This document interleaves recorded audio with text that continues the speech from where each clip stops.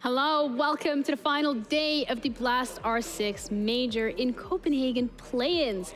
We've already sent a bunch of teams to phase 2, and we sent a bunch of them home, but today is going to be the final one as we're going to heading through Group A and B.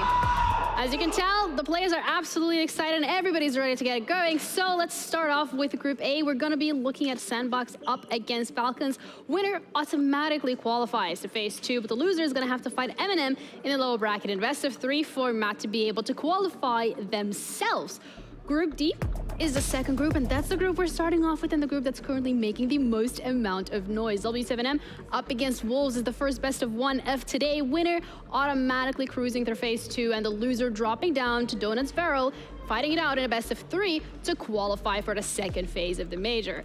I mean, I don't know if you can tell by the hype around us, but we're absolutely buzzing to get this one started. But before we do so, gonna take a little bit of a break, have a little bit of a refreshment, and we'll be back to discuss everything about the upcoming game.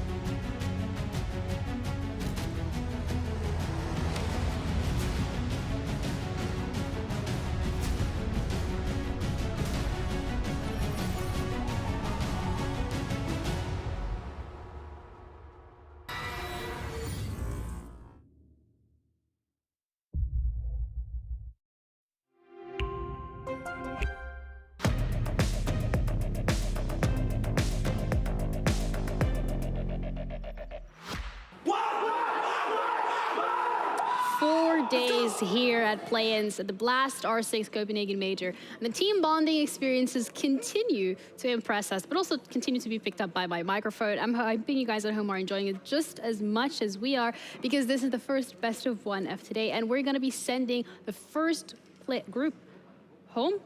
And we're also going to be sending someone to phase 2. I'm getting a little confused here, so you know what we're going to do? We're going to ask for a little bit of assistance, because we actually do happen to have that. We have Ace and Des. Hello, guys. Do you need help, Ginny? Are you okay? Yes, please, please. Just rope us in, that's what we do. Yeah, just do the thing, guys. Help me. Yeah?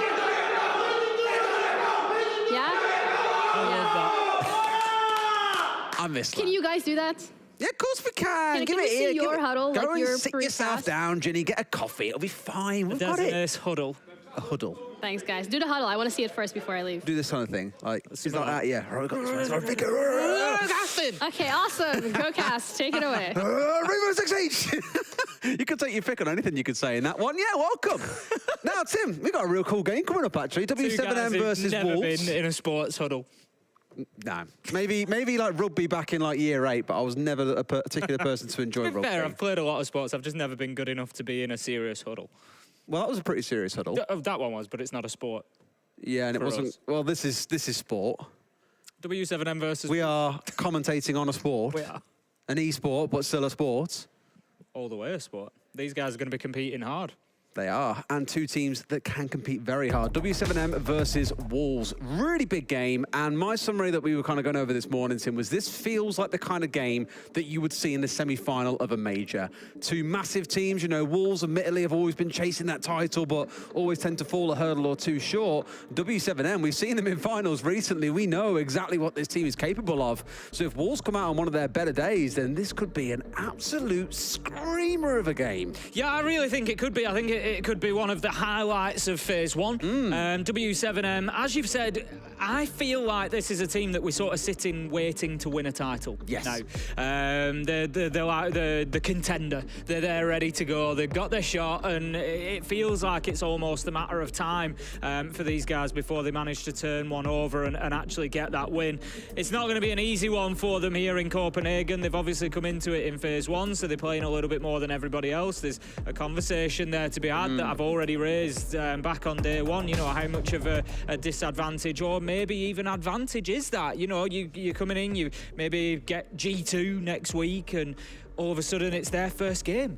And you've had a few to play in. You know, you're warm, you're ready. You've had that, you know, that. You've had your belly filled with Danish food for the best part of a week. So you're pretty ready to go. We've had some fantastic Danish food whilst we've been out here. But yeah, absolutely. You know, it could be an advantage for these teams, and a good win against Wolves here for W7M is really going to set them up for Phase 2. It's not going to be easy though. Still so much to look forward to. We have got a short break though, so back in just a couple of minutes for the game.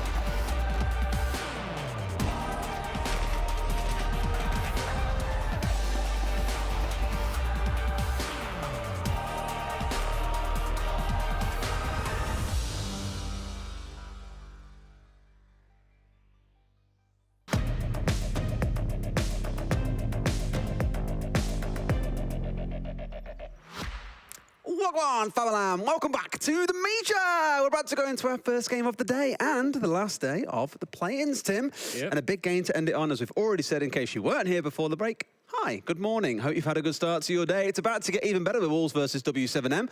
We've already had a good chat about this. One other thing I do want to touch on is this, for me, has been the most dominant group as well. Yes. I think it was W7M had a 7-1 against Bliss. Wolves had a 7-3. Yeah. 4 rounds taken away from these two teams so far really does kind of go to show just how good they are. And we've got to find out what battleground we are playing on in this game. So let's bring in our map vetoes. That side of the screen, pull it in. In you come. We're going to Clubhouse.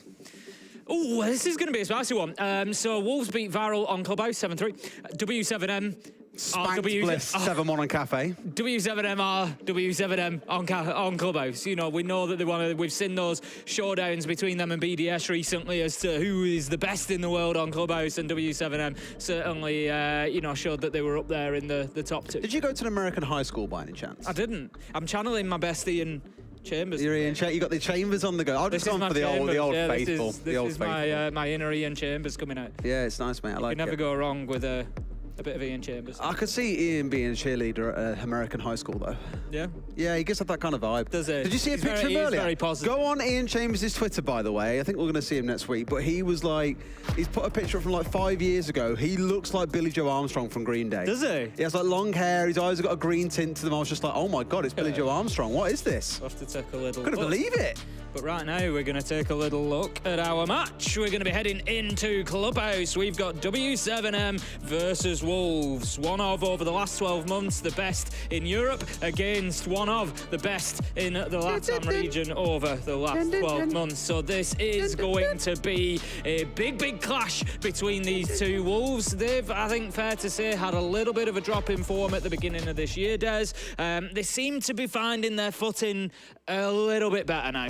They're getting there, I feel, with Wolves. They've sort of turned a corner for me. Yeah, and they get to start on the defensive side, which could be alarming if you are W7M, although I think with these two teams, it doesn't really matter which side you start on. All that is going to matter is the score on the doors at the end of the game. Ying going to be our first ban coming away from Wolves. Believe this was also banned by W7M in their game. Sorry, by Wolves in their last game. Not wanting to deal with that, took it off the board straight away. So a similar thing on the map. I thought maybe last time it was a team-based thing, but no. Heartbreacher in Maverick follows. Don't really see Maverick on any map except Clubhouse, purely because when Wolves are locked up, then normally Maverick is the normal go-to to get these things opened up with his blowtorch that can go through reinforced walls, whether they are electrified or not. Whereas other Heartbreachers, you got to get rid of that electrification first. So it just kind of skips a few steps and gets right to the end outcome. Valkyrie banned away, those black eye cams, just an absolute headache, forcing attackers into picking up IQ to help hunt them down. And our final ban is going to be Mira. Very much 3 old faithful bans here, Tim, in a way. It does leave things like Azami open that we know is very popular. Solus is available to both teams too. So we are going to see more of those newer operators running around on the field this game, I expect. Yeah, I'd have thought so. We're likely to see an older operator as well, and Thatcher more than likely coming along. We've got the Maverick ban, of course, as you say, good for dealing with that denial on the walls. But breaching is an important part of the game here on Clubhouse, especially with Kaid available as well. You know, you're wanting to blow those hatches. You're often going to see the Kaid brought along, not in this case, but quite frequently you will to electrify those hatches, so no surprise to see Thatcher being picked up. Given that there isn't any denial on the side, and it's actually a nice point that I can touch on for any newer viewers here who might, it's not something that we talk about too much. So throughout this phase, you've got a timer up at the top of your screen. Throughout the first 45 seconds of what we call the prep phase, our attacking team are actually allowed to change their operators if they wish, up to about the final 5 seconds or so when they get locked in. The defenders cannot. So the defenders have picked their lineup based on the site that they have chosen, which in this case is Church and Arsenal down in the basement.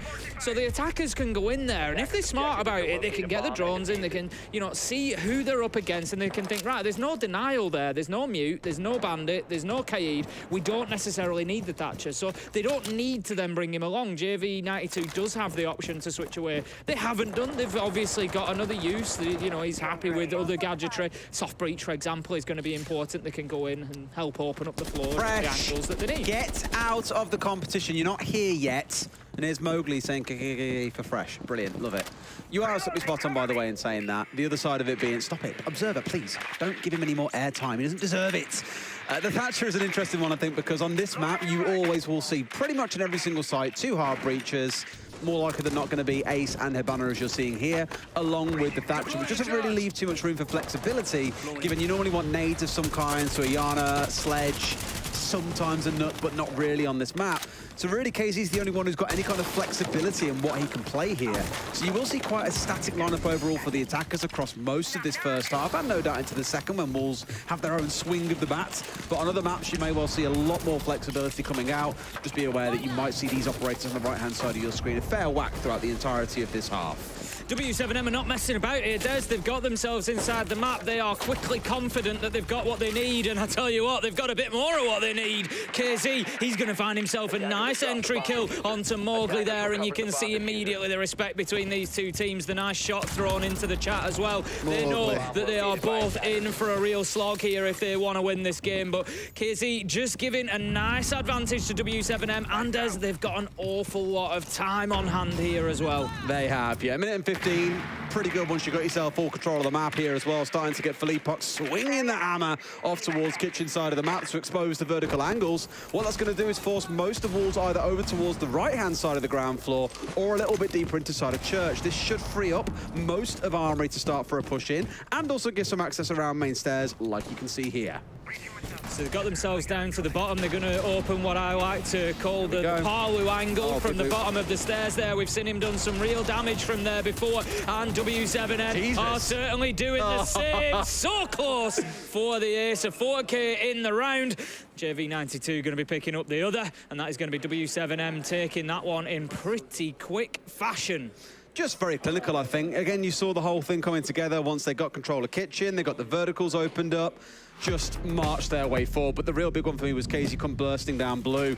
That really kind of put the scares, should we say, at the backside of Wolves here. Here, see him marching on 4s and just rifling his way through.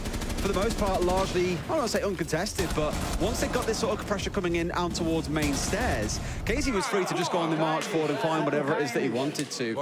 And I thought for a second it was JV92 that had got nearly found the 4K, but no, it was KZ who did complete all 5 kills. In case you're wondering why you saw a quad kill and then not the ace on screen in the last round, there's different attribution based on who gets the down versus who actually finishes off the player, but KZ did get at least the down on all 5 of those players, so quite literally has torn Wolves a new one. It's a little bit of a worrying start for Wolves. Particular reason being that they are on the defense here, so they need to be looking at 3 or 4 rounds minimum for me. I think W7M, given their history on Clubhouse, given the ability we know they've got here, they are going to be very, very strong on defense of Clubhouse. So Wolves really need to set themselves a good foundation. At the minute, they were sort of trying to pour the concrete, Des. They were trying to get the foundation down. W7M have come in and just absolutely stamped through it. They've smacked their hands away from the cement mixer. They've said, not a chance. Not a chance, as KZ nearly managed to find himself another opener there. And Wolves, they need to settle into this game quickly, because if not, W7M are going to run away from it. Just a reminder of the stakes for everybody here. Whoever wins this best of 1 qualifies for phase 2. Simple as that. They are through, and they will be playing in the next stage of the Copenhagen Major. Whoever loses will go to play against Donuts Varel later on today. It will be a best of 3, as all of our elimination matches are, and the loser will go home. Oh, just gets away from that one. It's so on. Hers almost got into a spot to pick up a free kill. They have no idea he's here. He's going to walk in and find one for himself, and they're all looking in the wrong directions. Pills one apart, almost finds a second 2, but inside the gym he's looking for the next. Doesn't realise there's one a little bit closer, but Nade has already marched on in, got inside bathroom, and whilst they're chasing their tails, he's found one for himself, but Deadshot gets 3. Wolves bounce back, showing their fangs there and sinking them into the W7M side. As I said at the beginning of the round, Wolves really needed that one just to sort of steady the ship. They couldn't let W7M get too far ahead of them. It would have been certainly a dangerous position to be in, but Wolves, not a perfect round by any means. Oh, no. You've got They're in Herds a 2 versus 4. Herds able to walk up main stairs for free there. We've actually seen that done a couple of times so far in phase 1. It's something that defending teams on Clubhouse need to start being very cautious of, is this push up main stairs, and all of a sudden you've just got, you know, like a wasp in the room. You've got somebody in the middle of sight who just starts picking kills up, and you know the comms that are going on, like, guys, he's in sight, what's going on? And it's something that teams here in Copenhagen need to be watching out for, because that's at least the second, if not third time that I've seen that successful on this map from varied teams. Somebody just wandering up the main stairs, straight into sight and picking kills up. That was a very Wolves-esque round out of W7M, though. I think about Wolves on this side, the number of times that I've seen them just kind of go, okay, 3, 2, 1, 4 or 5 players just flood the site. It's in their wheelhouse. It's one of their go-to bread and butter plays when attacking in towards gym and bedroom. And you've just seen W7M do the same. So I think there's almost a level of reading there from Wolves as well. Okay, look, guys, we play this style. We know how to deal with it. They were coming up against a Finker that gave the rest of the team extra HP. They had the Decabi on the other side, so they couldn't make use of cams, for example. It was well orchestrated by W7M. They just had zero control inside of construction, and that's where you saw the pressure really come to fore, and Deadshot was the one who managed to find himself 3. So then we've seen a relatively good round out of either team so far. Still not got a full feeling of exactly how this half is going to go, but here we go with the start to Cash and CC up on the platform wall. Should see the EMP from the Thatcher come through, and this wall will be opened up easy peasy. 1, 2, 3. Yep, should be an easy job for Nade here as the EMP goes off. Exactly what I was talking about before we got into the game, and that will deal with the Kaid electrical, and the wall will be open. So 45 seconds in, not too bad at all for the East breach. They just shut out the hard breach gadget on the Logitech hatch, which makes it to Logitech. I've done the same as you again. This is what you've done to me, Tim. You called it once. Me. I'm blaming you. That was months ago. Still, it's in my head rent-free, clearly. Now, the Logi hatch, has now had its hard breach gadget shot out. They're going to struggle to get this open up without bringing someone like the Ash over, which might be what Casey's looking to do. Okay, no, he's off on the downside instead.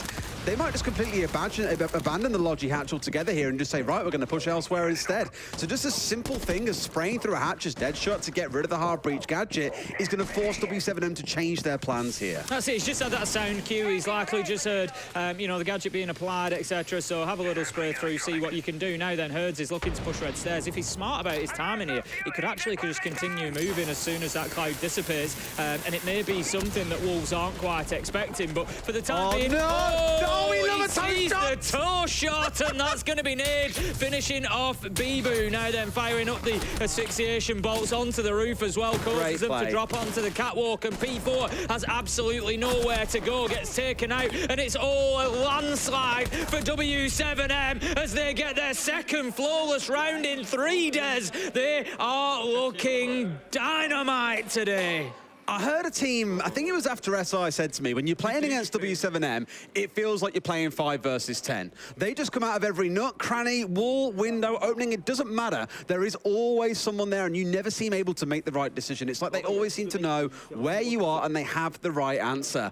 And I think the orchestration of that garage take was absolutely beautiful coming out of W7M. Just the way that they lined things up. I mean, unfortunately, they saw the foot that came through. That really kind of stripped things away with them losing out on the player that was holding that spot. I think it was Bibu.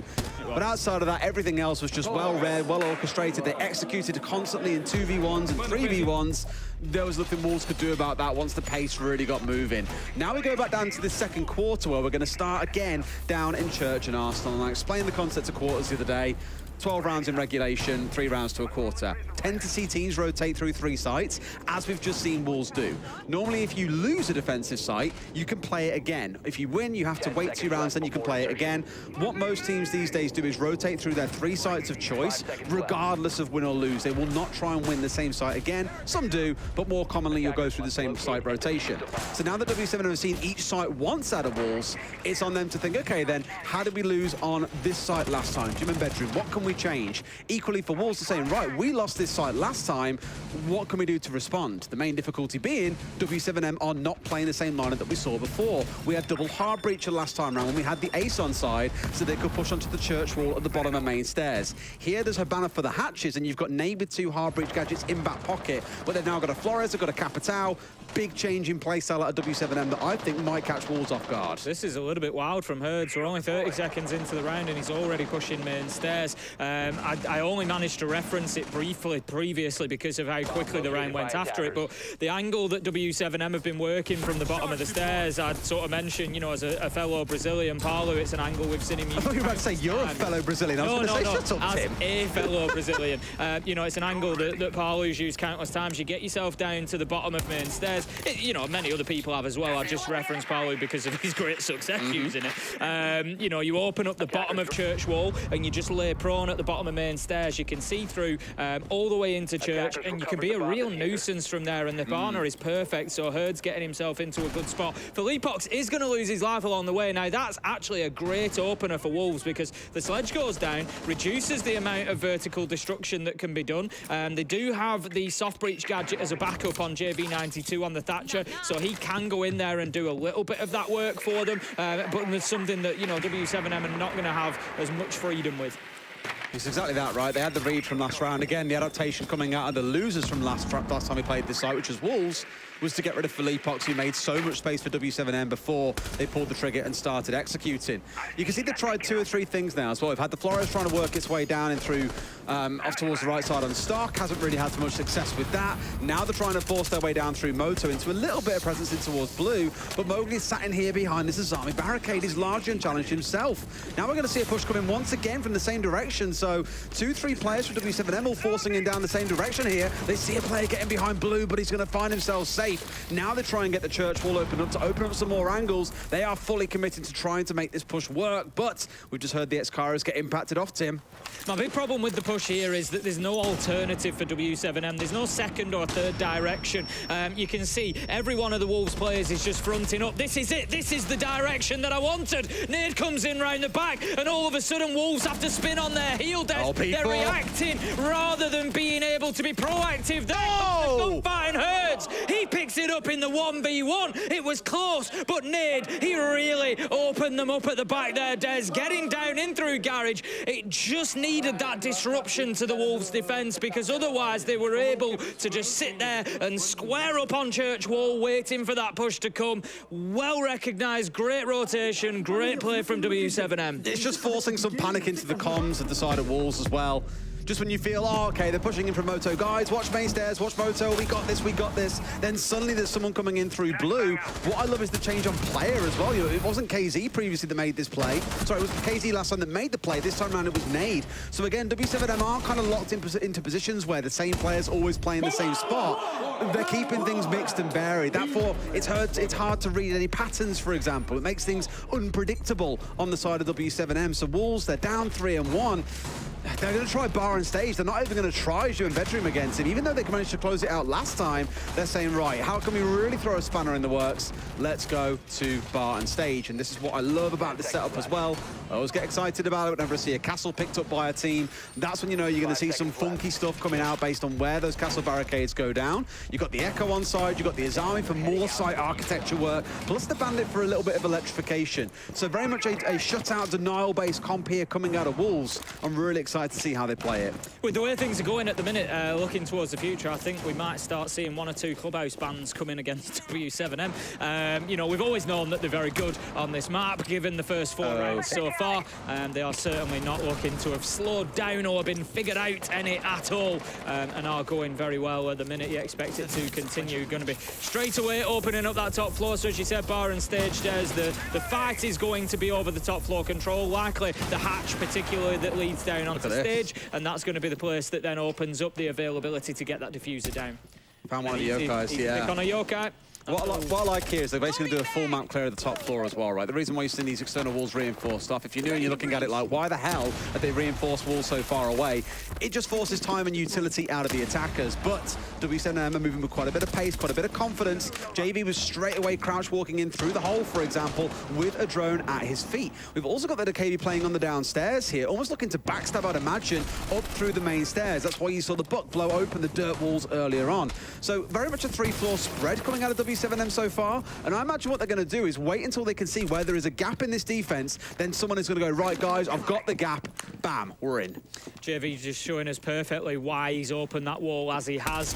You know, it's often one of the things you may look at home and think about your own Siege games. You know, why has he breached that wall? There's a door just to the left of it, but it's the angle that it allows him to get through all the way to logistics through construction. So JV92 just able to cut off any rotations there. Right now, Wolves are pretty comfortable. A minute 15 in, they're not really being moved too much. P4 gets nice and aggressive onto the construction window there, just playing in behind the keeper barricade. Herds is able to pick one up onto P4, but at the minute, it's very much up in the air. He was the distraction force, and this is the nice thing about it. They've worked their way in. Oh no! Just dies to a thin angle on the vertical. Almost had the shield deployed on that Ossa, but they didn't have enough control on the upstairs. Not enough pressure coming out of KZ. And now, rather than trying to force a plant, they're going to send all three players up the main stairs here. Out came a C4 first from Bibu, who's got the shotgun in hand. His whole job is to defend this top of the site. Now, KZ and Co is trying to go for a plant. Well, they have a little bit of cover on the upstairs. They have to pull away and go for the gunfights instead. Only 30 seconds left, and they're struggling to find a safe angle to get a plant down, Tim.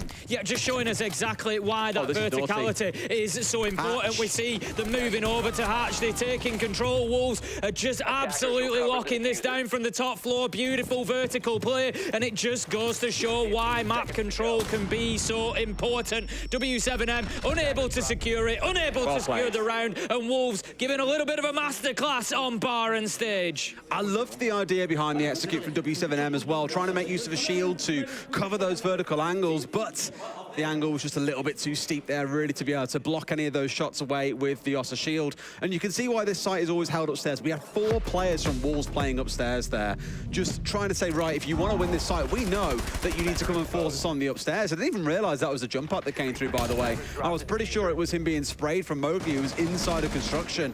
But overall, again, really good hold, well thought out by Wolves. I said at the start, I was quite excited seeing a Castle, the Azami on side, the Yokais were there, the Denial of Bibu. Just again, all coming together as a really good composition that pulls them up to 2 rounds. Is it the 3, if not 4, they really wanted? No, but they're still in with a chance here to make it a 3-3, and for their final site, we'll go to where they found their first round win. It's gym and bedroom. I think W7M just learning a clear lesson there about attacking the bar and stage, and that is that even if there is nobody on site, even if nobody's holding that kitchen corridor, bottom of main stairs area that's often so important, there is still not an opportunity realistically to just rush into site in numbers and get that diffuser force down whilst the top floor is contested by the defenders. It was really well played from Wolves. So we move on to round 6. It's going to be the final defence for Wolves. They're going to be back downstairs again. There's Church and Arsenal. Played twice, lost twice. It did come down to a 1v1, so they got closer than the flawless round that W7M were able to enjoy in round 1. But Wolves still unsuccessful on this site. They're really investing around the map this time. This is cheeky. We're just hoping to catch someone rotating their way through lounge, but no one to be found. Probably more aware now of the fact that they are actually upstairs hovering around the hatch and have opened up these holes on the expectation that they can use the hatch to watch down, to stock and catch anyone who pushes in here in the next 30 seconds or so. But consistently what W7M have done round after round is push in really early and really aggressively. A little bit worried about this nade not going into the hold, and sure enough, it didn't. Now you've got Bibu and Spot just trying to make sure that he's safe here and able to dance around playing on this bandit again. May well be able to get away with it, but I think it's got the wrong side here, which means that it should go off. No, will he get away in time? Yes, he will, but could not get away with jamming out the wall. I think it shows a lot of confidence on the side of W7M, W7M now, where 2 rounds in a row, they've only had the thermite on side. If that gets tricked off, you're in trouble. You can't open up that west wall, but they're so confident they can get away with it. They don't even worry about bringing the second, Tim. Yep, no other option. Need to make it stick. We're going to see the drones going in for W7M. They have lost the opener. Mowgli able to pick that one up. And W7M just feel like they're maybe just stalling out a little bit here, not making the quick progress that they have at a lot of the beginnings of the rounds when attacking onto Church and Arsenal. They now have no further hard breach options either. So it's all going to come down to this top floor hold. Of course, sorry, wrong. It's CCTV. Sorry, gym and bedroom as it's been switched across. So fighting for control of CCTV at the moment. That's going to force Wolves back, but they've managed to take 2 along the way, Des. Yeah, Keys will be raging there as well. JV was the one kind of tasked with holding that platform and being able to control what was going on inside of Cash and CC, or inside of CC more specifically. But just for half a second looked away, and that's where the net was kind of enclosed and KZ went down. All right then, here we go. South Balcony at least in some form of control here, probably mindful about what's going on behind them. They have got control of CC, so they know that they can play on the South Balcony quite safely. Now it's trying to figure out how they break this open. So they're not trying to push in through the breach like they've done previously. They want to try and force their way in from the east side, but Wolves look largely unbothered here in this 4 versus 3, especially when you look at the health advantages they've got. And there we go, that downstairs hatch control as well, beautiful. Into a second, Pokeball comes out into nade, JV's down to nothing. This is going to be a 3-3 half team, a perfect split. Wolves have got this lockdown now. There's very little chance going in here that JV92 is able to pick up anything more than maybe a little consolation kill. Low health himself, pushing him from a direction. They know exactly where he is. There we go, dead shot. Going to finish that one off, and that's actually not a bad half for Wolves. It started, the first 3 had me a little bit worried for them. There was 2 fantastic W7M attacks in there, and Wolves have stood up well to that. They've come back strong. They've finished 3-3, but W7M on the defence could well be a different beast. We'll see how well Wolves are able to attack into them. Oh, that was the frustrating point as well. I didn't realise it was that simple for Mowgli. You know, Herds was in stock early in the round. He was watching that hatch like a hawk, daring someone to step across, but missed the critical shot that would have given them some earlier control inside of construction. You know, broken their hold on Cash and CC, forced Wolves back to site earlier. So really it all started from that first kill and just spiraled onwards from there. Now we get the side swap. W7M move over to the defense, and they're going to start things off exactly the same as Wolves did down in Church and Arsenal.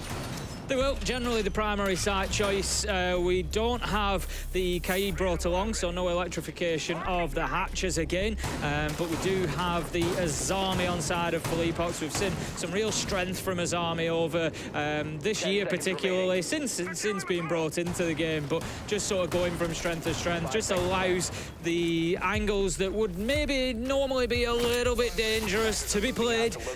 You know, you can just construct those keeper barricades very, very quickly and give yourself every advantage when peeking onto tough areas like Mortodor, for example. Great example there in front of us.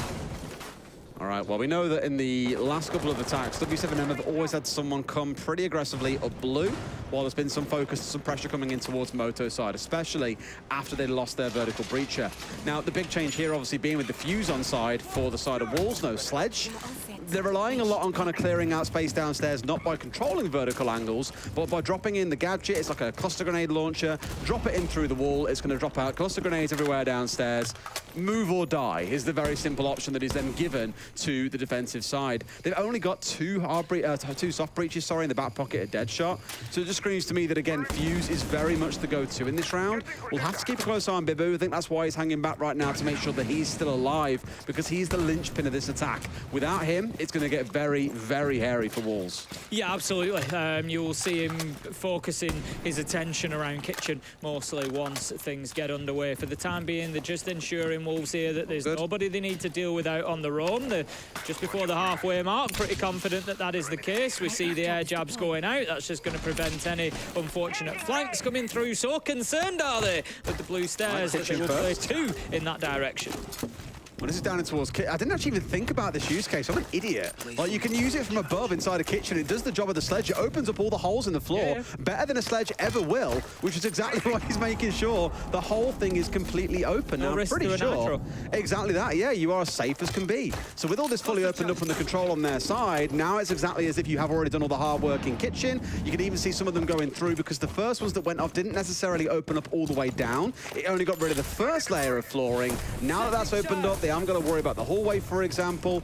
It's good. Nice stuff so far out of Wolves. Another string to the bow of Fuse. You know, often we would have... I've not seen a team use him in that committed way before, which is nice. It's just another use case for him. You know, normally we would expect Fuse to be certainly not about getting kills. Fuse is about moving operators, much like a Monty would do, sort of bullying them out of position, and it's about clearing utility. But now we've got Fuse being used as a soft breach as well.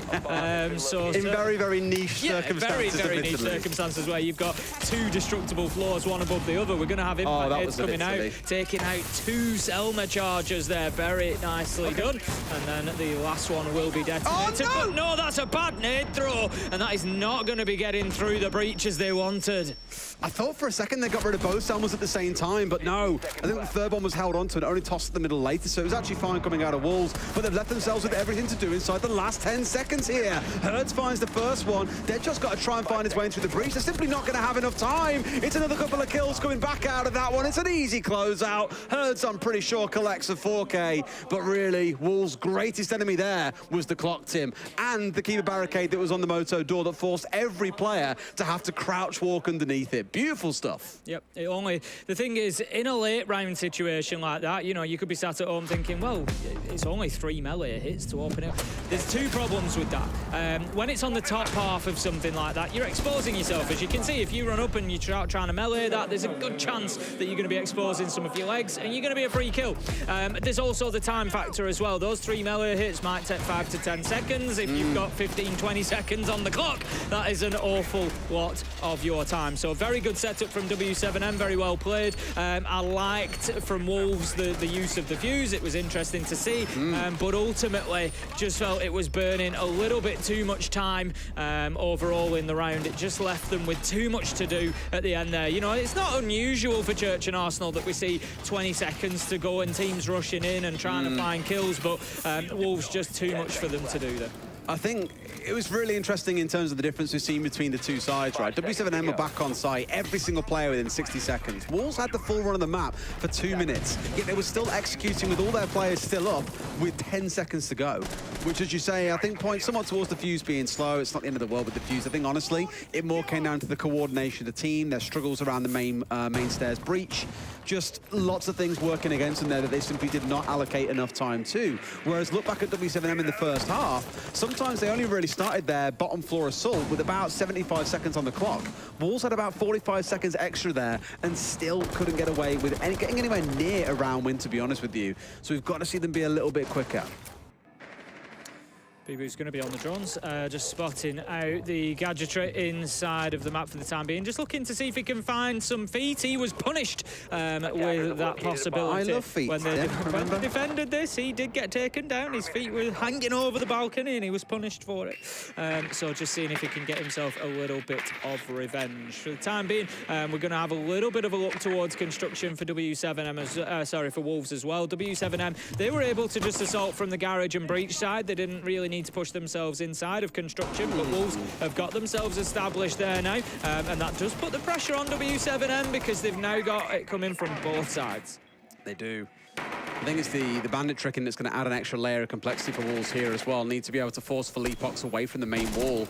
They've got the Ace playing on one side to open up the construction wall, which is currently electrified, and Bibu on the other to look at getting this open. But look at how things have gone. We're halfway through the round, and they still have not yet got either of these opened up, and they're coming in from below. I don't think he's going to find his man. He steps across just at the wrong time. Down goes KZ. That's your Mamai's gone, so the magnets have disappeared. The ADS's one's picked off. Obviously can't be removed or anything along, or can't be moved like anything along those lines because Hertz was down. Now he's back up on his feet at the very least. They've retained the gun, but things are looking a lot better for Wolves already, finding themselves a pick and having Herds down to 20 HP. Yeah, they've done well to get Herds back on his feet there of W7M, in fairness to them, but Wolves certainly looking in control of this round. That's an nade spot that you can take away for your rank games, is that one. It just helps you get that construction wall open. Taking so much damage, but he can't quite see the back of his heel, and he gets away with it, Des. That was unbelievable dynamic play out of JV92. Puts down a Kiva barricade inside of the rotate between sites to protect his bandits so Philippox can get across, trick away the exothermic. Now, sure, Wolves have got one more left and they've got the kills on side. Things are looking good. Now they finally get away with it. Now they can start their push forward. But 2.5 minutes have gone by. Sure, they've found 2 kills. I just can't help but feel a bit nervous. And here's the backstab. What a spin by Mowgli. Hertz really needed to get the double there and maybe get himself back down main stairs to leave Wolves guessing. There's just too much surely for W7M to do here. Shinka's getting the diffuser down. He takes shots, but no! He continues and gets it down. He will be left down, but not out. But JV92 can do no more than that. Had he managed to stop the plant, then maybe, just maybe, things would have been different. But Wolves looked in charge from the beginning to the end of that round. I don't know, Tim. I tell you what, if Lillian watches this back at any point, she'll be like, why are you always going in on us, Des? She said to me before, she's like, when will you start backing us? I'll be like, when you start winning. Trust me, I think Wolves have played some things brilliantly in that round, but there were a couple of really key moments that, truthfully, this one being one of them, that should be a free kill. If Mowgli dies here, he doesn't walk a 3K into the round, for example. He's not there to give cover on towards the plant. The whole round falls apart. And as you say, if they get the down onto the planter, that's also a really good opportunity going their way. But the fact it took Wolves 2.5 minutes to be able to clear out Philippox, who was bandit tricking. Look back to the first half when W7M were doing it inside 10 seconds with an Iana and a Thermite, for example, onto the West Breach. It's just a little bit messy. I'm not saying they're a bad team because it's 4-4. Both teams are utterly fantastic, but that was far closer than it ever should have been for Wolves. One thing is for sure, Des, we're seeing some very good siege between these two. It's an absolute joy to watch at the minute. I'm sure everybody at home is enjoying this just as much as we are. It's one to really get the heart going. Is this one? It's watch you just don't know. Don't get too excited. Don't worry. But for me, it's the creativity that we've seen though. Yeah, exactly. Again, we've seen like things done in different ways. Protecting Philippox in that last round with the Kiva barricade dynamically so he can keep on tricking. Most teams there, the Bandit will give up and just run away, so that was beautiful. Looking back again to the fuse use, also absolutely beautiful. Some things have just been really clean execution of the fundamentals, like the oil pushes coming out of W7M in the first half. It's just a really good, entertaining game of Siege, which is what we wanted to see. Now, Deadshot was in pretty quick and JV was there, but just like clockwork, there's someone there to respond on the other side. It's Mowgli following him back up, trying to go in for a spray for the soft wall on the back of an aid as well to finish off the play. It doesn't matter, as Bibu is there for the support on the east. Now, a reminder, we are on the gym and bedroom site. This is an extended hold where the defenders want to try and waste time and utility somewhere else on the map, which is why you're seeing shields, you're seeing mute jammers, reinforcements, electrification, all sorts has been committed out here to the east side, and still, Wolves are trying to battle their way through some cash CC control. Yeah, it's not the end of the world for JV92 to have lost his life there, really. No. He knew he was playing it aggressively, and that's why he's played it aggressively.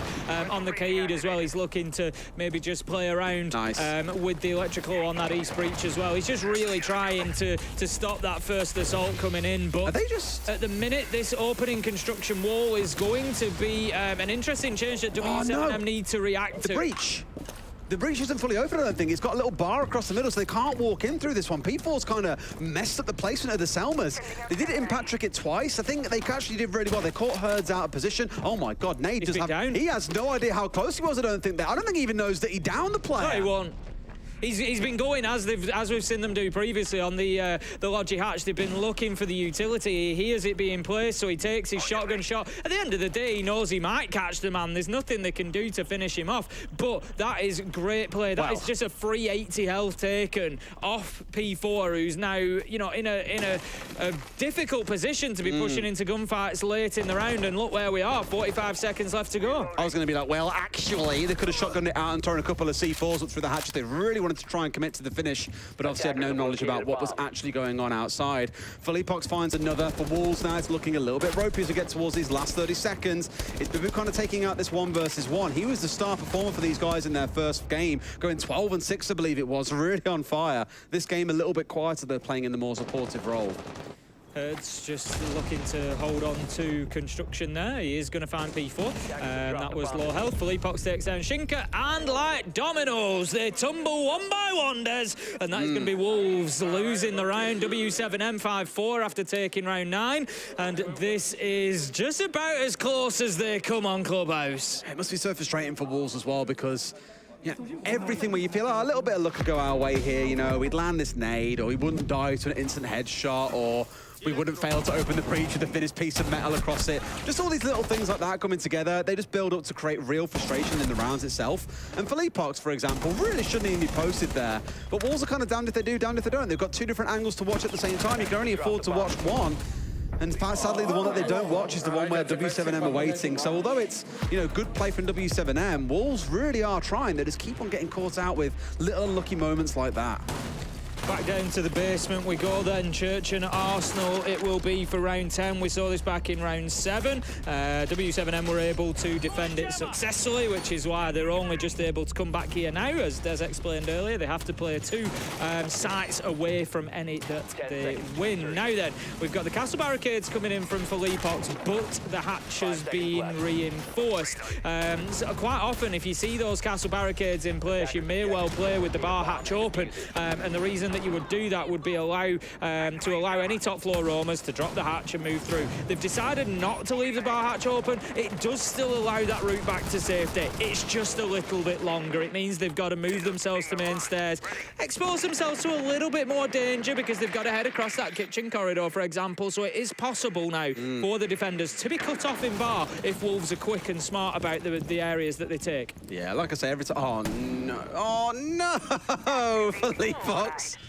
Almost found himself a freebie, not quite the respect being shown by Deadshot there that maybe the situation commanded. But look at this, here we go. It's a rush coming in pretty much through dirt here. I'm not too sure that W7M are aware. They've got 1 or 2 ready. JV spins for 1, almost for the second, but Shinka finds him. But every time they find a kill, there is someone else there to get something back. They've got the control they need. They've got East control of Armory, but you've got to force out a couple more players. They find 1. There's 1 more coming down. Oil for Philippox turns away at the last second. Oh my God! Drops the headshot onto Mowgli before finally being traded. It's 1 for 1 for 1 for 1 for 1 between these two, Tim. An absolute brawl going on down in the basement, and I love to see this from Wolves. Just trying to get in there, trying to do things a little bit different, just affect a change by upping the pace. And so far, you can see a situation where it might just work. Urge, you can hear the call just ringing out from his mobile, but not interested in the slightest. Diffuser goes down. That's going to be a good swing together here. Shinka able to lock it in. Nade manages to not find the 1v1. It's 1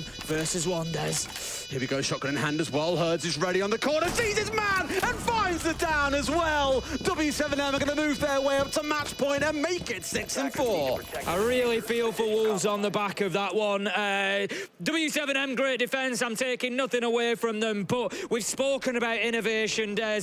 I'm not saying that a dirt tunnel rush is innovation, but what I am saying is it's about doing things differently. It's about saying, right, you know what, we need to make a play here. We need to take a little gamble, and this is what we're going to do. And it was so close to working for Wolves, and what an injection, as if this game needed an injection of pace. What an injection of pace it was, and it really was an exciting round. It's the constant 1-for-1s, as I said, and again, my summary would be, Wolves have done everything right there. Yep. They've rushed in towards the site, they've got east side control, they've dropped in through blue. They had everything they needed, the chess pieces are in the right position. They're just lacking a little bit of that secret sauce, it feels, that W7M have got today. I've mentioned across a couple of rounds now, there have been moments where Wolves have looked one way, but it turns out it was the wrong choice and there's a player off towards the other. Just little moments going against them is what's costing them. And the fact that it's come down to a 1v1 in a couple of rounds, it really goes to show how close this game is. W7M just have that extra 5% of secret sauce. So you're going to see the tactical timeout coming in from Wolves, not too much of a surprise. Lulun just deciding that they need that time to just have a chat, try and level things out and find themselves a couple of rounds. The problem that Wolves face now, of course, is that there is no more mistakes for them. 1 more round for W7M and they secure their place in phase 2 of the Copenhagen Major. And Wolves, if they lose here, will have to go on to that best of 3 versus Varel later. Now, I'm sure they will take some confidence into that, having won 7-3 earlier in the week against the same team, but we all know in best of 3s, the funniest of things that can happen, Des, and they don't want to have to take that risk of the potential of being kicked out of this tournament. It's one of those that I look at and just think, realistically, for either of these teams dropping down, there is no way, I'll say it now, there's no way they're going to lose the best of 3. No way, Des! If they go on to lose the best of 3, then oh my God, I'm full of regret. Somebody clip it. Someone clip it quick. It won't be said again. Realistically, both of these two teams, as we said at the very start, this is like a semi-final caliber game. These two teams are top teams by every stretch of the imagination. We see them consistently at the top of their tables in their regions. It's expected they'll be and will make it far into the competition. I expect to see both of them realistically going into phase 3, for example. But the thought of one of them going out in play-ins, that's why it just feels so ridiculous to say out loud, as it's simply unfathomable. It is. KC playing very aggressively on the catwalk there, just standing up. No barriers to protect himself, just looking to get aggressive. Just wants one of those why was he there moments. And as Wolves not going to give it to him at the minute, not pushing in too aggressively towards Garage. It is CCTV that they will be attacking onto. Mowgli just needs to be careful. Somebody was hovering around that CCTV window. All it takes is a little look. I think it was the Azami of KZ who was having a look, and we know that he does like the odd little bit of aggression. So they're trying to bait that aggression out, right? Not even out of that window either. They're trying to just say, okay, come on, push through construction. Like, we're not there. You can take some free ground here. But W7M are being really patient. They've got a player lay down, like, way down towards basement, maybe around kitchen. But either way, they've laid way down off site here. No doubt going to try and, okay, it's corner of kitchen, it's Herds. He has the ability to pull off a big flank here once they realise where the attack is coming from. But thinking about it, W7M, whether on attack or defence, have been the flank masters in this game. Think about the blue pushes down in the basement, or the main stairs, for example, when attacking in towards gym and bedroom. They love having that one floating player coming for the backstab. I'm going to say, especially given that it's this side, I'm going to say it now, if Wolves get hit by Herds on the flank, it is unforgivable. It has already happened to them once in a previous round. They cannot allow it to happen again. He's going to get himself a nitrite, and what he's done there is he's pinged that so that his teammates can feed him that information. If they see anybody push into that location, they just call it, he pulls the trigger, and that's going to be a freebie. Mowgli, who is the one that you thought might be hunting him down, is actually going to miss him. And this will be unforgivable for Wolves if they miss Herds. Don't drone him and get hit on the flank. A C4 won't be the end of the world. Oh, this could be, I was going to say, timing on that would be really, really nice if they had a spot where there was someone trying to trick it, for example. But as we know, they know probably there's a bandit on side. They just don't know where he is. And right now, as you can see, he's still sat inside the kitchen, just waiting for the opportunity to backstab someone. KZ wins out against P4 on the long angle, swings straight on towards platform. And it feels like, once again, we're not going to see the full thing being opened up here for the... Okay, never mind it, they've got for the end. It has been opened up nicely, so they have got the angle that they're looking for.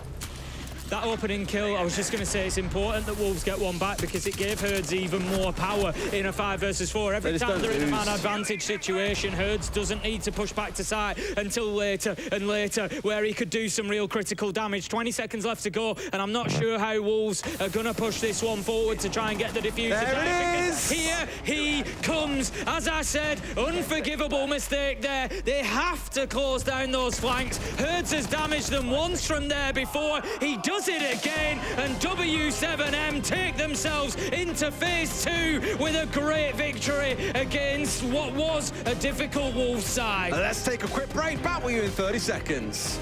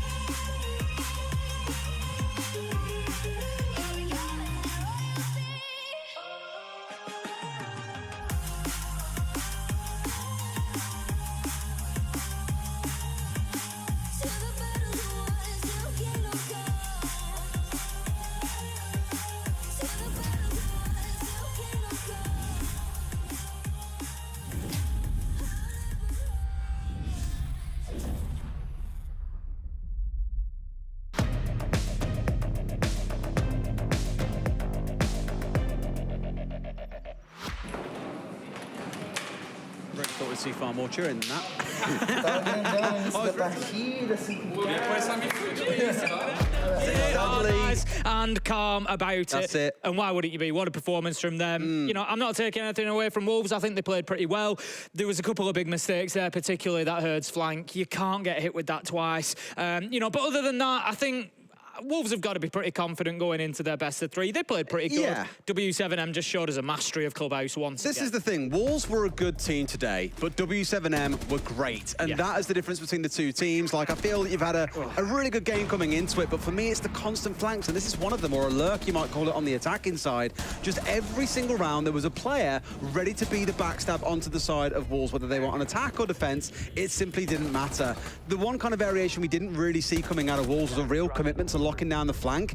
They'd take ground like construction when trying to attack in towards Cash CC and do nothing to really protect the backside, as we'd see players like Herds just come out of nowhere and shut them down. The thing is, it is fair to say, I'm certain it was Wolves who brought the Nomad. They did in one round, yeah. And so it was like they recognised the importance of those flanks. They even double air jabbed Blue Stairs effectively. They did. And then, like you say, the eyes just sort of seemed to go off those flanks. And, you know, you've got to have your drones, you've got to have an air jab, you've got to have a claymore, you've got to have something. If you've been hit up the main stairs once, you can't allow it to happen a second time. We all know how the saying goes, and Wolves, I'm sure, will be kicking themselves about that. That was the first flank from Herds that they were lucky not to be more damaged by. They actually went on to win the round, so you can't give him a second shot at it. There's a whole montage you could put together here of the flanks that came out of W7M. Again, whether on attack or defense, it just kept on happening. And I've mentioned it a few times in the cast as well.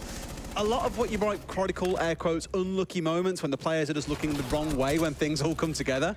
It's unfortunate in a way, but again, for me, W7M have just been by far and away the better team on the day itself. You make your own luck, Des. That's make it. your own luck. And W7M certainly made theirs today. As I say, they go through to phase two, joining, you know, all those new teams that will be coming in, but many that have already headed in that direction. Wolves have another bite at the cherry, as you can see. They go into that best of three, and the winner of their match against Varel, which will be played later on today, plenty of great siege to come for you to watch today. The winner of that game will qualify as well. So Wolves are still in the fight here in Copenhagen.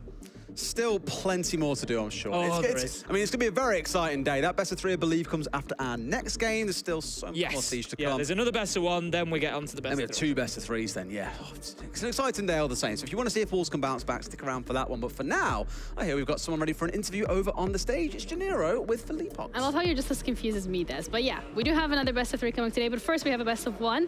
Let's get into this interview straight away, Filippo. Congratulations. You guys have qualified to phase two, playing two best of ones. Easy.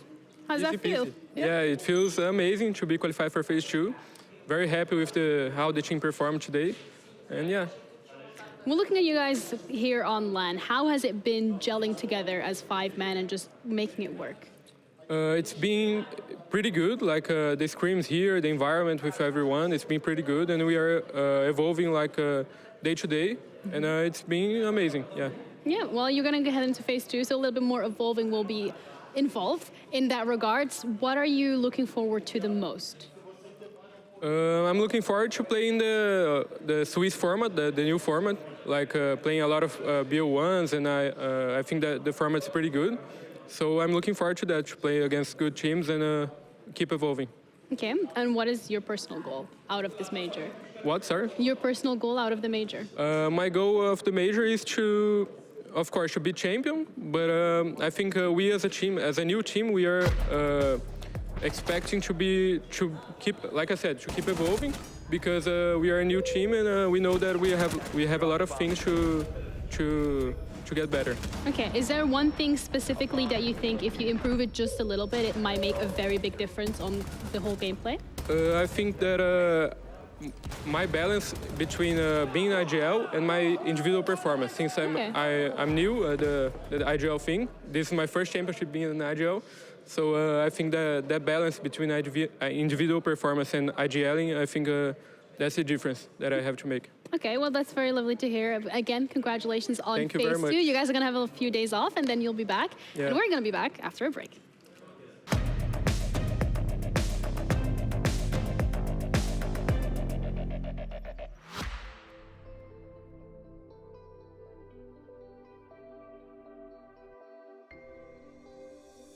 Here today, the top two teams from Europe and from America. Diffuser down with 30 seconds bounce. He's going to find 4, but Pengu says no. Penta are your first PC Pro League champions.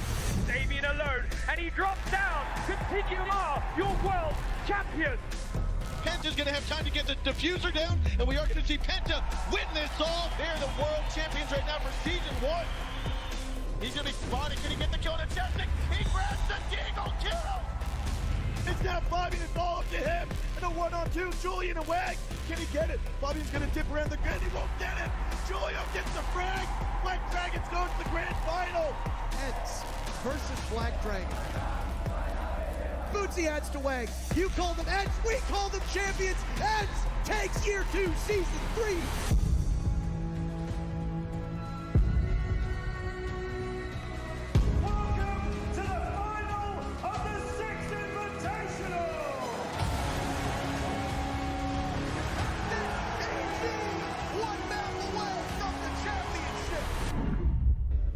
Let's go back on stage, boys. We have this. Let's go. Diffuser in a position where they'll have to see when the Hibana goes through. One will cover the doorway. As they start to defuse, Pengu goes for one on the Young. Can he go the second? They're often known as the best team in the world. We are in Atlantic City. Tentando caçar com tudo. E o consegue levar um round. A Team Liquid vai sendo campeã da Pro League.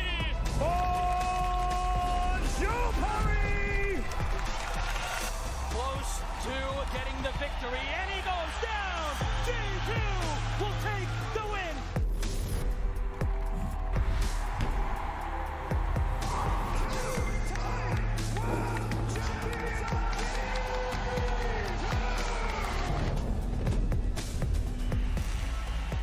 Sound cue to give Dim the information. Oh, he takes one down. Oh! Empire will rise as you crown a new champion here in Milan.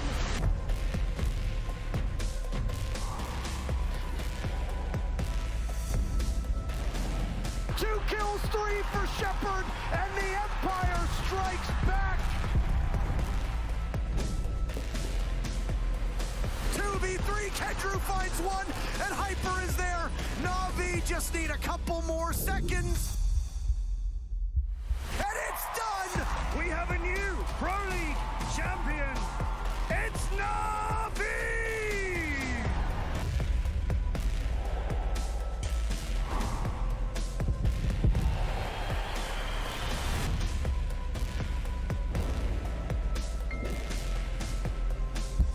Julio has diffuser in hand. He finds the shots, but Palu cannot find the kill. Out comes the knife. Shot out by Pino!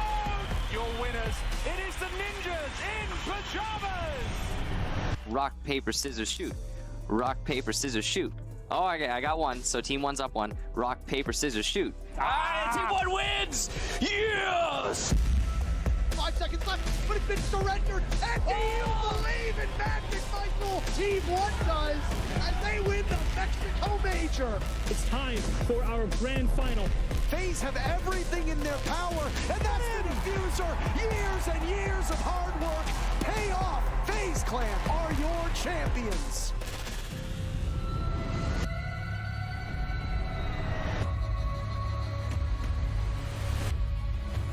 All he has to do is stop joystick. 2 seconds left. There's multiple people looking, but always has the insurance policy. Empire have come so close before, but they've fallen short, and they'll do so again. TSM are your 6th Invitational 2022 World Champs.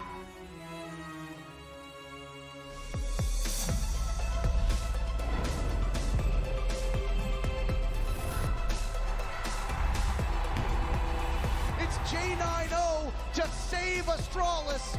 DZ can double up and secure their first international major win.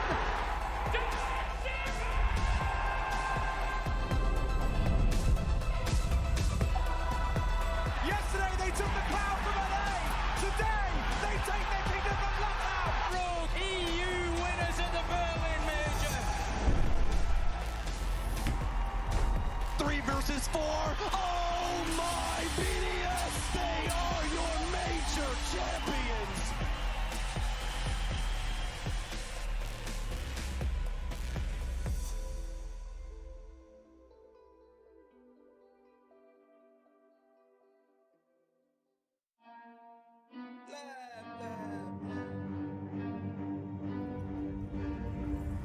They got problems on problems on problems on problems on problems on problems I solve them. I run through the money, the pressure be calling. Left on my blessings, I feel like I'm falling. The birdie is back. Tell me I'm garbage, I'm going through something, that's why I ain't calling. Phone and progression is all that I wanted. The phone and affection, I summon and dub it. Cause I got problems on problems on problems on problems on problems on problems I solve them. I run through the money, the pressure be calling. Left on my blessings, I feel like I'm falling. The birdie is back. Tell me I'm garbage, I'm going through something, that's why I ain't calling. Phone and progression is all that I wanted. The phone and affection, I summon and dub it. Why you be all on my line about nothing? Why won't you go get you $1 or something? Don't hang with a who line for nothing. I see that we different, you riding, I double. I don't do discussions on bragging about hundreds. Don't go to your places, I know that they sunken. Don't call me your brother, I barely could trust you. I talked to a shorty, she bagging the bucket. And I'ma need all of my dollars on corporate, so hand me the money, I divvy the pie. I'ma give all of my people a portion to build them a fortune. I'm flipping the ride. I can't be mixy when iffy the vibe. And 40 on 50 is really the time. Why are you all on my phone like you want me? Like you wasn't pushing the kid to the side. I run through the money, the pressure be calling. Left on my blessings, I feel like I'm falling. The birdie is back.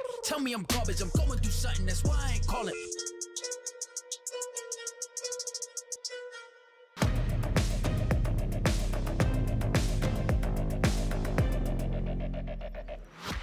Welcome to the final best of one of today. We're going to be sending another team straight to phase 2. W7M has already qualified and Wolves need to play it out in that lower bracket, but Group A, we now have Sandbox Gaming up against Falcons. Winner is going to be straight cruise to phase 2, and the loser will drop to the lower bracket and face M&M in the lower bracket finals in a best of 3 format to qualify for the second phase of the major. Now, as much as you guys have seen me quite a lot on your screens for the last few days, I think it's time to bring in some more casters for a little bit more wisdom. We have Pengu and Intero. Hi, guys. Hey, how are you doing? I'm good. How are you guys doing over there? Fantastic. I'm doing really well. Yeah. Good day so far? Yeah. Have you noticed the shirt that Ginny's Anyway, we're not going to talk about the shirt. Yeah, Let's talk about the game. nice. Let's talk about the game, guys. Okay, let's keep it about the game here. Can I have predictions? Anyone? Well, I got a feeling that it's going to be Falcons, but in terms of experience, it should be Sandbox. But I mean, Falcons have played better, I think, honestly, out of all the teams so far. They've definitely impressed. You know, they're missing their primary IGL and whatnot, but they're still showing up good numbers, so they've got a good spot. Yeah, it's going to be, I guess, a 3-man Falcon bias. So I'm going to give it to you guys for the cast. Enjoy. Thank you very much. We were joking about her shirt because it's like a Ralph Lauren shirt, and it's something that we've seen before in like designer stores, and we're just teasing her about it basically all day. And every time we reference it, it's just the cost of the shirt keeps going up and up and up. We have something really exciting today, by the way. Okay. So there's only one MENA team that's here. That's Falcons. Yes, correct. Right? Yeah. And no APAC team has secured their spot. Correct. In stage 2 yet, other than the 2 teams that are joining us shortly, which is D+ and Scars. Yeah. So, what this match will do is guarantee that one Phase 1 APAC team or the only Phase 1 MENA team, the only MENA team that's here at all, will be making it on to Phase 2, which is quite exciting. It's quite exciting. Where are we going to play, Nick? We will be playing on... Wait. There it is. Border. Boom. Time to charm. Honestly, pretty chaotic map for both of these 2 teams. I think it's going to fit both playstyles as well, so I'm not surprised that they handshake deal to go here. And it's between theme park or border, so very different stylistic choices here. Hugely different maps. But I'm excited for a border between these teams. I want to see how Falcons do internationally on border. Yeah. They're missing their primary IGL, so Valentino's going to be IGLing. Yeah. Presumably, we imagine that he'll IGL again. He did in the very first match. And hey, it was good. They beat M&M. It was an excellent performance for them. It was their very first Tier 1 international performance ever at a major. Now they've got even more pressure on their shoulders. They go to border. Will they topple one of the longest tenured and most experienced teams in not just Korea, but all of APAC? Or will we see our first APAC team go out of Phase 1, but in the right direction? Qualifying for Phase 2 to join D+ and Scars when we come back in a couple days with Phase 2. We are coming in buying very high on the stocks of Falcons. Yeah. I think for good reason. I mean, even Pro League teams in Europe who has been scrimming and whatnot, they have been praising their skill in those scrimmages they've been having together. So there's just a lot of kind of noise being made around this team. And as you said, Valentino comes in, takes up the IGL duty, and he literally landed and arrived here like 7 hours before their game, took a fat power nap, showed up, did his business, and went back to bed, basically. So Falcons now, they're gonna be more well-rested, whereas Sandbox, I mean, they also flew a long way to get here, so both teams were gonna feel better about this one. Operator bans, however. Dokkaebi being removed from action first, followed by Jackal. Now, Jackal's pick rate is relatively low in professional play. The ban rate even lower. This is border. You can get cheeky and run out the map and be very dynamic, you know, run from east stairs all the way to security and back and forth, etc. But that's not gonna be the case for this one. Jackal's gone. Solus follows up as well. Can no longer deny plants from below. That's gonna make it easier to get those plants down when you're on the attacking side of things. And then Wamai, your new Oryx, as we call him here. Oryx lost 1.5x. All right, that's what I called him. Yep. Yes. Wamai, he got the new 1.5x. I was gonna say, why did I call him that? Yeah. Yeah, why do you call him that? Well, Oryx and Capcan had the 1.5x. They were played very commonly. And then who got it when they lost it? Well, Wamai got it. And now Wamai is the new Oryx. And so is Warden, to be fair, the two Ws. Warden's at a 1.5 for ages. By the way. He's at a 1.5 and a deployable shield for quite a prolonged period of time. Yep. You can look it up if you'd like. I'm correct. Because it's the meme. Oh, it's the Ward meme, not the Wamai meme. Is that what it is? Did I really get it wrong? What? You explain. Oh, you explain. You explain. You go. I just commented on the fact that Wamai's pick rate has surged, and the because, belief is because he has the 1.5. It has nothing to do with, it has nothing to do with anything beyond that. It's just, everybody liked to use the Oryx because he's very mobile. Doesn't bring a ton of utility, but he has a bailiff, so you can create rotates if need be. T5's a relatively low recoil gun, easy to control, decent rate of fire, good damage, is a 1.5 on it. You can spawn peek, you get a long range kill, you can reposition relatively quickly. Wamai obviously doesn't function the same way because there's a lot more utility being brought. With those magnets, you're able to play on site, you can play selfishly off site, you can roam, you can extend roam. But the one thing that unites him and Oryx is that they both have 1.5s. And there have been countless times so far here at the Major where we have seen players use a Wamai well off site, playing those long range angles with a 1.5 scope, inarguably the superior scope in the game right now. Just basically replacing the role that Oryx had. Yep, Oryx. Capcan, of course, still seeing a fair bit of play, but not in this opening round. However, I heard that. Look at Sandbox. Osa, Glass, This is the APAC special, baby. I love this. I mean, APAC really is bringing this chaotic element to Siege, and also just like the execution style. We play on the smoke grenades, I mean, they have 2, 4, 6 smoke grenades, one set of frag grenades, rather. Oh, good boy is a bad shot down below. Joker, the first pick and the very first kill. Nook had thought that she had a weapon in, but now Valentino's about to learn the definition of the word hurt. 2 smokes coming in, as well as the shields. Arukaze with diffuser down, breathing in that toxic gas, but he's able to get away in time. Monty not losing his HP. Another smoke goes out. 2. It's a lot of smoke that was expended there. Only 1 remains, but look at this. P9 is just on it. There's no coverage. Finally, they get on it. Very narrowly a successful disable from Falcons. Kills is above, lording over top of it, and there's another smoke. Can they long arm it? Yes, they can. Mad Skills goes down. The Glass has good coverage. Joker's turn to hop on it. A body drops. Mephi will run right in. Down goes the Valkyrie of Joker. It's all up to Kills, who's now on it himself.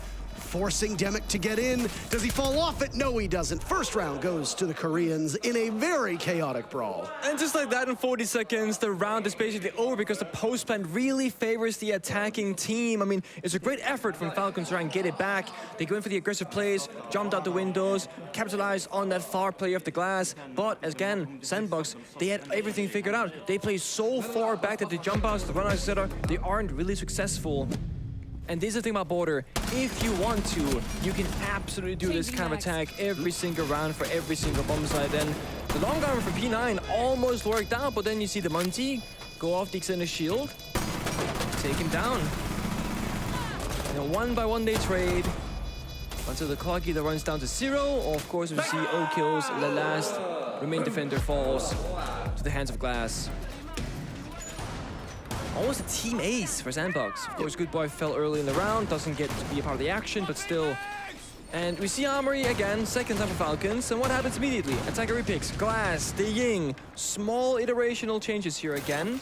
Good Boy still on the Nook, so let's say in the perfect world, the good boy downstairs wasn't found out, stayed alive. He's going to be flanking that main staircase to just further play into that chaotic effect.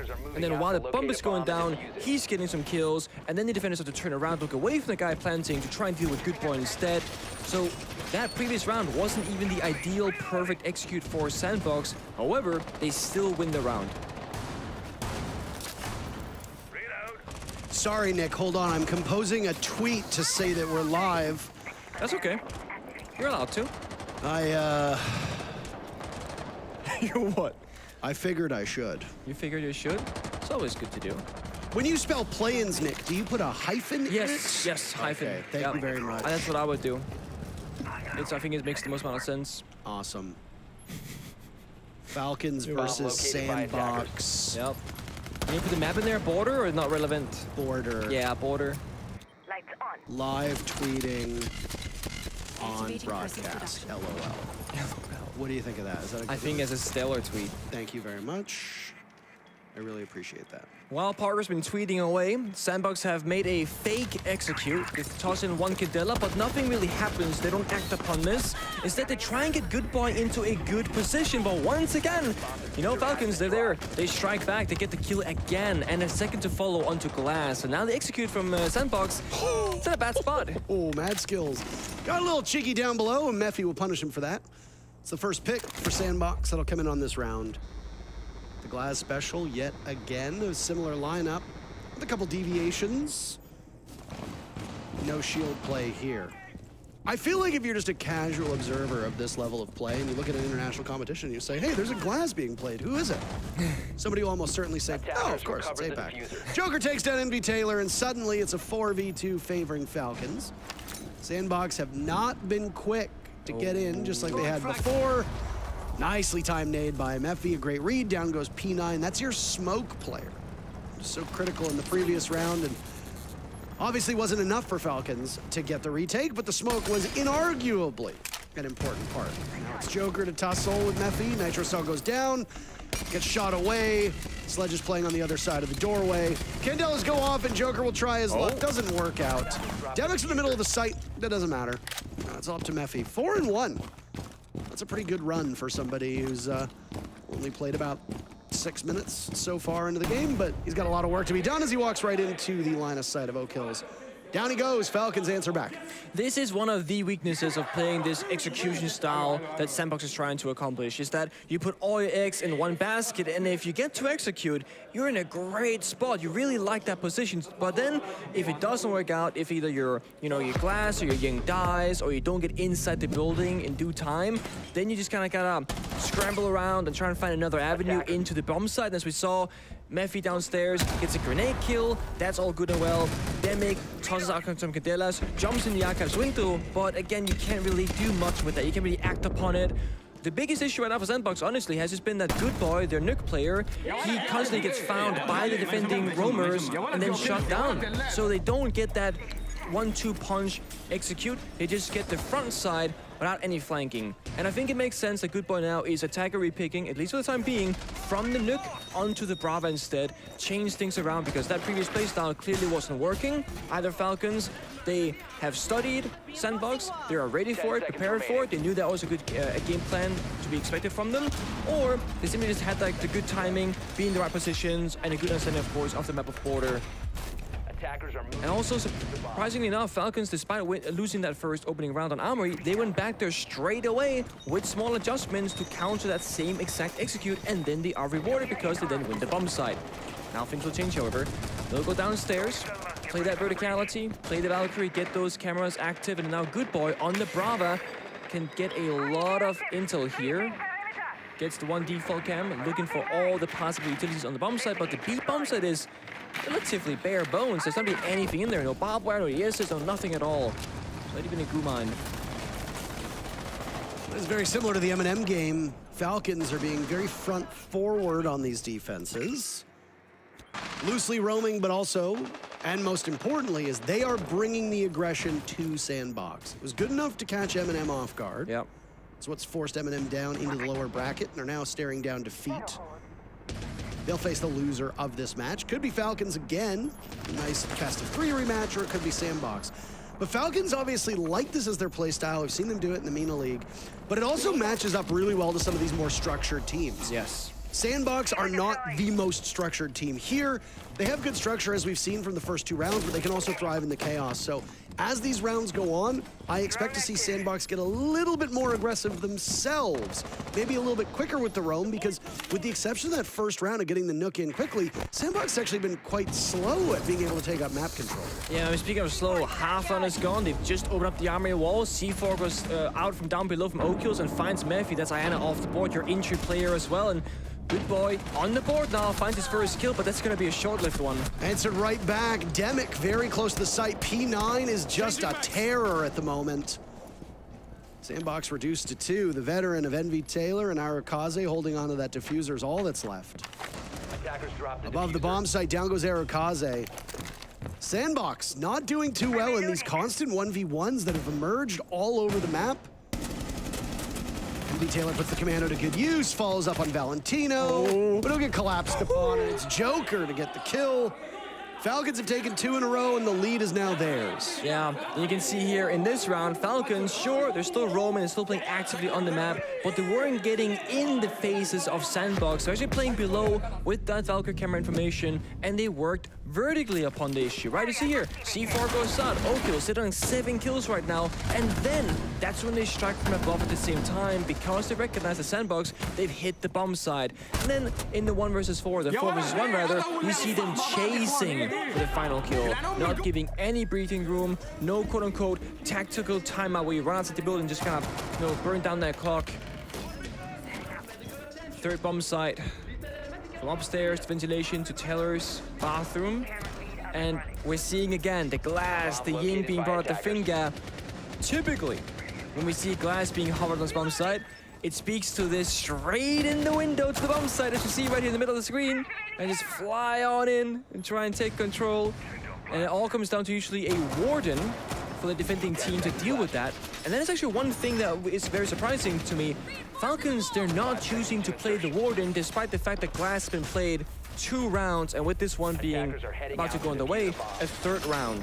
So that is your primary source of counterability, like your Maestro Evil Eye cameras or the Warden Smart Glasses, neither operator being brought. So if Sandbox go for this kind of smoke style execute, it could be difficult for Falcons to deal with it.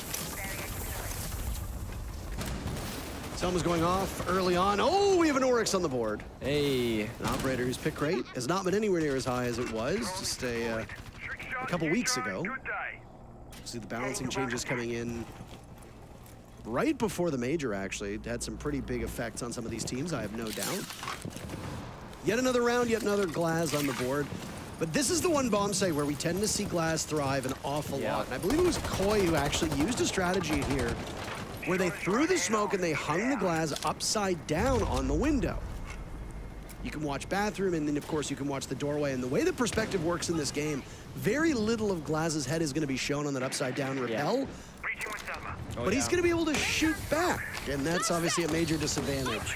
Yeah, look at that. That can allow the Blind's bathroom player. You go in, go deep, but P9 at the pre-fire. Oh, they've got 2 bodies stacked up, but Mephi swings in, gets 2 kills, pops right back out. It might be a bit too late, but Sandbox takes advantage of that. They gain the upper hand in terms of the numbers. The standoff between O-Kills and Joker. Ooh. Demic now positioned, waiting for it. O-Kills and Demic, and O-Kills gets it. Oh my. Such a good read as well from O-Kills. I mean, he's on 8 kills right now. Got that 6th sense really working in his favor. You saw him make those micro stutter adjustments on the scope. It's a player happy to stay active, because when you don't move your mouse at all, and then you get swung, might just be a little bit too slow to the punch. You stay active by making those micro adjustments. Action happened really quickly. There's still plenty of time left, just over a minute to go. In a 2v2, very much anybody's game. Don't have any utility remaining though. The Glass has no smoke, so there'll be no concealment for the sniper. Good Boy on Ace, deprived of Selmas. A single pest in the back pocket of O-Kills. This is just going to be a shootout at this point. Yeah. The defender's in a favorable position, and with Mephi and Glass with a single HP left, I mean, he can jump in that window once more. That will surely mean his demise. He's gonna go above instead and try and come down the east stairs, perhaps. Go for a different avenue and a different route. Good boy just waiting for now. Neither remaining player on Sandbox with a drone, so this will just be pure gunfights. Joker moves in the wrong direction. I think there was a drone at his feet. He's managed to take it out, but that's still at least momentary intel. Good boy rushing in. This is a surge, but Joker's looking in that direction, loses the fight either way to Good boy. All on the shoulders now of O-Kills as Diffuser goes down. Mephi's watching. Oh! Very limited HP, and he sees them both. O-Kills is good for 2 kills there. 3 on the round, and he hops on the Diffuser for good measure. Falcons up 3-1. Tense final moments in that round. And that is the 10th kill for O-Kills as well. I mean, his name really doesn't do him justice, does it? Because he does not drop 0 kills ever. A great start for Falcons on border, going up 3-1. And this will have prompted Sandbox's tactical timeout to kind of talk things through and figure out what the issues might be. Perhaps a different approach strategically against Falcons, because what they're trying to do with these execution-style strats simply just are not working. P9 just held left-click and just got 2 opening kills that was trying to be the planters from Sandbox. And sure, Glass, Mephi jumps in, gets 2 kills, trading it right back, but they can't get the bomb down. And that was the entire goal for Sandbox. You see right here, that's one. And despite being blinded by the Candelas, he actually finds a second as well before Mephi then jumps in to trade it back, as I mentioned. 6 cents from O-Kills, just waiting, holding one member stuck. It's rewarded. And we see the round finish. The double, the defuse, the 10 kills, the celebration as well. Great start for them. I'd be very proud of this beginning if I was Falcons. I wish we could understand them. I wish. I actually really wish. I so badly wish. The fact that we're seeing Falcons do this without their full starting 5 is quite impressive. Now, mind you, the caliber of teams and the level of competition only increases from this point forward. Yes. The proverbial big dogs will be arriving here in the next 24 to 100 hours if you're Dark Zero. For those of you that are unaware of that reference, DZ boarded a flight to Copenhagen last night, presumably from Las Vegas, and then after waiting on the plane for several hours, engine problems caused them to cancel the flight, and now their arrival is anybody's guess. Oh boy. They'll get here eventually, I'm sure. Yeah. They got that DZ money, okay? They'll be piloting, they'll be piloting a private jet, I'm sure. Snap. But all jokes aside, the top teams from the regions will be arriving in the next 24 to 36 hours, and then when Phase 2 begins on Saturday, we're gonna see the level of competition crank upwards. Yes. So while all of the teams that are here in Phase 1 deserve to be here, absolutely, they didn't get here by being the best. They got here because they had their last chances and they made it, which is excellent for them. But you're now gonna be going up against the Titans. You're gonna go up against the Juggernauts. Things only get more difficult from this point onward. So take this as a learning experience. Yeah. For Falcons, I mean, what are you gonna learn? If you win this map, that's it. You go on to Phase 2, literally having 2 maps of experience at an international competition. That's not a lot. So you hope that they've learned as much as they can, and then we can see what they can do against the Phase 2 teams. Yeah, I mean, a lot of this is going to come down to getting comfortable on the LAN build, you know, playing on a different setup, not sitting at home, for example. And so far, just really getting used to the 0 ping shenanigans, which is that you can just take these fights with confidence, and if your aim is true, you will win them every single time. O-Kills finds almost 2 kills back-to-back upon Sandbox. O-Kills looking for even more. Entry kills have all broken in favor of Falcons so far. That's not great for Sandbox. They've drawn even twice. The Warden and Valentino runs out. It's a risky gambit.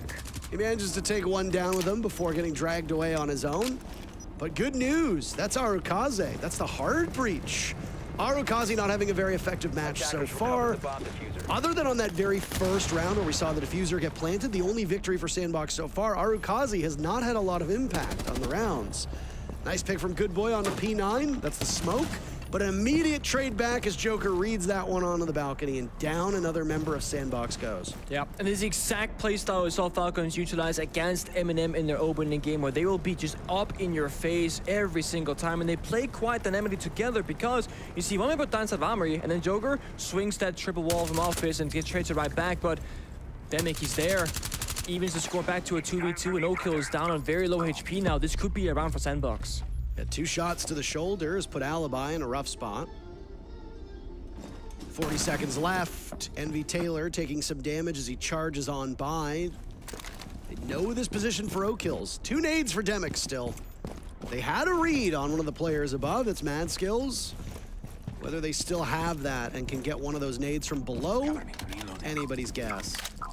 EE1D pop, there's still one remaining in back pocket. There's a nade unsheathed by Demic, waiting to go towards top of stairs. Doesn't hit even close to anything. He's gonna be looking the same direction as Envy Taylor. Both will be breaking in through the same angle, and it's very easy to just line them up and knock them down for both Mad Skills and O-kills. Falcons have put 4 rounds in a row on the board. Haven't really broken much of a sweat. No, not yet. I mean, I think Sandbox, they gotta start playing that IQ and play it very safe. They tried in a single round, but even in that round, the Valkyrie cameras, the information game was still problematic for them to deal with. And Falcons are smart. They play some Mozzie, they play some Valkyrie, they change things up. The information game is different every single time, but the sheer aggression, the confidence. I mean, Valentino's playing Warden. He just runs out the East Stairs door, gets 1 kill, fights for the second. The trade's always favoring Falcons because they get that opening kill to start things off. If they trade 1-for-1 the entire way through, they will get to that 1 versus 0, which means you win the round. And in the 2v2s, Falcons positioning just that much better. Of course, they are the defending team. It's easier to position yourself correctly compared to being an attacking team, but they do so correctly every single time. Sandbox opening round had a similar lineup as what we see right now. The Ying, they had an Oz instead of a Glass, sorry, and an Oz instead of the Ying, the Monty, the Lion, etc. And it was when they found their first round victory. But the thing is, this is not an armory defense, it's ventilation again. So Falcons, you know they're gonna be up above. And Sandbox's attack right now, it looks like, again, one of those very straightforward, linear executions straight to the bomb site, which can work if you have enough smoke grenades. But then you look at Falcons, they have so many C4s, 3 of them in their pockets. If they try and go for a plant, they're gonna come flying at them. And look at Sandbox positioning right now. Outside main door, outside ventilation window, on sandwich rappel. So Arakaze can throw Candelas in above, blind the people above, then they plant downstairs, and that's how they're going to try and break this defense from Team Falcons. Let's see when they go. Oh, you see Mad Skills taking a great deal of damage. There it is. Good news for them. There's those Kona stations to heal him right back up. Candela's going in, Nitro Cell tossed out, it catches Envy Taylor. O-kill now dropping as Joker has no way into the bomb site. More damage being done by both teams. Down goes O-kills, all 12 of those kills will be no more. Now it's Joker being lit up. Nephi thrown, and the Nitro Cell lands right square on his face. An easy pick for Valentino. Arukaze picking up just his 2nd kill so far in this first half. Goodbye, P9. Yeah. Back to a 3v3 with just over a minute and a half to go. I was gonna say they trade 2 for 2, but look at it, like the defending team comes out on top because A, they have bomb site control, they have vertical control, but also you shut down the entire primary execute. Candelas are gone, Glass is dead, Monty is dead. Now Sandbox, they got Diffuser in a very tough position in the middle of the bomb site and no really good way in to get it or retrieve it. Get mid in 20 seconds left. So Sandbox, they can take that time, go upstairs maybe, find a different solution to the problem. Demic going for a flank, but it's read out again by Team Falcons. It's Valentino this time. Demic on the hunt, following up on Valentino. His luck runs out, but it's put Demic into a single shot position. You're absolutely right about that diffuser. The fact that it needs to be taken literally from the grasps of Falcons does not bode well for them, but that's a bit of a misplay from Joker. Uncharacteristic as he looks in the wrong direction. Another engagement from Mad Skills, they go for broke, but Sandbox is able to clean that one up. And they win the first round and the last round in the first half. Nice bookends on what has been a pretty disappointing first half in this map. Yeah. But at least they're able to salvage some of it. and hopefully have some confidence heading into the second half. A 4-2 side swap for Border is not really uncommon. The only thing is typically it goes 4 in favor of the attackers and 2 for the defenders. The C4 that we mentioned earlier on were really pivotal in this round, both finding a kill apiece and of course stopping the plan itself. But Demic making that choice to say, you know what, I got the time to go for a flank, go inside the Taylor's bathroom and try and take control, really paid off. It does come down to an individual gunfight between Demic and Valentino, but the winner of that gunfight, well, they reap all the rewards as they get the majority of the bomb site and map in control.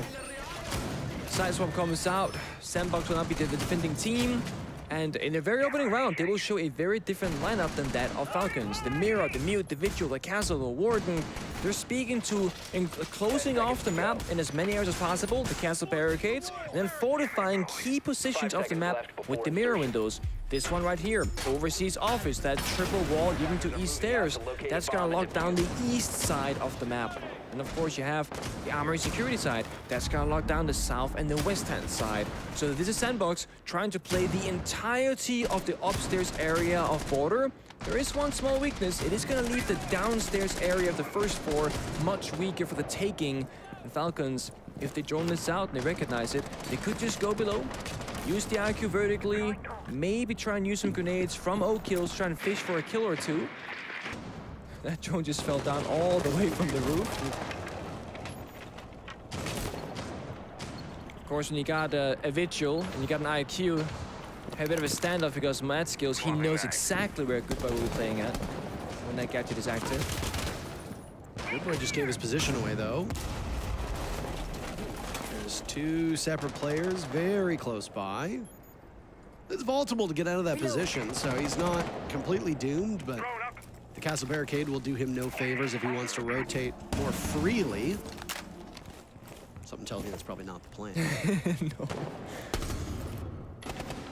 It's gonna be Jammer that was denying them intel is now gone. Goodboy will activate the cloaking device, a Vigil, and himself a bit more concealant inside a break room.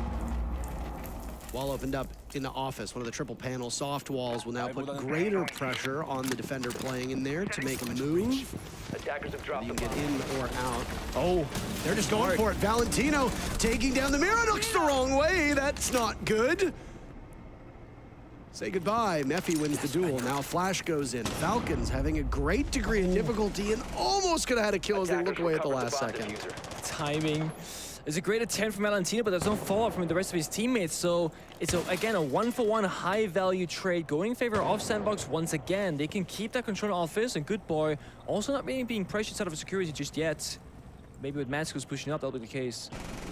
This is a standoff for the ages. P9 getting the attention of the Mira, but that gives an opportunity for Matskills to walk in and remove Goodboy from that spot. Unfortunately for Falcons, they stared down the wrong side of the numbers. And they have yet to flush Mephi out of this position inside of office as well. Now blinded. They jump on him with P9, but Sandbox are trading really effectively at this point. Do they get the trade on a Joker? No!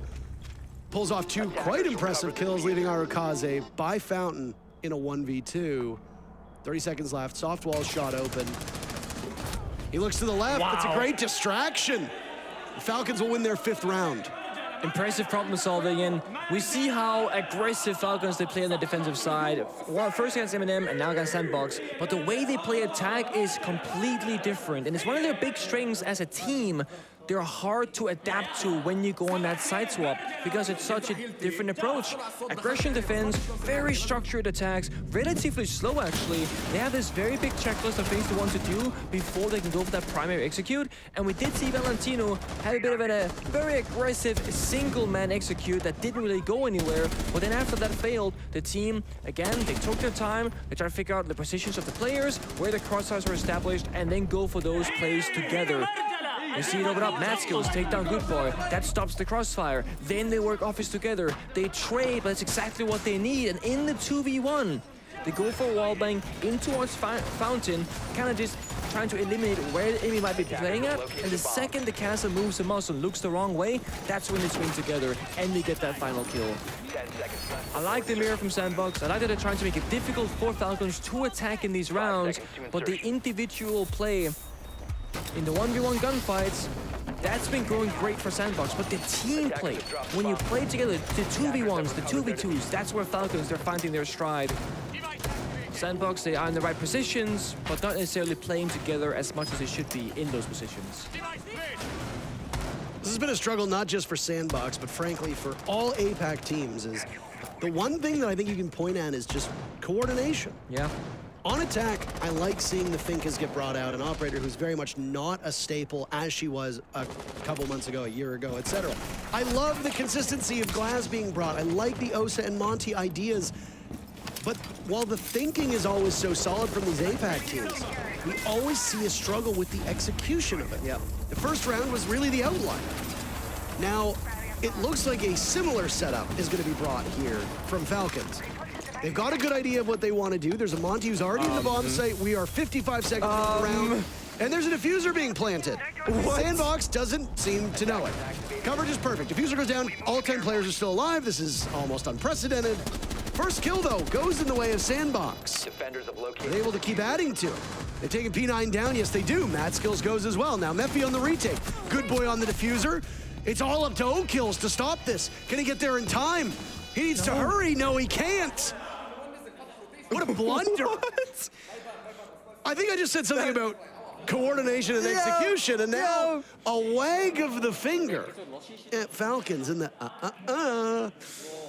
It's not that simple. So much happened there that I don't envy you trying to break down exactly how the retake went. No, I mean, to be fair, I mean, the plan went down quickly, but the only issue for Falcons is that the post-plan position, so where you can see the diffuser from, not the greatest on the particular plan spot, right? Because you don't have a lot of map control, you do like a very limited take, it all comes down to the individual gunfights, and that, as we said, that's kind of where Sandbox, they are the better team when they get into those 1v1s, and then it's not like the first round we saw Sandbox plant on the archive store. They can sit very far away, very comfortably. No, Falcons, they're in the middle of the bomb site fighting 4 different angles at the same time.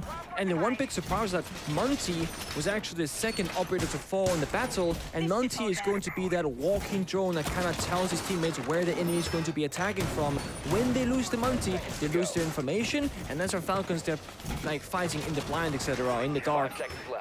But when you have, you know, more rounds than your opponent, so 5-2 in that round, you are also in a position where you can take those risks. And, you know, even if it doesn't work out, not the biggest of punishments. Now it's 5-3. Now you can go back to playing your default style of Siege, and all is good and well. What on earth?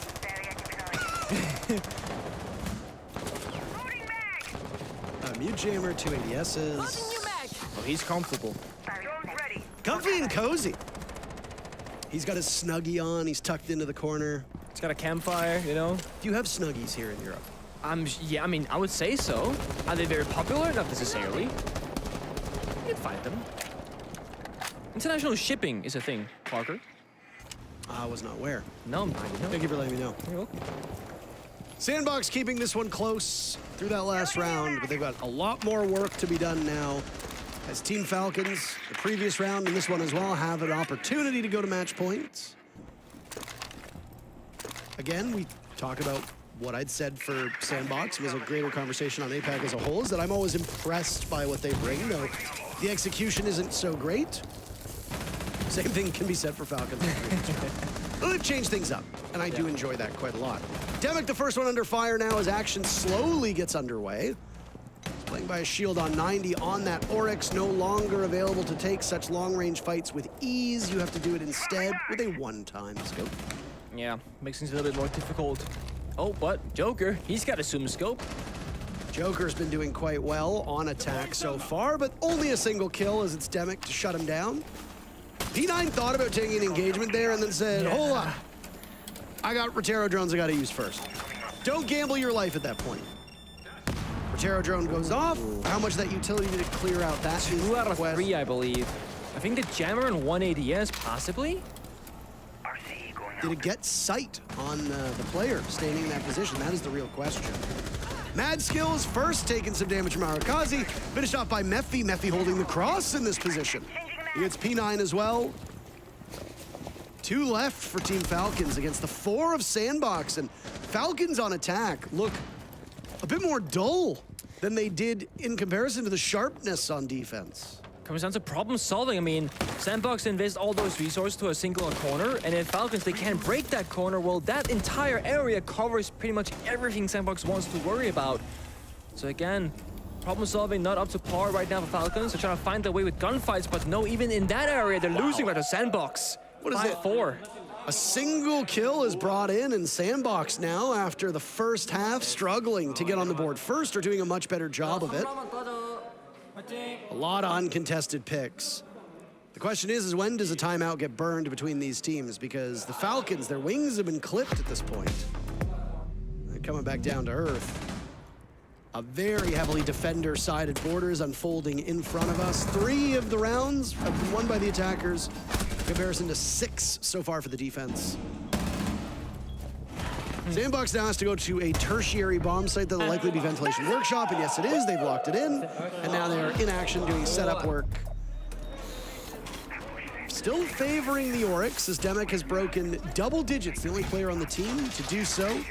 On the other side of the pond, O kills. It's done it for Falcons. Did it actually quite a while ago. I was gonna say, round number 4, he broke 10 kills by getting the 1v2 clutch, and he's only gotten 2 since. We're now in round number 10. So some players log off early. Some do. And some also just had a really, quick start. Envy Taylor, in their opening game of Sandbox, had a phenomenal game individually. Had a bit of a rougher one against Falcons, 2-8 so far. Now on the Capkin, trying to help him get some more kills on the board with those traps perhaps.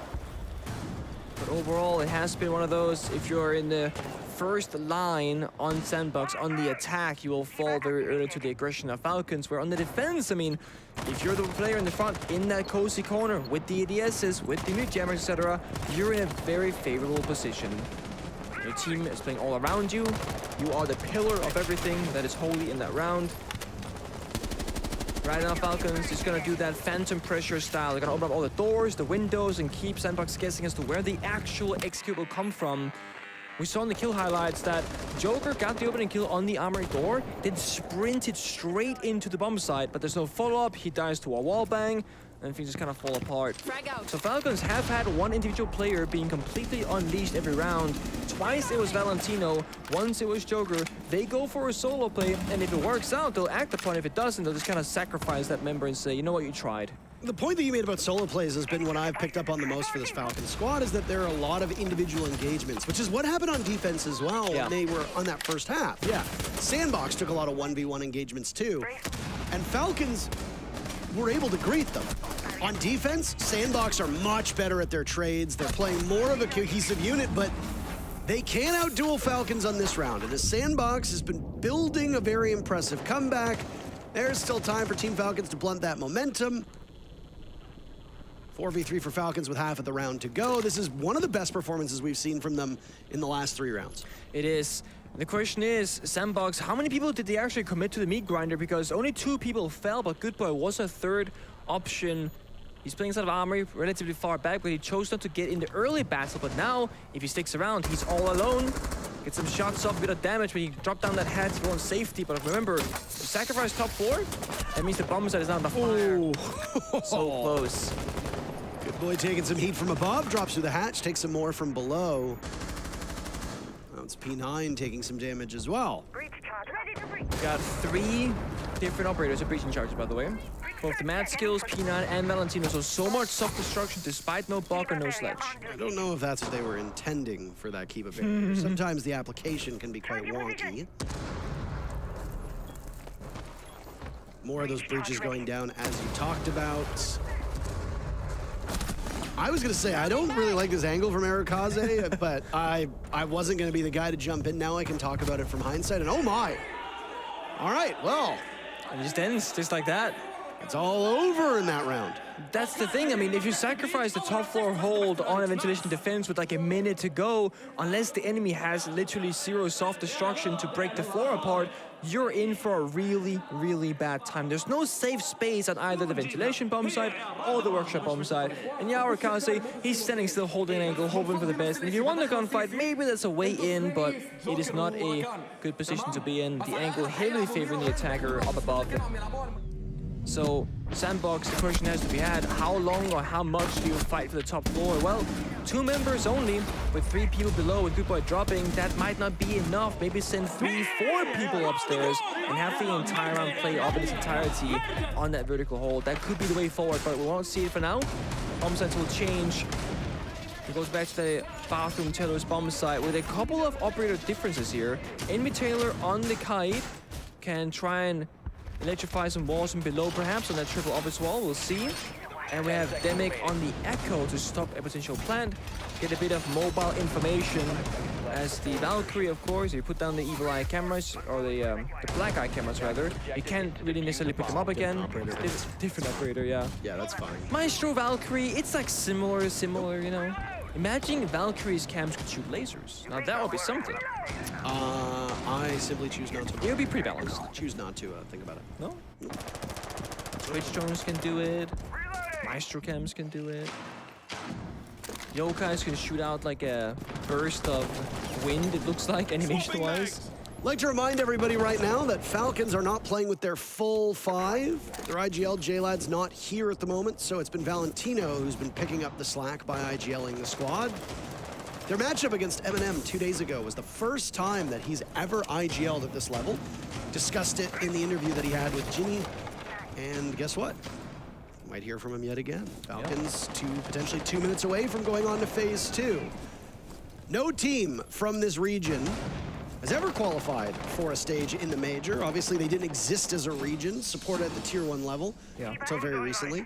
No APAC team has been successful in making it to phase 2 yet, other than the 2 that are already qualified, both Scars and D+. You might know D+ as the old Damwon Kia roster. Just in case you haven't been following along and don't recognize the name. Sandbox hoping to do just that. Loser of this matchup has a date with M&M. For Falcons, it would be a rematch. Good Boy taking down Joker. Sandbox trying to keep themselves in this one. Getting the first pick is a huge way to do that. And Joker has been the best player for Falcons on attack so far. Yeah, no, he certainly has. O'Kills was the defending here, but not the attacker side of that. And Sandbox actually fighting their ground up above once again. Amy Taylor on the Kaid, successful. Sure, the fountain walls are opened up for a line of sight, but no entry point. So Zofia P9 finding Good Boy and taking a great deal of his HP away from him. As the explosions go off too, Good Boy will hold in this position. Luck runs out in the duel against P9.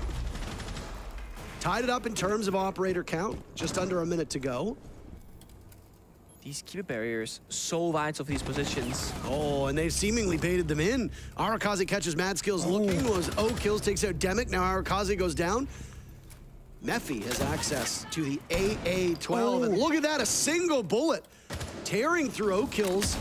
P9 now the drop into the bomb site.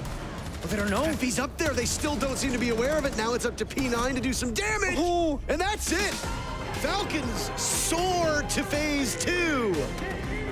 If they'd gotten that kill as diffuser as well, that might buy them enough time. He was trying to drop, but he could be with his shield. So close. But 7-4 is the score. Well, impressive stuff. They go out of phase 1 in the right direction. 2 best of 1s is all it takes, and we've got our first Middle Eastern team to qualify for the second phase of a major.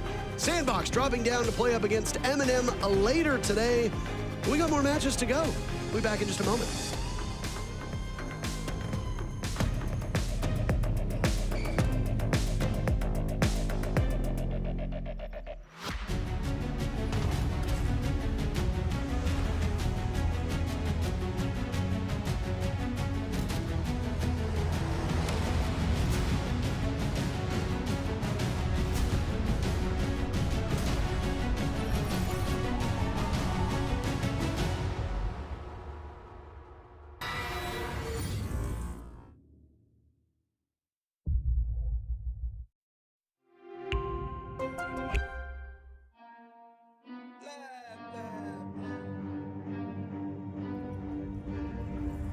I got problems on problems on problems on problems on problems on problems I solve them. I run through the money, the pressure be calling. Left on my blessings, I feel like I'm falling. The birdie is back. Tell me I'm garbage, I'm going through something, that's why I ain't calling. Phone in progression, it's all that I wanted. The phone in affection, I summon and dub it. Cause I got problems on problems on problems on problems on problems on problems I solve them. I run through the money, the pressure be calling. Left on my my blessings, I feel like I'm falling. The birdie is back. Tell me I'm garbage, I'm going through something, that's why I ain't calling. Phone and progression, it's all that I wanted. A phone in affection, I summon and dub it. Why you be all on my line about nothing? Why won't you go get you $1 or something? Don't hang with it who line for nothing. I see that we different, you riding, I double. I don't do discussions on bragging about hundreds. Don't go to your places, I know that they sunken. Don't call me your brother, I barely could trust it. I talked to a shorty, she bagging the bucket. And I'ma need all of my dollars on corporate, so hand me the money, I divvy the pie. I'ma give all of my people a portion to build them a fortune. I'm flipping the ride. I can't be mixy when iffy the vibe. And 40 on 50 is really the time. Why are you all on my phone like you want me? Like you wasn't pushing the kid to the side. I run through the money, the pressure be calling. Left on my blessings, I feel like I'm falling. The birdie is back.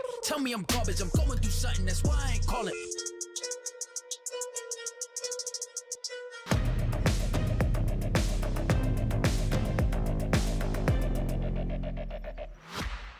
Well, the first non-Brazilian, North American, and European team has made their way in successful fashion to Phase 2 outside of the teams that have already qualified. Yes. We need to put that little asterisk in there because people are going to be like, "Buh, buh, buh, buh, buh, buh, buh, buh."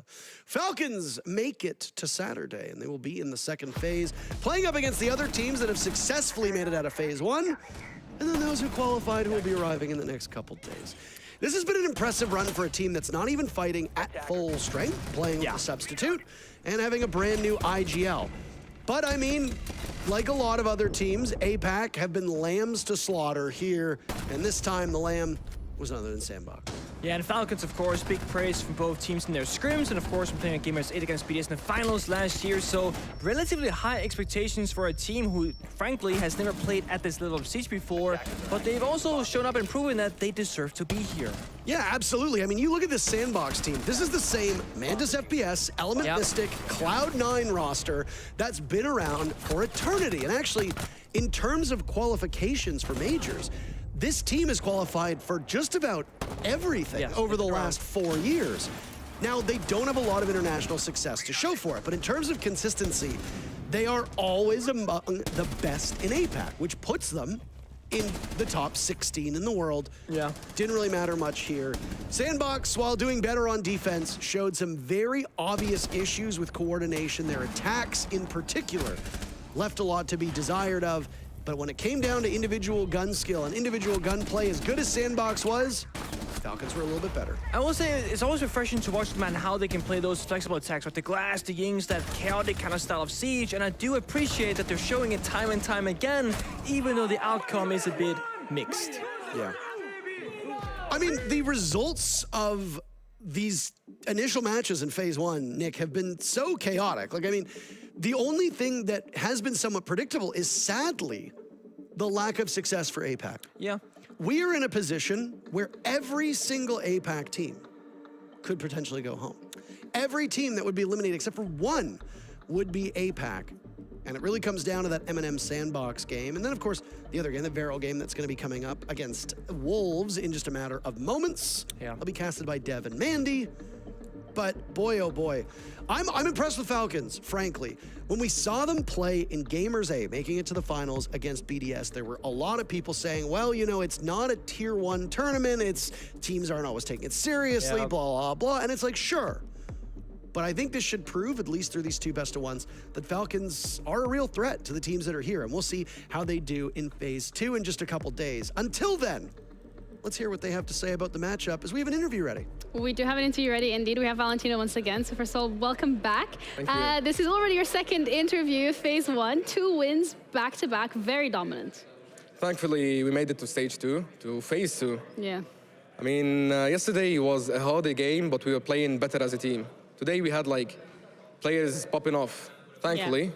So it was a shorter game, but at the same time, it was hard. But we did great.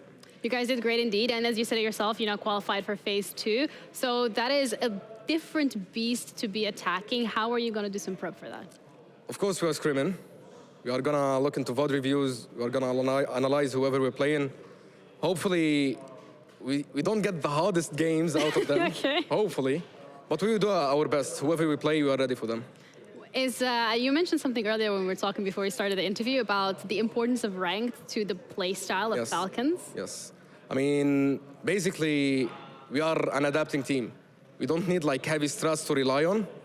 It's just how we play together, the chemistry, how we adapt against the enemies. We look at the strats, then we adapt against them. So basically, it's just us analyzing the enemies and playing against how they play. Do you think that makes it a bit more difficult for other teams to prepare for you because you're unpredictable? Yeah, exactly. If you look at the VOD reviews of us playing, there's nothing specific. It's always us adapting against the enemy team. That's it. So that's been the winning formula so far. So I hope it works. We'll see. I mean, so far it's been working. You guys are doing amazing. Yeah. The MENA debut has been incredible here, and you guys are making a lot of people proud. But you also have a few days off before Phase 2 starts. So what is the one thing that you want to do in your off time? Playing ranked. Play ranked. Okay, fair enough. That's a lovely way to spend your time off. Thank you. Anything you want to say before we close it out? Thank you so much, everyone. We are doing this for MENA. We are doing this for the whole community. We have been waiting for this 8 years. And hopefully, we will come up and make you proud. I mean, you guys are already making us proud. Thank you guys for tuning in. We have a break, and we'll be back.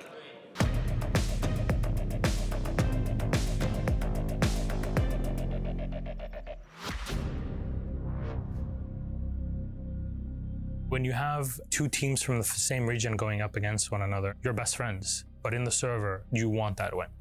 You want it so bad. Our two Brazilian teams in the grand final for the first time ever.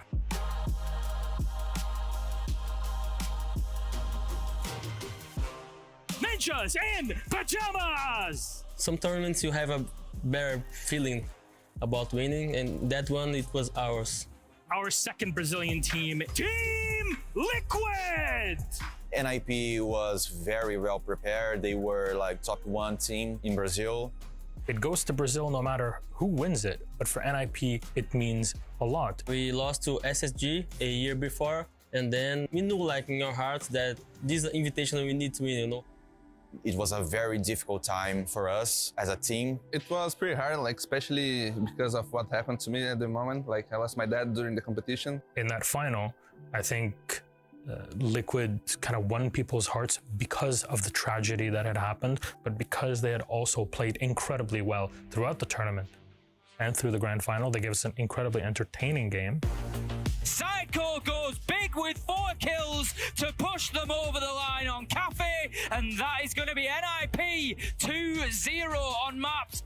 There you go, the kill comes in. He knew exactly where the man was coming from, and that's going to be Team Liquid taking our second map of Chalet. Palu, 1 second left to go. Diffuser goes down in the absolute nick of time, but Moringa, he gets a huge kill, He gets a huge kill. We're going all the way to 5. We're going to find out who really is the best in Brazil. Palu cannot find the kill. Out comes the Nitro. Shot out by Pino. That is the round in 2020. Brazilian hearts were broken, but like a phoenix, NIP rise from the ashes to claim the hammer at the Six Invitational 2021. It was one of the best days of my life. I think we can compare that as a Brazilian team winning the World Football Cup. I think winning the Six Invitational was the best feeling ever I had. Was the best moment of my life in the sports scene for sure. I was crying a lot. I was out of control.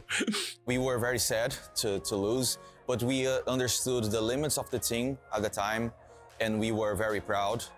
But also it was very nice to see another Brazilian get a title. After that SI, like I think it was a motivated thing to grow as a region and make it through a lot of other tournaments. At the end of the day, everyone is just friendly. So yeah, we have a very nice relationship. The friendships run deep and it goes beyond shouting and cheering on stage. You know, all of that is part and parcel of this. It's a respect that is given and earned between these players. It's an awesome feeling for everyone, you know, not just us. We win for everyone.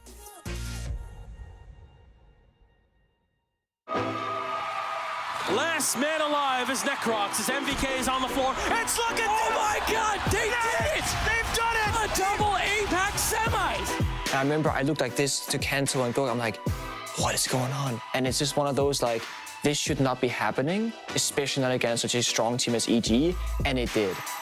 Fnatic demolish EG with a 2-0. Dizzle takes it.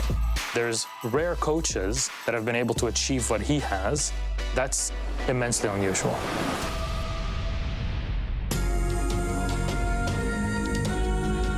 It is Evil Geniuses against Fnatic, a match that any esport would want to have. Yeah, two big organizations with a ton of history in esports behind them, but one has a bit of a Himalayan mountain, a Herculean task ahead of them.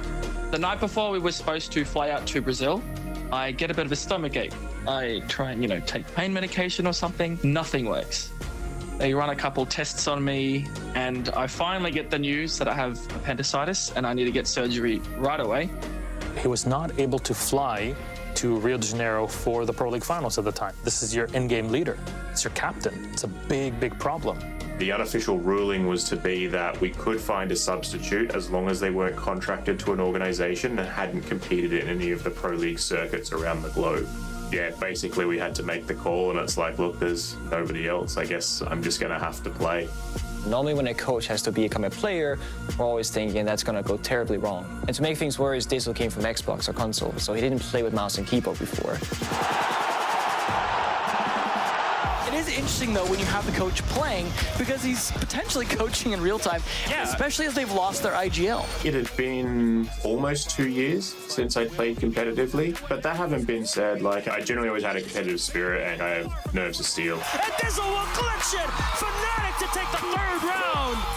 Dizzle, in that event, was called Disgod from that moment on.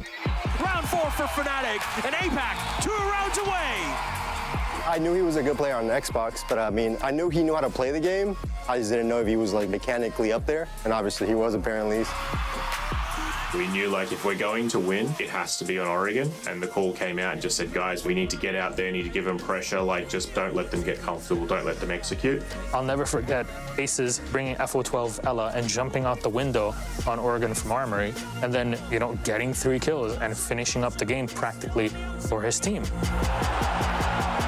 Last man alive is Necrox. It's looking, oh my God, they did it! They've done it! They've done it! Fnatic demolish EG with a 2-0. Look at that, they can't believe it. We can't believe it. The crowd can't believe it. And they just got destroyed by APAC. It definitely sucked not being there, but I just thought it was great that the guys won without me and they won with Diz. I just couldn't believe it. The crowd went up, and I'm just sort of sitting there going, is this real? And then to have all the thousands and thousands of Brazilian fans chanting and stuff. We've never had so much support before. It was absolutely incredible.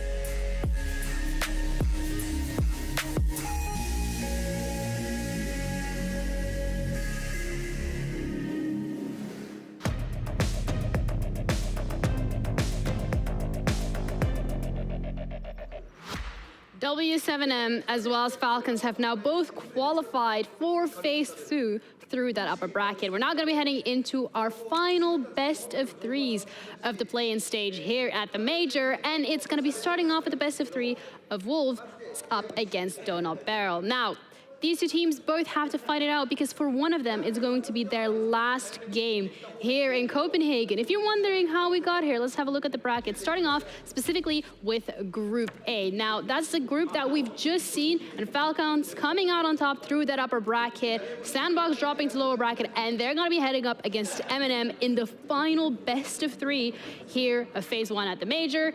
Looking at Group D, which is the group where we're looking at the moment, the game that's now going to be going live, Wolves up against Donut Barrel. W7M, they've qualified through the upper bracket, they've played their 2 best of 1s, and they're absolutely chilling, but both of these teams have a shot at redemption and a shot at heading into phase 2. Now, I'm Janine, your host, and host does not include caster, but luckily for you, we do have casters once again, and it's going to be lovely Mandy and Dev. How are you guys doing? I'm doing well. I'm really excited. We had a day off yesterday, which was devastating because I just want to be talking about Rainbow Six. So now we're back, and I'm keen to see who gets eliminated in this game. Well, lovely to have you both back. I'm gonna give it to you guys immediately. You can do it. Take it away. Thank you very much, Ginny. Mandy, one of these teams is going to get sent home. We've already seen Wolves play this morning, and it's actually a rematch here, Varel Wolves, of a game that we did just the other day. I think you pointed out before. It's the most recent game we've actually casted. It is an exact rematch, and for us, a bit of deja vu here on the caster desk. It was the last one that we casted, but I think it's going to be of a very different light. A lot more pressure now with elimination on the line. That's right, and of course, we're playing a best of 3 now compared to the best of 1 that we played at the start of the bracket. Elimination or qualification is the name of the game here. And for Wolves, really, it's been quite a story throughout EUL this year. Right at the bottom, they landed after the league finished. They went through the LCQ and they absolutely smashed it. Varel as well also came through their own LCQ with Japan. But let's have a look at the battlefield for today. Where will we playing for this BO3? And Cafe, Chalet, and Villa. So no clubhouse rematch, Mandy. Yeah, exciting though. I think this is going to be such a great match. I think Wolves having Cafe go through is a big map for them.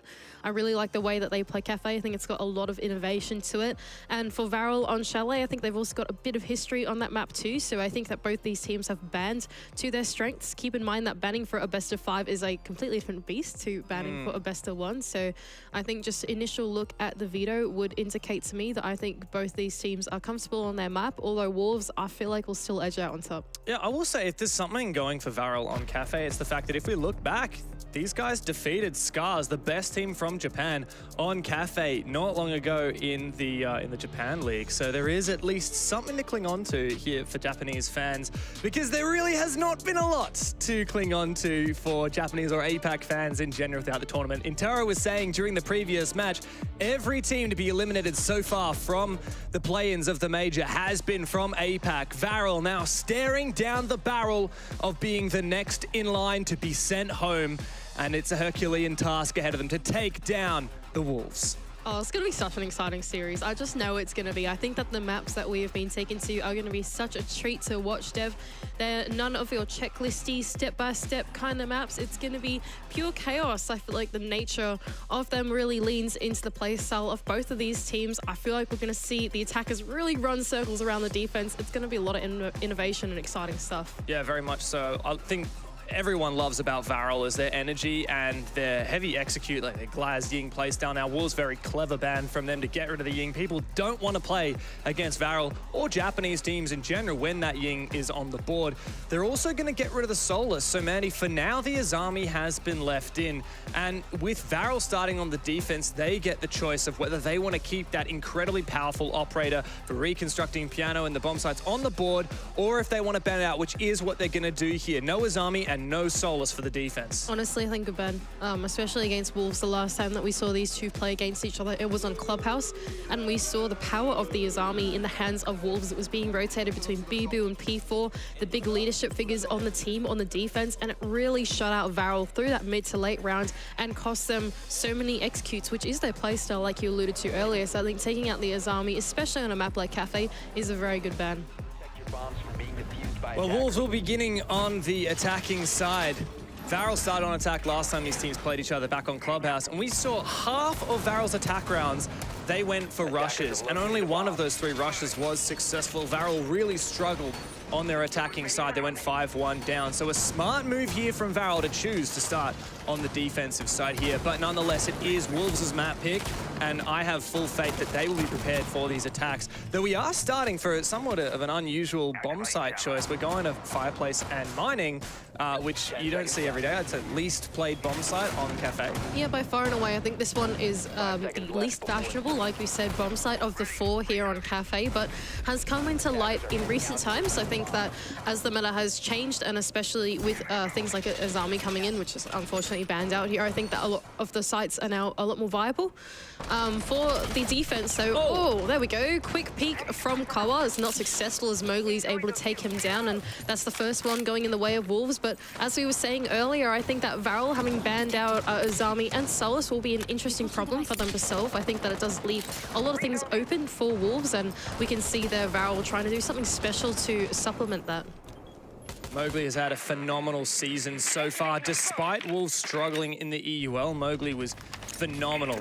Absolutely farmed in those LCQs. We've seen Bibu as well be fantastic so far. Mowgli's now on the entry. Not a lot of ammo left, but he manages to take down Renzo. 2 opening kills now for Wolves for Mowgli, as Okamesh is the next line of defense. He whiffs some shots and he doesn't have time to switch to his secondary. It's devastation now for Varel as they try and claw something back, but with Akayu, the only player left up for the Japanese squad, and P4, the only one who's taken damage for Wolves, I just don't see this happening. Nah, I reckon this one is a done deal for Varel. Unfortunately, like you said, the only down player, P4, not even a casualty. We'll be fine with a whole minute and 40 seconds left to go. Look, if there's any gun to 1-on-5 with Dev, it is the Elder. There are a lot of bullets in this gun, although Kaiu's a bit slow, so it's not like he can make some big sneaky plays because he's quite loud. He's not very fast. Oh, he's even louder now that the Logic Bomb is ringing on out, and he's found the first kill. It's Mowgli. That's a guy you want to take down. Been on a tear so far. Okay. I love that little crossfire looking through the drone hole and the player on the vert. Well played there from Wolves. And a fairly simple, fairly cut and dried opening round. Yeah, good stuff from Wolves. Mowgli really made a dent into the second floor of the map as he took down the initial spawn peak and was able to piggyback off the control that he had to get inside of exit and find the second one onto Rento. And then I think from there, it really collapsed for Varel as they were not able to claw themselves back with the gunfights and just didn't quite go their way. And it was really over after that, and Wolves pick up a first clean round. It's interesting to me that Varel aren't going up to that top floor first, and I think it mostly relates to what you were talking about before with that Azami ban. It is a bit difficult to know how to play Cafe when you don't have your Azami, you don't have your Solus. You have to get a little bit more creative. You can't create that fortress inside of Piano like so many teams like to do.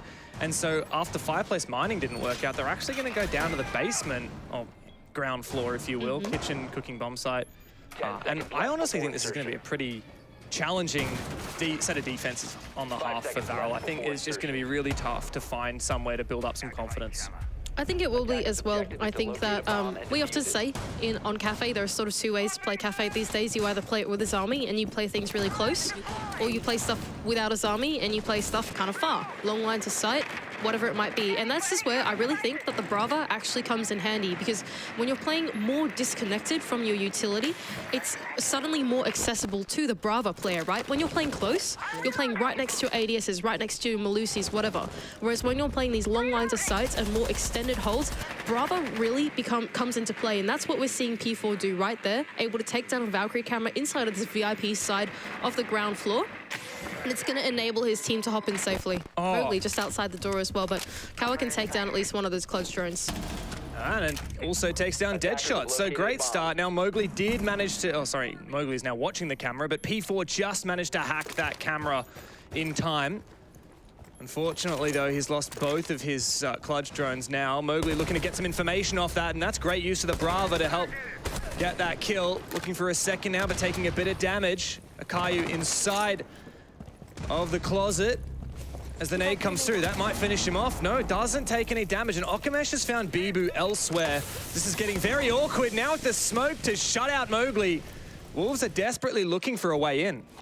Man advantage, though, in the favor of Varel as Akayu can safely come back into the bomb site. Wolves don't seem all that interested in clearing the floor above them, and that means that they are, in fact, vulnerable to the vertical.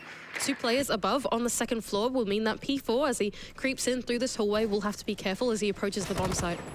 Oh, wow, the late reinforcement as well from Varel. That's very cheeky. And now Shinka is forced to use up some X-Kairos to open up this line of sight. I really like the way that Varel just peeled back the layers of the defense there. Yeah, not just that, but it's also forcing Mowgli to try and put some pressure up around the stairs area to see if he can get the cutoff on the defenders upstairs playing that vertical. But as the time ticks away, there's still some effort for Wolves as they try and claw their way into the bomb site. Intel aplenty as Shinka will get one of his drones in. You can see Wolves are still concerned about this roam, and it is Renzo upstairs. He finds one. Mowgli eventually gets the down. Can confirm the kill as well. 40 seconds left, but still fighting from behind are the French. Just Shinka and Mowgli left to boot. And there's some fantastic fortified positions on site, though this nade could make a difference. It doesn't destroy the shield or take down the player, but Shinka with a sharp shot will be able to do so. Mowgli has repositioned, and he's in a great spot to make this work. The flash is to go out, the execute has to come now. Shinka crosses, but not successfully. DD might have saved the round here, and Okamesh to find Mowgli and find the first round here for Varel. Good work from Val. They remain composed as Wolves try to surround themselves on the ground floor. They didn't actually end up clearing that room, and like you said, it sort of came back to bite them as the tussle came through to the late round on the brown stairs. I think off the back of that, just unfortunately, Wolves lost a little bit too much manpower, I think, to accumulate what was a good execute, more linear, of course, to that eastern side of the map, and as a result, Varel remained composed and take that first round. I like the roam game from Rento as well. Really put that pressure all the way up into the late round onto Wolves. You can see Wolves, they really good at changing their tactic and changing their push mid-round, adjusting to the way that their opponents are playing. But this energy from Val, we've seen a lot from them before, and it really took them through the match against Bliss, helped them come out of that 3-mapper. Is that an otter? That's so cute. Sorry. Was there an otter? Yeah. Someone has an otter on their monitor. That's very cute. Oh, the Rubik's Cube is back out again, and Okamesh is farming as usual. I have no idea how he does it. I feel like it's like a pattern, right? Oh, well, like, I mean, yeah, there's an algorithm, but I mean, I was more just saying that for effect. I feel like this is a thing that you know how to do. I'm surprised Really? you tried this. Yeah, this feels like a very Def Mata skill to have, I you know? tried Rubik's Cubes, but I didn't want to look up. Yeah, otter. I don't know. Anyway, sorry. We're playing otter spotting now. Yeah. The Rubik's Cube takes the spotlight, though. So you've tried it? I have tried it, but I didn't want to look up there are a couple of different algorithms that you can apply. There's the otter. There it is! Chaos otter. Is that even an otter? Do I know anything about... I don't know, it could be a bit of a bear. It is an otter, It's an apparently. otter. Confirmation That's so from cute. Obs. That's adorable. Oh. I do love that. Oh wow, they're It's really soft toy central here, isn't it? Both teams have got all kinds of mascots. I really want one of those M&M marshmallows. Those are the cutest. Yes. They've got little headbands and they're smiley and stuff. That's so good. Playing with the otter? No? Well, at least these guys are keeping high spirits during the game. I will say, it's one thing I've really been impressed by both of the Japanese teams that we've seen here in the play-ins, Varel and Northeption, who unfortunately have now been knocked out. Oh, there's a wolf. There's a wolf for the wolves. That makes a lot of sense, doesn't it? Yeah. I love that the energy you see from these Japanese teams.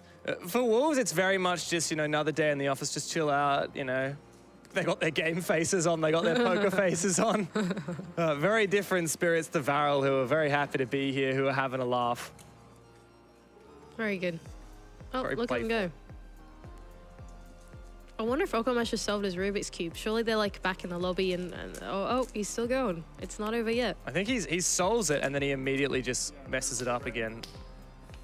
He's farming, he's tea hunting when it comes to Rubik's Oh, he Cubes. did. Oh, right, you're right. Yeah, He keeps yeah. solving it and He then solves messing it up and again goes and for then solving it. But like, does it make a difference if you like shuffle your own Rubik's Cube, Because like, what if you shuffle your own Rubik's Cube as just like an inverse of the way that you solved it, right? Is that a metaphor for life, like- Mandy?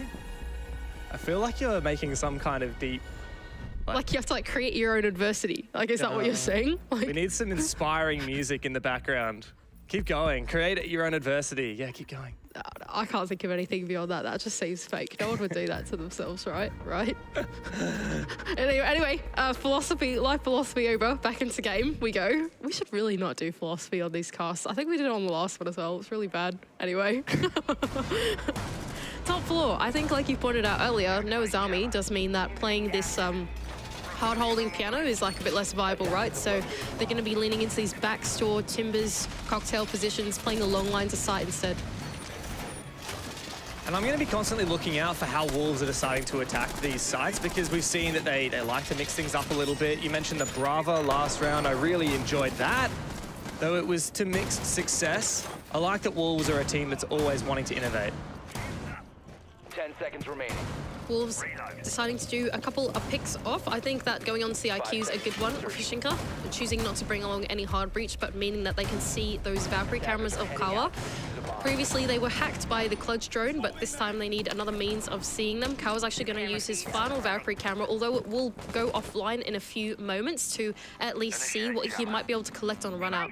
He's already done this run out before in the first round. He died. This time, he just doesn't make the run. So Wolves are playing that really well. Shinka knows the perfect way to counter that Splinter. He knows exactly when to peek. He knows the timing of and the pathing of the safest way to get to his rappel. I really respect that. We also have the air jabs laying down from Bibu on the Nomad to suppress any aggression. And here we go. This is the effect of the IQ coming in. Shinka able to see what is on the other side of this red wall, identifying whether they actually are going to need to hard breach open, which they cannot, this red wall, or whether they will need to funnel in through Cigar, which is, I think, unfortunately what they will need to do with a lack of hard breach. I think they have enough utility here, though. 3 sets of flashbangs and 2 for Mowgli to at least enter themselves into the building. P4 immediately making the drop, and Mowgli taking down Kawa on that run out will help their cause. This is a very interesting push from Wolves, isn't it? In comes the repel from Mowgli. Now this is very aggressive. He finds the first, looking for another. He gets the double. That's 3 on the round, and it's all up to Didi. He's got the diffuser within his clutches, but he is completely overwhelmed by a hungry Frenchman. Mowgli once again on that entry, ever so deadly. He's leading Wolves to a strong attack half here on Cafe. Wolves are just so good at finding opportunities and injecting themselves in. Mowgli in particular, I feel like has been the player on our tongues throughout this entire matchup thus far. He's really been involved in every opening engagement through this match, and 3 to his name in that round in particular. I think 4 actually as he collects the final one here. So Mowgli having a big impact game and enabling his team to open up the bomb site and pick up another round. Yeah, great read. Really love that push. Very unusual once again, you know, primarily an East repel from Wolves, and then the impact player was the guy repelling White Stairs. Crazy how Mowgli can cover his own run out, repel in, get 2 kills, and then close the round. He's just in peak form at the moment. We're seeing a lot of great things from Wolves, even though they are trying to bounce back from their loss this morning. In fact, fun fact for you, Mandy, Wolves were on a 13-map win streak going into their match this morning against W7M, because they have just been absolutely farming in the LCQs and in the Gamers Without Borders qualifier. And so going into W7M, they've really been on a high, put back in their place a little bit, but it looks like they haven't slowed down because of it. Yeah, look, they got a taste of defeat and they were like, yucky. Gotta bring this one back. Don't like that one. So here we are, 2-1 on their attack, and they're looking pretty good.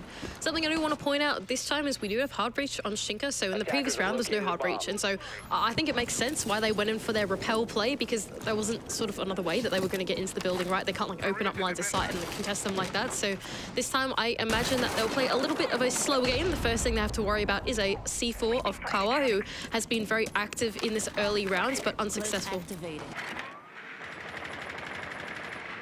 Let's see what the Clutch is going to be able to achieve this round for P4. The IGL, the ideas man here for Wolves. Hacked 1 mute jammer. That really just enables him to get his drone in. The high priority here is getting things like these cameras. I'm not sure, what did he get just then? Was that? I think it was on the Valkyrie camera, yeah. So he's got a default Valkyrie camera and a mute jammer off the back of this. Very good. Converter device. I think that the Brava is actually such a good pick here. Like, I think I was just saying this earlier, but to reiterate the point, because the nature of this Cafe game is that the defenders are playing a bit further away from their utility. The utility is more accessible to the Clutch drones. And so I think playing it into stuff like the Valkyrie, into things like the mute, I think it's a fantastic idea from P4. And it's really cutting down on this defense. It's going to open up so many opportunities close to the bomb site for them to hit the objective. And honestly, I don't think Varel are going to have enough info, whether passive or active, to know that it's going down. I mean, this has been great information gathered here by Wolves, by P4. He's droned all the way through that reading bomb site, and now another drone has enabled Mowgli on his entry into train. Stopped now by that mute jammer, but a great position now for Wolves as they are just millimeters away from the bomb site. Looking good now as Dirtshot is here on this top floor looking for the cutoff of any defenders trying to rotate their way back into the site. Shinka opening it up as Mowgli the first to charge his way in, and once again claiming a kill to his name. Big pick for Wolves. Good information though still for Varel. This camera upstairs that Kawa is using to enable his roam up above, but he does lose his life. That's a critical pick now.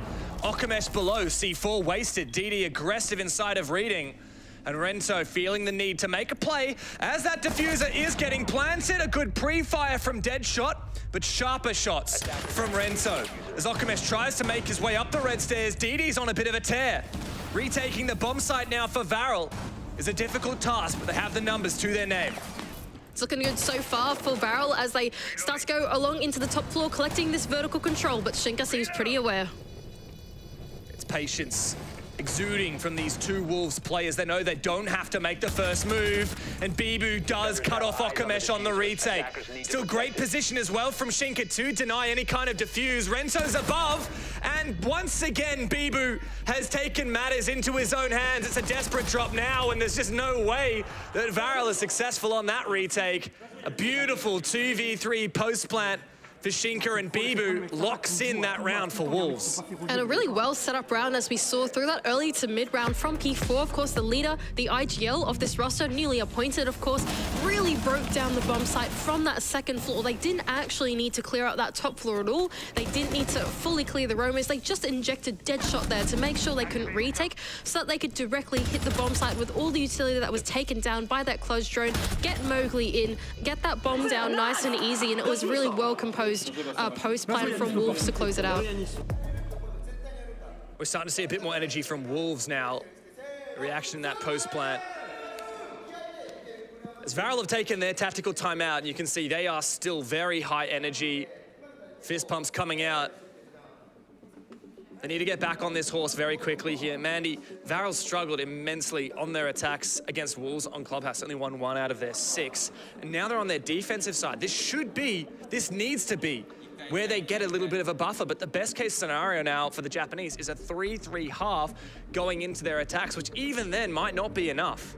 Yeah, I think this one's going to be a tough one. I think as well on the attack, they do have a few more tools to their name. Like, yes, Ying is banned out, and yes, Flores is banned out, but so is Azami and so is Solus, right? So I think for the defense, they're lacking a little bit in the more modern tools of Rainbow Six. And so I think for Varel, having Solus, I think, is a really important one, to be honest. I think that them having banned that out is coming to bite them back a little bit because they have absolutely no idea what Wolves are doing, right? Every time that Wolves get themselves into the building, it seems so stealthy. Like, it never feels like Varel actually have a read on what Wolves are doing.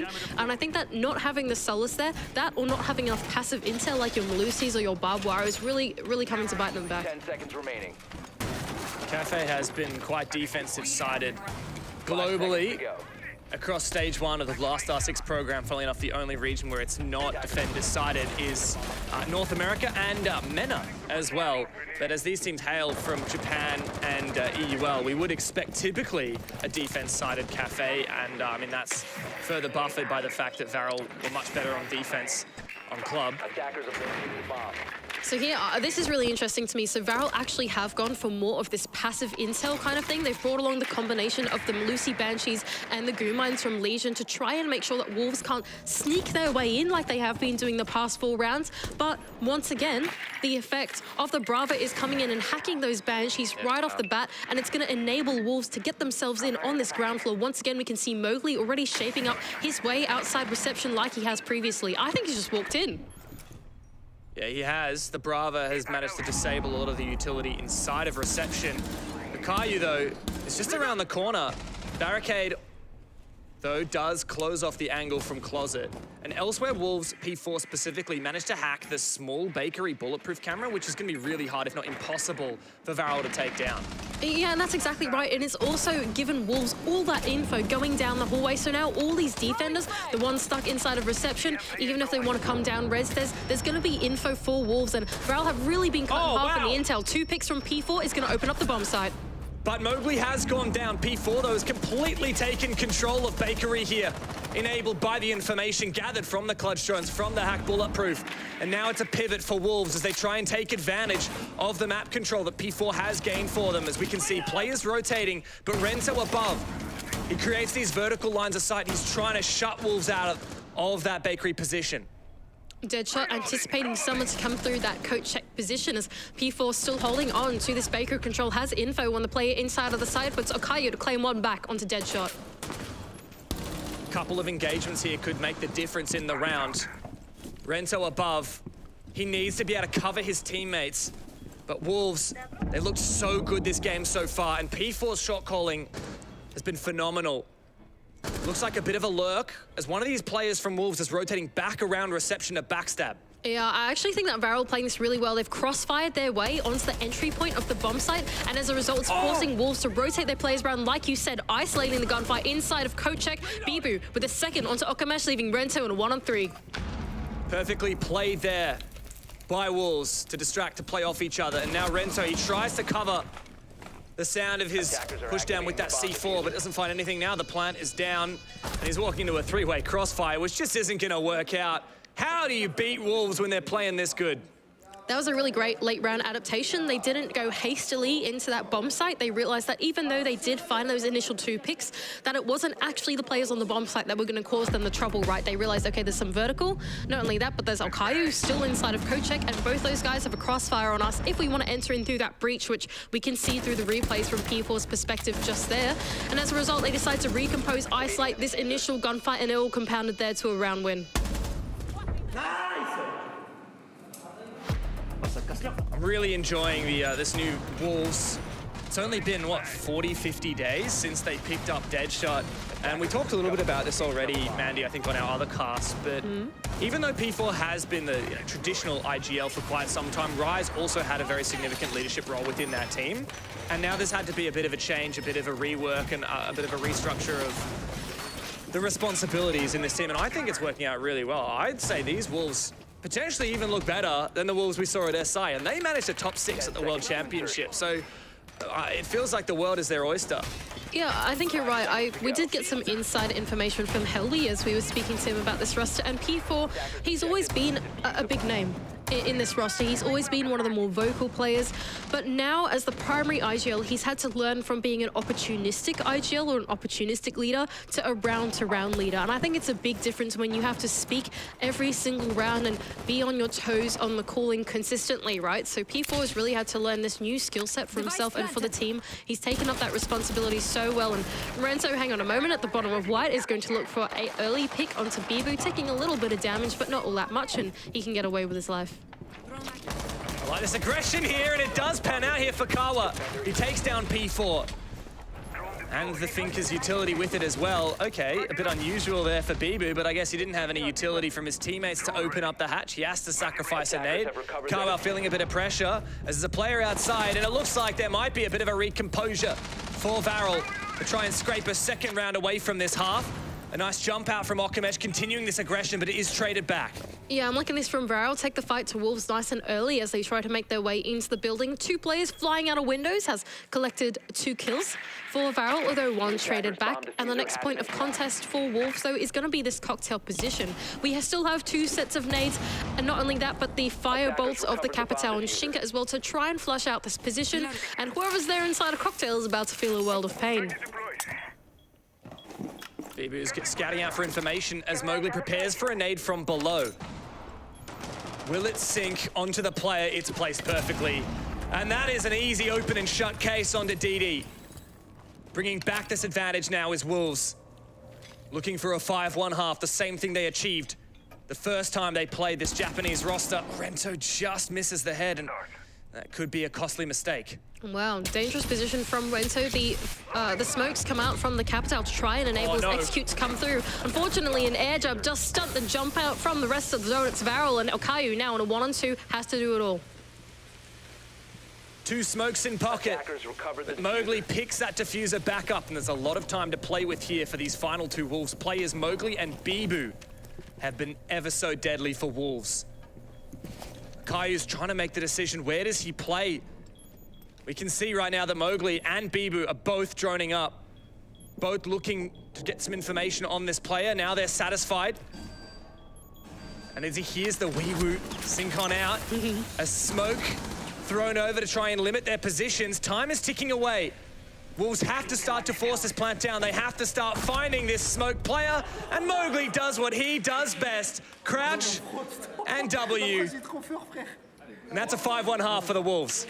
Looking good for the Wolves. I really like the ideas that they're bringing onto Cafe. It's not your everyday drop the red hatch, drop the new hatch and play these lines of sight and fight them. It's really running circles around these Varel defenders and forcing Varel to keep guessing what the attack is doing. This unpredictability from the Wolves plays, it never feels like Varel, despite all their info, despite bringing Valkyrie almost every single round, it doesn't feel like Varel ever knew what Wolves are doing. And I think as a result, Wolves are really able to pounce on the defense and close out this 5-1 half. This is exactly the momentum that Wolves needed. 5-1 on their attack. Now moving on to their defense. Doesn't get much better than this. On their map pick as well. Seems to be a replication of the first match these 2 teams played against each other, Mandy. Now, Varel did manage to come back a little bit on their defense when they played Clubhouse against Wolves, but I'm not I'm not very optimistic for the Japanese chances here, at least not on this map. I think this may end up being a bit of a GG go next scenario. Yeah, honestly, just looking at the setup of Wolves initially, I think they're also outclassing Varel a little bit in the strategy as well. I much prefer what Wolves have done here. Look, there's no Azami, so you want to play a bit longer. So bring along 3 1.5 times, bring along Mirror, rather than closing backstore, open the entire backstore wall, open up bathroom, and play these long lines of sight. Because there's no Azami, it's less viable to play close, right? So I actually like the concept from Wolves a little bit better. I think they've read into the nature of this Cafe game in a much more advanced and mature way than what Varel were playing it. I think they're going to do well here on this defense. The scary thing always when you're going up against Varel is you have to be ready for the rushes. We see the Lion teases that out for now. A nade to follow. This may find Deadshot. It doesn't, but it does destroy a lot of the utility that was to protect him, including that ADS. So a second nade can sail through safely. Okamesh team kills and finds one. It might not matter at this rate, as Varel find themselves in a 3v1 Shinka. C4 in pocket. And 2 minutes now to play with. This C4 could land, however. Akayu seems clueless, as the BPC is taken down. The C4 far too late, and this plant should be safely secured for Varel, as the E1D locks Shinka in place, and a massive task is ahead of him in the 1v3. It's not gonna happen, and Varel finally stem the bleeding. They find their first round on the half switch. And in true caster fashion, I completely cursed the defense by saying that I thought it was good. Varel decided to completely subvert my expectation, and instead of actually playing into the line of sight, they decided to hit the other side of the defense instead. Going for that cocktail push, I think, was the right read into the defense. You don't want to be dropping into a mirror from the red side of the map. You want to go from the back instead. And so I think that making the defense nullified by playing the utility game, swinging their way on in and finding the right timing off the back of their utility was really a great read from Varel and a great play to open up their attack. So realistically, is there a chance, Mandy? Is there a chance that this gets brought back? Is this just going to be a super attacker-sided Cafe? Maybe. I don't know. Maybe. I'm scared now, you know? I've called something very wrong. I've called something very wrong, forgetting that it's a Varel that we're casting, you know? Varel are a special, very unique. Nobody plays quite like Varel do. Even Cyclops, you know, people always love talking about Cyclops, the Japanese team that seem to be at every single international event, seem to always promise, but fumble. And everyone was always so, you know, like in admiration of their play style. And I feel like Varel are just on another level to Cyclops. They love this aggressive play. As we hear that E1D, 14 seconds into the action phase ring out, you just know that Varel are looking for something fast. Overcomes the nade. Don't believe it found the shield, however. I like this from Okamesh. He's actually very much mirroring what P4 was able to do on the Brava by taking away some of that passive intel of the Banshees. It's going to make sure that he can get his attackers, his players into the map nice and stealthily. Not going to give away their entries. Mowgli is able to see the second one as he's aware that a player could come in through that reception part of the map. He's pinged it out and realized that his Banshee has in fact been hacked and he can no longer rely on it. Oh, how stressful now. Playing in such a awkward position for Mowgli. He loses his life. We may well see an attacker-sided game after all, but Bibu finds one back Deadshot as well. 2 players left up for Varel, and this engagement could be massive. P4 ever so happy to claim that kill. Akayu in the 1v3, no E1Ds left to use. 2 flashes in pocket and a dream. A minute and a half to play with, but this is not a fun position to be in for Akayu. Match point awaits for Wolves.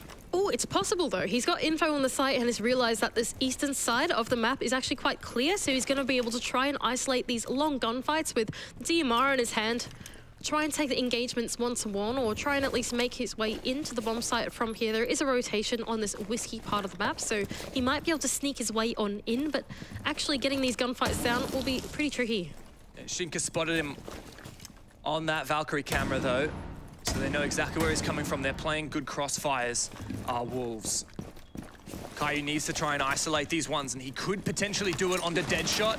He has a lot of time to play with here, but it's a perfect crossfire with the player at bot red stairs as well. And Wolves cruise their way to a map point here on their map pick of Cafe. I really like that from Wolves. I think that as the mid-round ticked by, they realized that some of their utility on the ground floor was starting to become pretty unreliable with the 2 Clutch drones that came through. They didn't have as much info. They didn't have Banshees that were active to them anymore, and so they decided to recollect themselves on this ground floor, and we saw this mid-round. The trades really came back and forth. We can see Deadshot here in the power position of Whiskey, realizing that the Varel players have in fact injected themselves into the building and taking the engagements needed to keep them safe in the round. When you watch Wolves, you can just see how experienced this team is, right? Yeah. Like, these guys went to every single major last year and they were top 8 main stage performers in both Berlin and Jönköping. Main stage appearance again in Six Invitational, where they got top 6. First place in EUL twice last year. And you've got players like Bibu, not only one of the oldest players at the tournament, but one of the most experienced. This guy has played at 8 different international events across his career. 5 majors, 3 Six Invitationals. And holistically, this Wolves roster, like, this isn't their first rodeo by any stretch of the imagination. You compare that to the utter juxtaposition of Varel. These guys were once upon a time champions in Japan, like 2 years ago. And this is their first time ever on the international stage. They never even played in APAC North. It's a huge difference in the accolades between these 2 teams. And we're seeing it in the results here. Wolves are having a great time. Oop. First Clutch drone, unfortunately, meat jammed out through the floor for Okamesh as he wants to make his way in and enable his team to play the entry. And I think, like you said, for Varel, this was always going to be a tough matchup against Wolves. Wolves now on match point. Keep in mind that this is in fact their map pick, so I think that we did expect Wolves to do well here, but maybe not this well. Yeah. Varel do seem to take a little bit of time to get into their games. Even against Bliss, it took 3 maps to get the job done to keep them alive, and now they're playing for survival once again in a BO3. Patience from Wolves. They know they don't need to make a move. As Varel, you never quite know what they're gonna do next, right? They spend a lot of time droning and poking, and they finally make a play. There's a logic bomb. Replied with a kill from P4, a flash to stun him out, but Varel are the ones being shut out at the moment. Mowgli is having a phenomenal game, 12 kills to his name, and it's an open and shut case for the Wolves on their map pick. Utter domination, 7-2 is the scoreline, and they're 1 up in the series. Looking good from the Wolves, and they close out that one nice and easy. Their own map pick, like you said, utter dominance. Mowgli, the MVP of that matchup, looking very comfortable to take the series. And we'll be back for map 2 after this quick break.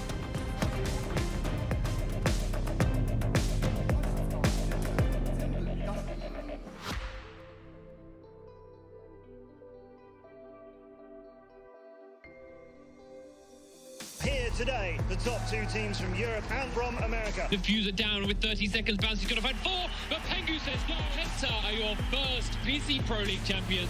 Davian alone, and he drops down. Contigular, your world champion. Penta's going to have time to get the diffuser down, and we are going to see Penta win this all. They're the world champions right now for Season 1. He's going to be spotted. Can he get the kill on the testing? He grabs the Deagle kill. It's now Fabian, it's all up to him. And a 1-on-2, Julian and Wag. Can he get it? Fabian's gonna dip around the grid, he won't get it. Julio gets the frag. Black Dragons go to the grand final. Eds versus Black Dragon. Bootsy adds to Wag. You call them Eds, we call them champions. Eds takes year 2, season 3.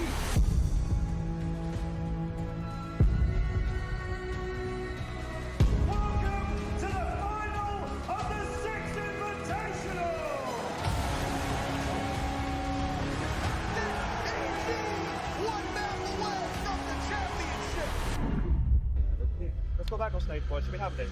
Let's go. Diffuser in a position where they'll have to see when the Hibana goes through. One will cover the doorway as they start to defuse. Pengu goes for 1 on the Young. Can he go the second? They're often known as the best team in the world. We are in Atlantic City. Vão tentando caçar com tudo. E o SixKarma consegue levar um round. A Team Liquid vai sendo campeã da Pro League.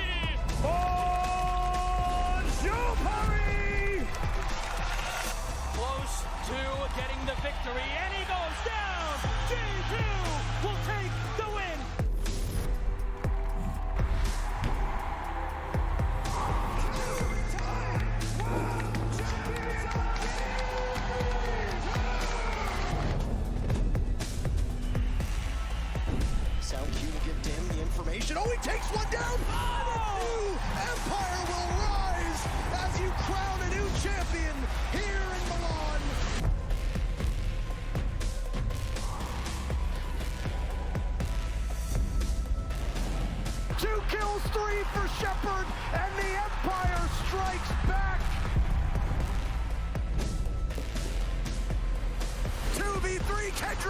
one, and Hyper is there. Na'Vi just need a couple more seconds. And it's done! We have a new Pro League champion. It's Na'Vi!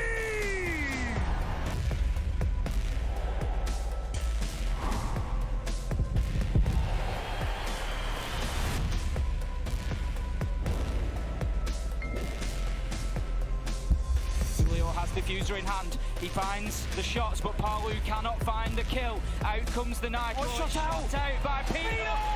Your winners. It is the Ninjas in pajamas. Rock, paper, scissors, shoot.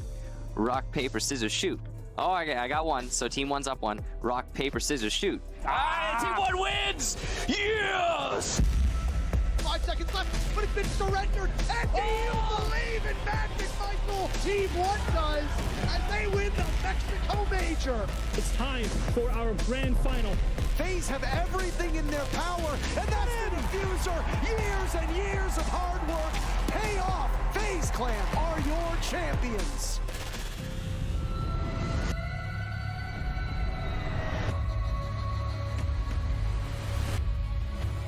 All he has to do is stop joystick.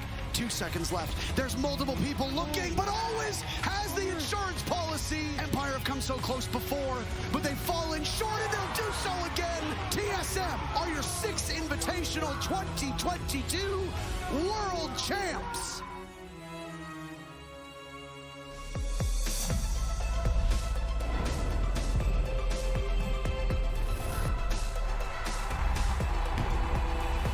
J90 to save Astralis. DZ can double up and secure their first international major win.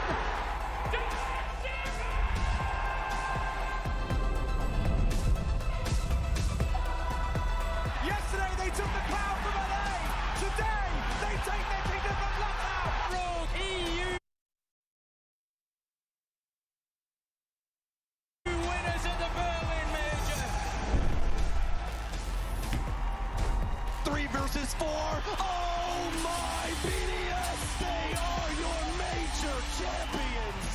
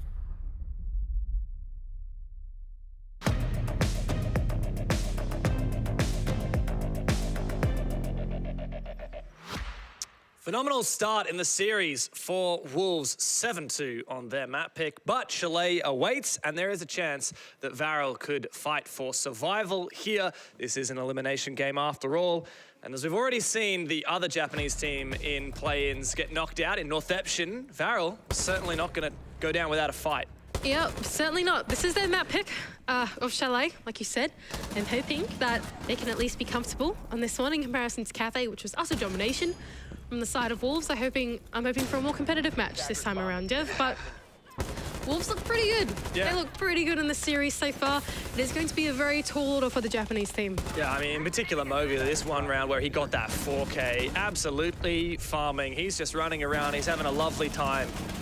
P4 as well has had some lovely moments on the calling, using that Brava.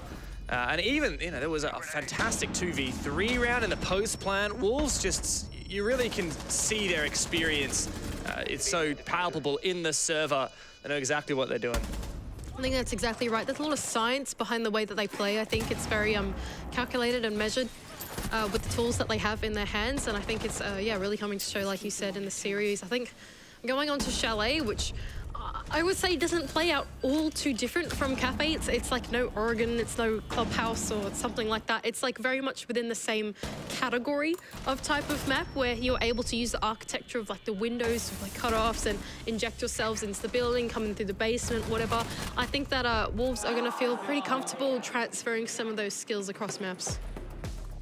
Yeah, for sure. Wolves, they might have lost their win streak. They had, what, 13 matches in a row? But funnily enough, they do actually have a win streak on this map of Chalet. They have a 4-map win streak, 4 wins in a row. However, an asterisk is that 3 of those teams aren't even in the EUL. It was throughout the open quals for the EU LCQ and through the Gamers Without Borders open quals. So they've had quite a few wins on this map, and there's quite a few footage, quite a bit of footage out there for Varel to work off. Whereas on the flip side, Varel played this just the other day against Bliss, and they did win it. And that was a, I mean, I'm not going to say convincing, but it was a 7-5. So reasonably tight game. And, you know, just as much as there's footage on Wolves, there's footage for Wolves to see on Varel of how they play Chalet. Yep, I think it's exactly right. I think if they've prepared for each other, they've probably seen it. I think as a result, we can call it pretty even playing field. Whereas I think for Cafe, to me, was really Wolves favoured. I think that this one, Varel, will certainly be a little bit more competitive. It seems a little more within their reach. So for Wolves, on the cusp of qualifying for Phase 2, for the playoffs, only one map stands in their way and one team, it is Varel. But these guys, I mean, they certainly have an unpredictable play style. It does feel like Wolves have had a read. I mean, even the rushes that we've seen Varel try time and time again, Wolves have managed to thwart consistently. And now moving on to Varel's map pick. It's the last chance for Japan. Scars does await in the playoffs, but for Varel, this could be the end of the line.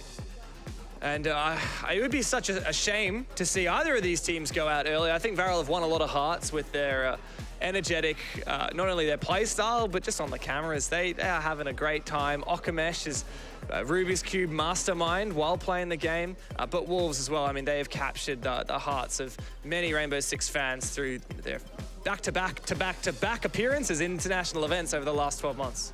Yeah, I think for sure. Like, if any of you are new to Rainbow Six or don't watch a lot of Japan League and you're enjoying the way that Varel have been playing in the last couple of days, come and watch Japan League with us. That's the one that we love covering, we love talking about. It's always so entertaining, and you'll get to see some really exciting stuff from that team over there. But Wolves consistent as ever, where they deserve to be here at this major and trying to claim their spot in Phase 2. As we see the operator bans go out, no Flores this time, but the Ying remains. Varel are very rarely allowed to play that Ying. People love banning it against them. It's either the Ying or the Dokkaebi we usually see teams get rid of against Varel. They actually are going to double down with that Azami, just like we saw on map 1 as well, despite starting on the defense. So that's 2 for 2, where they start on the defense, but get rid of one of the most, if not the most powerful defensive operator available. Yeah, banning out Valkyrie though, this time, is a bit of a difference. Solus has slipped through the ban phase. I wonder if Varel on the defense are going to be comfortable with utilizing that operator, or if they're just going to simply leave it out. I think Wolves to ban out Valkyrie is a good idea. Kawa did pick it consistently time and time again, and I think it's forced him to try something else. We'll see what Varel can do to adapt to the situation that they've been given. Kitchen dining to kick things off here for Varel, and interesting that there is an absence, a very notable absence of Solus in the defense lineup. You said, is Varel going to use it? I feel like Solus is too good not to bring. And now they do have some kind of good information gathering in the form of the Echo, those yokai drones. But when Wolves were coming up against the Valkyrie, they brought that IQ a lot. You know, Dokkaebi was teased out, P4 is now switched off of it. There's a lot of tools available to counter that Echo, and I really would have liked to see that Solus. I think I would have liked to see it too, not just for that, but also because they need to get a read onto Wolves, what Wolves are doing, right? Every attack that Wolves were able to pull off onto Varel, it didn't ever feel like Varel actually knew what was going on in the server. It didn't ever feel like they knew that Wolves were about to hit them. And I think that the Solace in this situation would really help them out. We did see Varel make an attempt at stuff like Melusi and stuff like Legion to help it out, but it didn't seem to do all too much for them. Really dominant stuff from Wolves. Of course, we don't want to catch ourselves too early on as the round is about to begin. Okamesh getting aggressive on the window as DD's able to collect the first onto Mowgli. And if there's anyone on Wolves you want to take down, it's Mowgli, but they are certainly not going down without a fight. In they go through the bathroom. Deadshots found one. Looking for the second, but Okamesh is on a tear up in the master bedroom. He's made it his own. And with 50 seconds into the round, it's a 1 versus 4 for poor Shinka. Good composure there from Varel. Wolves tried to go for a mini execute onto this master and bathroom side of the map as they hopped in through the windows simultaneously, but the players of Varel were there to meet them. 3 to the name of Okamesh, leaving Shinka in a 1-on-4, made into a 1-on-3, taking down Rento. But I don't imagine that the rest of the Varel players will want to give away their lives. What's great for Varel here is they can just use the echo to Shinka get could convert her though. I think they've got info on the player inside of the solar stairs. Yeah, I think he's going to rotate around and try and wallbang him. Winnable, maybe enough info. 2 players have rotated down to the solar stairs now. And Shinka seems to have info that it's clear. And he makes his way into Piano. So he really is going to give a go of it. Not going to take a pseudo tactical timeout. Shinka confident in his ability to clutch up. He's got some information on where one of them is. If there's anyone that I could back in to try and clutch this one up, it would be Shinka, right? Oh, unfortunately not. Okamesh can take him down instead. 4 to his name.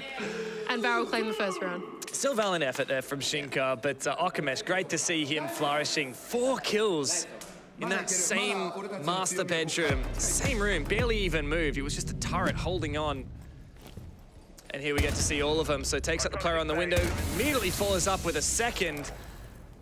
Nice attempt there from Shinka, but a really great start on the map for Varel. This is the kind of confidence booster that they need. Just love this team. Oh, so funny. It's crazy. Like, I don't think I've seen a team that's won have as much energy as Varel do while they're losing. Yeah, no way. There's no such thing as being dejected if you're on Varel, right? Gotta have the energy all the time, especially if you're sitting next to Okamesh. You are having lots of fun.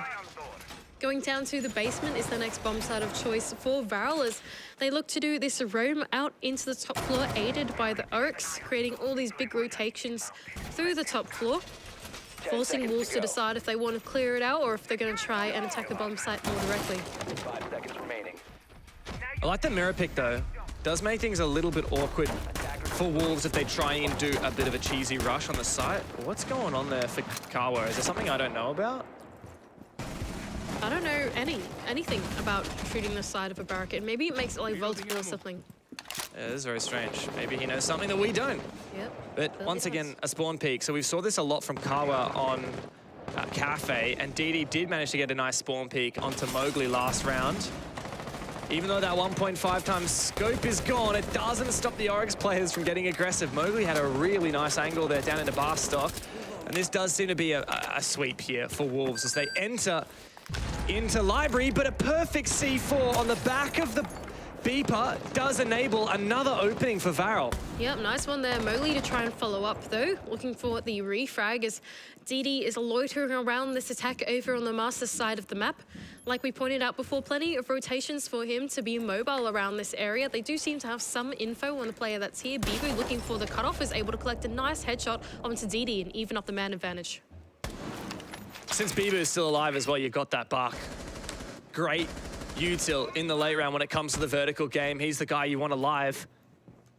Still quite a few roamers haven't been flushed out yet. Okamesh still has this mirror inside of Dining to work with. It hasn't been disabled from above, but we can hear that skeleton key start to ring on out. Yep, looking good now for Wolves as they start to claim their way through the rest of the map. it seems like they're actually going to ignore the dining side of the map. I don't think that they're going to look to attack it, as they are starting to send their drones into the site and planning out the execute. Shinka, with the diffuser in hand, is going to get the main breach open, and that would indicate to me they're going to try and utilize the double smokes of Shinka to just push out this mirror, get the Caillou out of his position with the one grenade of Mowgli, who's now making his way in through blue. He should be able to backstab him any second now. Wow. P4, in fact, is going to take those matters into his own hands. The SMG-12 in hand and finished off with the DMR. Player just rounding the corner off. Blue is able to take both of them down. That's Kawa, and now Shinka's in a 1-on-3.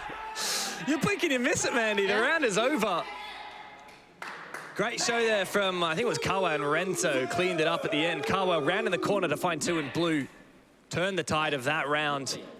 I gotta say though, that was a really good attack from Wolves. If one of those 2 blue players was watching for the swing, I don't think that round goes the way it ended up going. Wolves had some really good positions and they'd set up for a nice execute. Yeah, I liked that. I liked that they tried to change the tempo of their execute and go for something opportunistic through the mid-round once they realized that there was a somewhat lack of presence on the bomb site. It was really only the Mirror player and then one other inside of blue. That was Kawa, able to take them down eventually. And I liked that they went for it. Unfortunately, Kawa was too good as he rounded the corner and took down these 2 players. That was really the spearhead of the push that they tried to make work for them. And Varel, as a result, remained composed and take another round. Despite it being a nice push, the bottom line is this has been 2 fairly dominant rounds here for Varel. They've had 3 players left alive when all of the Wolves players were dead in both of the rounds so far. Varel have also had the opening pick in both rounds so far. So maybe there is a chance here that the momentum could be built on out. And look, if you want to play the silver linings game, Mandy, Varel already have as many rounds as they got on Cafe, just 2 rounds into Chalet. Success! Here we go, Varel on defense. Exciting stuff. I think they're a lot more keyed in to what Wolves are doing. They seem to have a much better read on the map and a much better feel of the map compared to Cafe. Not only that, but they've got the Celis in the hands of Didi this time, who's starting out in the basement to see if there are any Wolves players trying to sneak their way in through this trench position. Good idea. Air jab as well, spotted out, means that he's going to be safe looking for this runner. He can impact it if he chooses. Bibu looking for a cutoff towards the bomb site. It seems like Wolves are going for something more direct. Let's see if that impact works. Goes for the run out and finds a beautiful hipfire headshot. Pretty sure he wasn't even scoped in yet by the time Bibu fell. Great opener. That's 3 for 3 opening kills now for the Japanese, and Wolves are starting to fumble it. Really nice stuff there from Didi on the Solis. Like we pointed out earlier, has enabled him to pick up that first pick. Oh no, Mowgli running himself into a double Capcan trap, but thankfully a gadget of their own is able to trade. Shinka being taken down by a Claymore. Mowgli's really not having a good time here on Chalet. He got 12 plus kills on Cafe. Now in the second map, it's not his day. P4 on the Brava though, things you love to see. This would be right at the top of my list.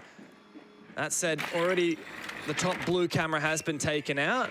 He's going to get his other clutch. What's he searching for here? I mean, there's Capcan still up. There's the Electroclaws from the Solis. I'm reloading. Electroclaws from the Solis? Sorry. I was so confused there for a moment. I was like, oh.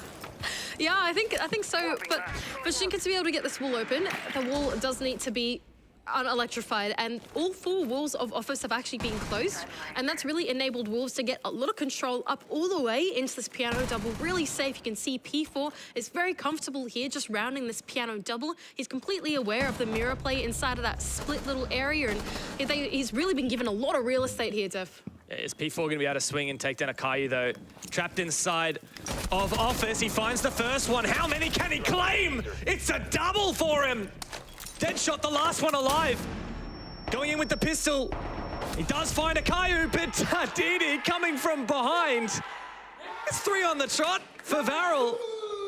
And this is a completely different story to Cafe. On their map pick, the Japanese are having the time of their lives. Yeah, looking really comfortable this time, starting out on the defense. They are very composed, Dev. They're not doing something too ambitious. They're not like running circles through the map or anything like that. They're all playing their individual power positions really well. I think Okayu was a big name in that round, sitting behind that half wall. Even though all the walls around him were reinforced, he knew that it meant that the attackers had to funnel in through the adjacent doors to him, and he played that a 1-2 pick really well right here in this replay. Here's one, he turns around and claims the second. Really great composure from him in his power position.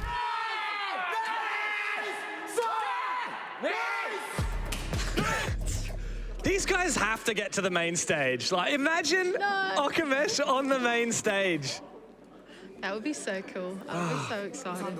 It feels like a long time since we've seen an animated Japanese roster. Because, like, CAG, they were you know? Well, I mean... They weren't nearly as animated as these guys, and they weren't nearly as animated as Northeption were back in the day, right? Those guys literally danced on the stage for us, so... Yeah, there's nothing quite like Rayseal and Waka back on the Northeption days. And, you know, Ayagator now being dropped from CAG. You've lost the main Jester. I guess it's still Aniton, but why I talk about those guys when Varel is here and they're not? You know, these guys took down CAG to earn their spot here.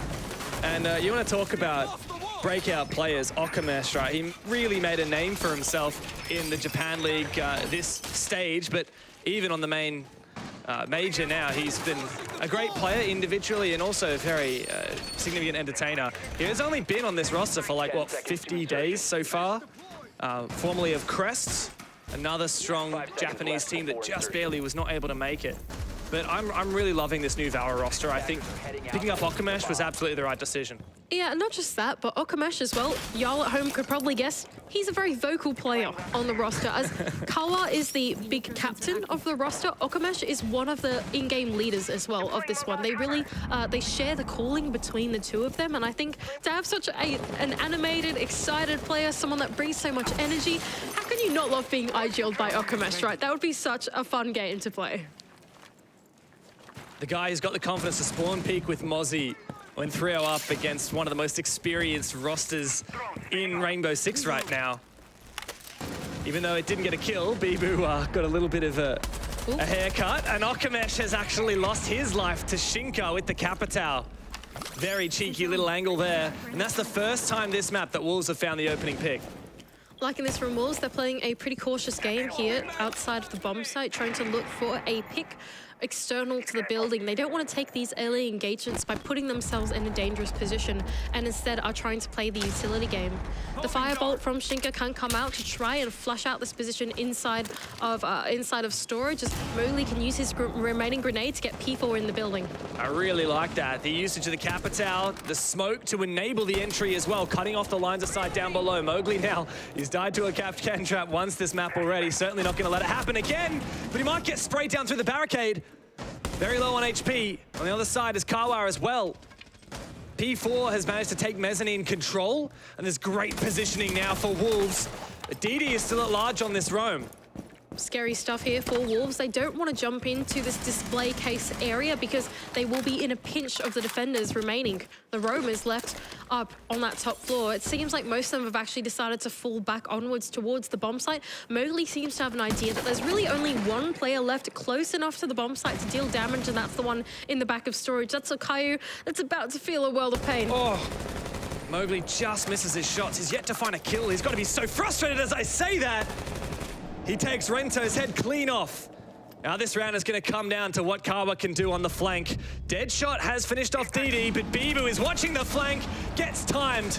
Akayu now left in a 1v4. And Wolves are looking to take their first round here, but they don't want to mess it up. They should know where he is. Akayu has been in stock for so long, and Mowgli gets his second. Finally, Wolves are on the board. Good things from Wolves. They took the path of least resistance there to get themselves into the building and attack the bomb site a little bit more directly. The main points of control that they looked for was onto the bomb site itself and then just in library above, which people did a great job of entering on. And from there on out, they didn't get too ambitious with trying to control the rest of the map. They were happy with the map control that they had, and from there on out, just had to cut off Farrell as they looked for that retake, which they did to perfection.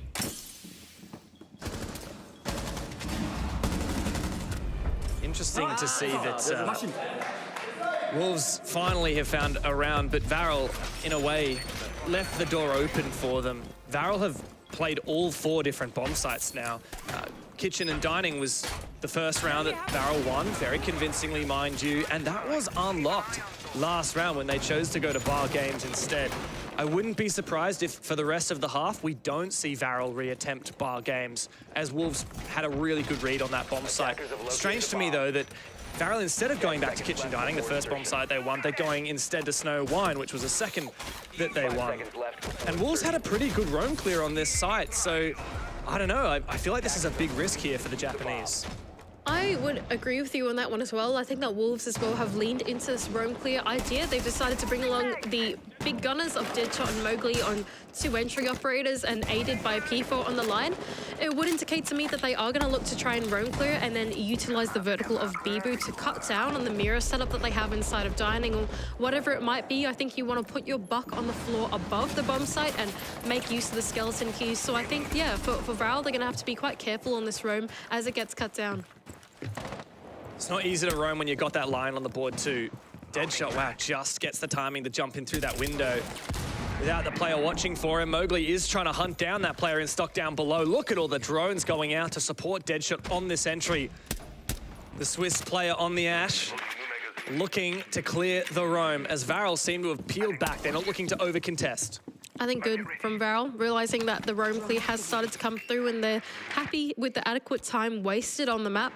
This time it doesn't look like they dedicated as much of their setup to the map. In fact, I don't actually believe that the mirror ever went down on the ground floor. I could be completely wrong there, but it seems like, yeah, it's only Okamesh left here on this solar side of the map. If the hatch is open, you could probably drop back down to safety, which seems like what Kawa is trying to do to help out his teammate, make sure he can get back his way into the bomb site. But yeah, I think this is good from Varel, playing a little bit more conservative. Still no opening engagement, however. And Wolves identified last time attacking this bomb site, the blue can be somewhat free. Deadshot is in position, waiting to move his way forward. Boo opening up long lines of sight as well onto that bomb site from above, using that vert. Hasn't actually made a lot of vert yet, however.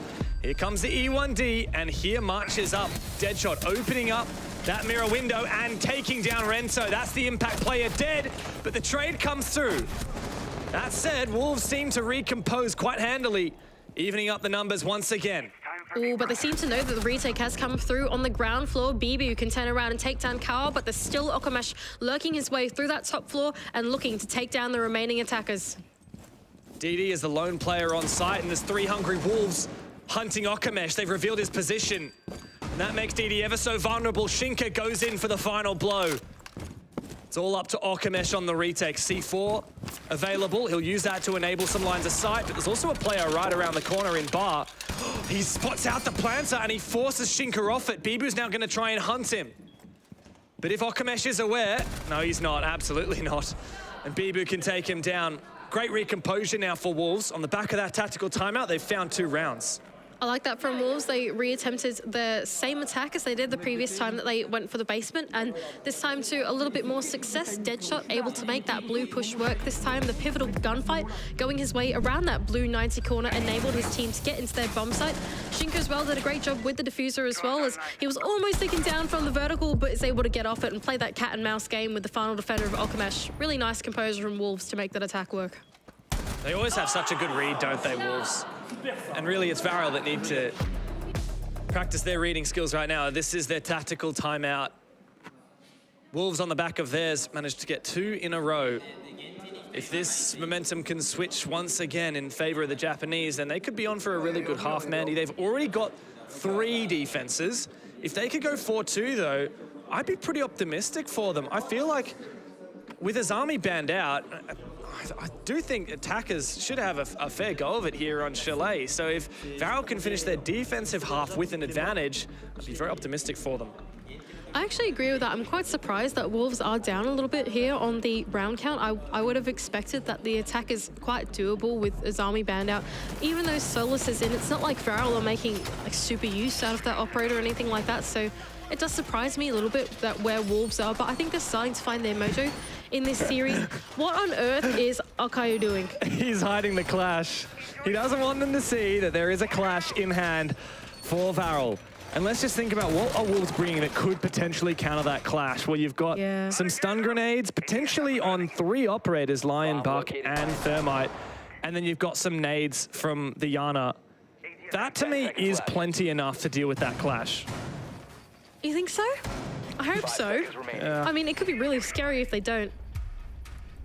It makes me wonder what Wolves are going to do in response to when they see it, right? Because historically, when they attack Spaceman bomb site, they've gone for this like blue-centric push where they send 2 or 3 players down there in tandem with Shinka opening up the breach, right? But if Clash is there on either the breach or on the blue push, then that could really stunt what Wolves are trying to do. I think it's a good adaptation.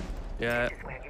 Clash is no longer hiding his identity any longer. Akayu getting aggressive inside a snowmobile as the main breach has already been opened by Shinka. Interesting one for Wolves. I think here's where they've got to problem solve, right? Are they actually going to do the same push that they did previously, which is quite linear and claustrophobic, which would play into the hands of the Clash, or are they going to try something else and try to flip their attack over towards the back side of the setup? But the first step, of course, is that roam clear. Before they do anything else, execute related, they need to clear these roamers on the second floor. And even little things here, like DD had placed a Vulcan canister on the window of Library, which he knows that Wolves are always pushing from. Even though it only wastes a little bit of time, it does do something. Now, DD is cut off on his retreat. Great teamwork there, but Rento takes down Mowgli, who is continuing to have a rough game here. Very risky play for Rento, aggressive in blue, but he does find his man, and that's both nades gone here. So perhaps this Clash will be able to have a little bit more happiness and a little bit more safety in this late round. Okamesh once again is looking for his roam across on this trophy side of the map. I imagine the hatch is open next to him for safe fall-off, but Wolves don't look like they're doing anything too different. Shinka's actually going to use his second exothermic charge on this hatch instead. I think this is a good play. It's going to enable his attackers to be able to make their way in through connector, at least stop any of the defenders from being there and stop them from being close to the plant that Shinka is trying to go for. Overall for Wolves, this is good time management. A good push, but how are they going to deal with that Clash? Still 6 stuns available and 2 smokes, as it seems to be a rotation here to go for this snowmobile push. I think they've got to go for it here, to be honest. I think you're right. I think it's going to be off the back of these smokes and flashbangs to enable the entry to come through. I really like what Shinka's trying to do here. He's trying to go for a plant in an off position. Don't be too obvious. Don't go straight onto the breach, because you want to make sure that the defenders actually have to run into the line of sight of your covering teammates.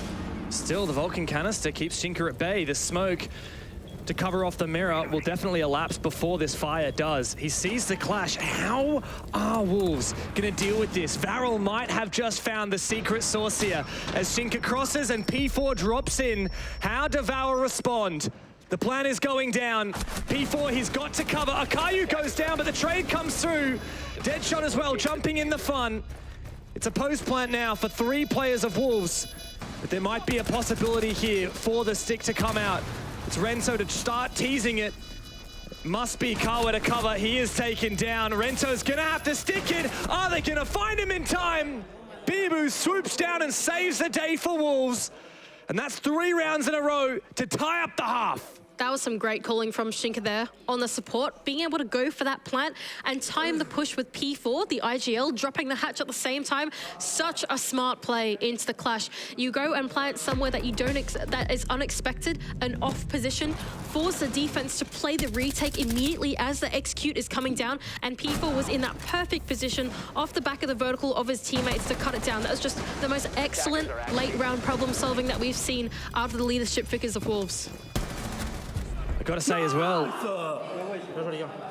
that's a sigh of relief. You can see the relief. Like you can see, right? If you're the IGL in that scenario, people's thinking, right, this might sound crazy, but this is the execute that we're gonna do. I'm gonna drop here, and you're gonna plant here, and Shinga's probably thinking, alrighty, you better cover me. And people was thinking, yeah, I gotta do my job here. Even one thing goes wrong there for Wolves, and the entire execute falls apart. So you can appreciate the stress they must have been feeling. And I gotta say as well, I feel like Akayu did make a mistake by putting that Clash shield on his back and trying to go for a pick there. It was a critical moment. The Clash was essentially ineffectual.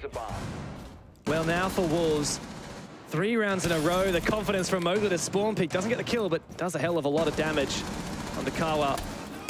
No 1.5 on the Warden. That's a rare sight. I was thinking that as well. That is a holographic scope on the MPX. Gosh, unheard of. Anyway, we've got another 1.5x on there from G9, so it doesn't really matter. Anyway, here we go into the defense of Wolves, and they're going to start out on this bar and games part of the map. I like what they're bringing in the Wolves of Mowgli and enabling him to run around the map and see what he can do to stop Varel. Keep in mind, Ying has been banned out, so it's not like they've got too many... Okay. Oh, there we go. It's not like they've got too many flashbangs in their hand for this Warden to play with, but it does make the rest of the smokes and stuff a bit more unreliable. Oh, very risky entry there from Rento. Goes straight into a frost mat. Now Kawa is looking for something. Lurking up short, but great read. The Banshee keeps him at bay. It just feels like Wolves have the perfect setup to try and counter Varel's playstyle here. You've got a bulletproof camera for Shinka to use. Now, Shinka has gone down, but not finished off as of yet. I doubt that someone will be able to get into position to revive him, but you never know. Wolves, I don't think will be too stressed at the moment. Kawa is on for this roam clear. It's a very disjointed push for Varel, however. Yep, they're just seemingly looking for a way into the map. It's unsuccessful so far, but whatever real estate they can get, they will take. As we can see, most of the Varel players have started out on this master office side of the map, where there are a lot less roamers for the side of Wolves. This is Okamesh here on board inside of office. The one position that there's no Wolves players, they're trying to exploit that weakness, but it's going to be very hard to crack down on the shield setup that they have with the lack of explosives. Varel are just desperate for a push here. They do find one. Oh, actually, that's just the confirmation of the kill as Shinka has finally bled out inside of stock. Now, that is a pretty critical position, but Wolves are still pretty happy about the players that they've got alive. Still P4 in the corner of Library, dead shot on Mezzanine. Here comes the stuns. But there are no nades, right? The stuns can come through, but there's no more explosives. And so this setup inside of the top floor is going to remain standing for the rest of the round. The only thing that Varel can try and do is inject themselves into it, but they're just walking into a crossfire. Kawa now with a slither of HP and a 1-on-4 is a very tall and I would say impossible task. He's been low HP ever since he got spawn peeked at the start of the round by Mowgli. Yeah, this is very unfortunate now for Varel. Tactical timeout at the start of last round did not allow them to get back on that horse, to bring the momentum back on their side, to close out the half with an advantage. And now for the first time this map, Mandy, Varel will be at a deficit. And these rounds seem to be getting more and more convincing for Wolves as they've got a great read on how the Japanese play. They just sit back and wait. As Carwell looks for a stat pad and he finds absolutely nothing. Wolves, 4 rounds in a row on this map. They are making this run work. Yeah, I think that round, not the most wise use of utility there from Varel. They did have 3 sets of grenades and 2 sets of flashbangs, so in theory, enough to try and clear out the setup inside of Mezzanine, inside of Library, but they didn't actually try and sink any grenades onto that position. The rest of them got used towards the site, trying to enable a quick push or trying to get the Library corner clear or whatever. It just didn't feel like they actually sunk what they had in their toolbox in the right places for the defense, and Wolves looked just super comfortable where they were. Where did Varel go from here, Mandy? It's 4 rounds in a row. It's been quite the drought for them. We were optimistic after they got the first 3 defenses in a row. And even if we just look at the player cameras, right? The glum faces. It's a rare sight for Varel. Usually these guys are having a laugh, you know, solving a Rubik's Cube, jumping up and down. Sue, nice, whatever it is. These guys have so much energy and they've just completely deflated in the last 4 rounds. Yeah, I think it's a testament to, I think he was speaking about earlier, the difference between experience between both these teams. I just think that Wolves in this particular matchup have shown a lot more maturity in the way that they're approaching some of these rounds. I think their problem solving is seriously outclassing what Varel have been able to bring so far. It feels like Varel are going for stuff that's, oh my gosh. Mowgli, okay, onto DD as well. That doesn't help their cause whatsoever. I think that, you know, to kind of back down on my point a little bit, yeah, it doesn't feel like Varel have put as much thought into their attacks. It doesn't seem as measured as what Wolves are doing, and I think it's just, yeah, a testament to the lack of experience they have on this international stage. Well, at least Varel are trying something different here. We're seeing the Montaigne brought out for the first time, and it's some form of a rush here with Akayu moving in to try and support his teammate, but he's taken a lot of damage as a player on a vertical line as well. Okamesh trying to find something. Finally, Mowgli goes down. What a nice shot there from Okamesh, and there might be something on the menu for Varel. Just 2 players left up. Okamesh is going to have to do something phenomenal here, and the C4 takes him down so low. It's just the man himself and Akayu to salvage the round, but both of them are low HP. 2 minutes on the clock, but not a lot to work with. Yeah, look, not the prettiest round has gone down here, has it, Dev, onto this kitchen and dining bomb site? The two remaining players of Varel are going to choose to dial it back a little bit and recompose their way back into lobby and see what they can do. Next, they do have 3 flashbangs to their name, so if they want to try and enable this top floor push, maybe they could, but flashbang's not all that reliable against the Warden of P4. I think this is going to be a very tough one for Varel to close out. Need to isolate some ones. The Monty's not bad for that. Caillou moving up from the top of blue stairs, a stun to go over. And in comes Okumesh, ready to go on the office balcony. For a kill, needs to find some ADS shots here. Both of these attackers low HP though, makes it very awkward. And out comes the E1D and some information on where this mute of Bibu may be, but Shink is there to back him up, and Bibu to lock out the final kill. Wolves are having the time of their lives here. They've just found their 5th round straight on Chalet and are just 2 away from finishing off this series. Yeah, look, not a bad idea from Varel. Trained up the tempo a bit, try and go in quick and fast, but I think that the Banshee has really kept them accountable here, or the passive incel that Wolves have brought out here has made sure that they're keeping the Varel attacks at bay, really. They try to go for something quick, but they're met by players, they're met by nice crossfires on the site. I think Shinka, in particular, is doing a great job at anchoring down and hunkering onto the site with the Elder in hand, the big anchor player for this roster. They're just making sure that Varel can't do Varel things. Yeah. They seem to have a very good read on the playstyle. Yeah, that's it. I mean, Varel, the reason their playstyle works is because so often teams don't expect it, right? Even the first kill that round, it was a player just jumping in a window. And most of the time, people aren't watching the trophy window jump in 20 seconds into the round. But Wolves know their opponents so well. They say, okay, guys, we're playing against Varel. We need to just do the fundamentals, counter their play style. And if we do that, we'll probably find 2 or 3 picks at the start of the round. In fact, after the first 3 rounds where Varel found the opening pick, Wolves have found 4 of the 5 following opening picks. It has been just all Wolves all day long. They've been having a great time here on Chalet, and it just feels like a matter of time before this series is done and dusted. I think it's exactly right. I think that as soon as Wolves switch over to the defending side, it's actually a little easier, I think, in terms of read and having a good concept and philosophy of the game, because Varel have a very strong identity in the way that they attack. So for Wolves, I think the prep would have been a lot easier for the defending side. I think they're playing this super well, like we've been pointing out so far. For Varel, they're looking for this attack onto the basement bomb site. The game is not over yet, despite the doom and gloom that we're spelling for them. They still have a chance to keep themselves in it as they look to try and directly attack this bomb site. First set of hard breach goes onto the main wall and putting pressure on the defenders.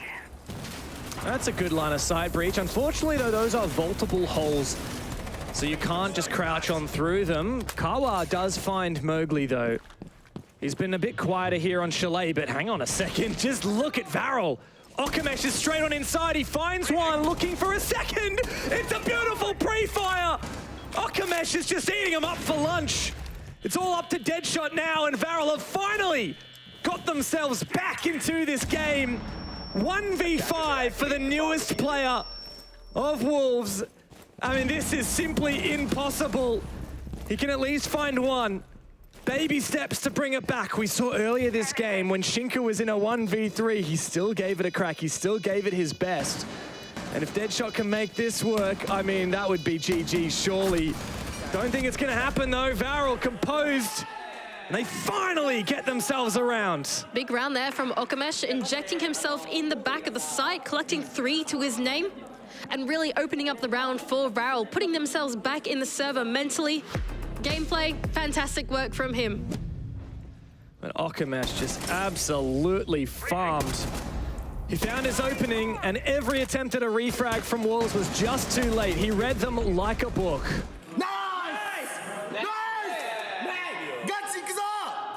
We finally have that energy back. That's good. It's really fantastic. I mean, you get a 3K like that, how can you not be hyped up? And when it's your big player sitting in the middle, getting all hyped up, it's just going to be so contagious to all of his teammates around him.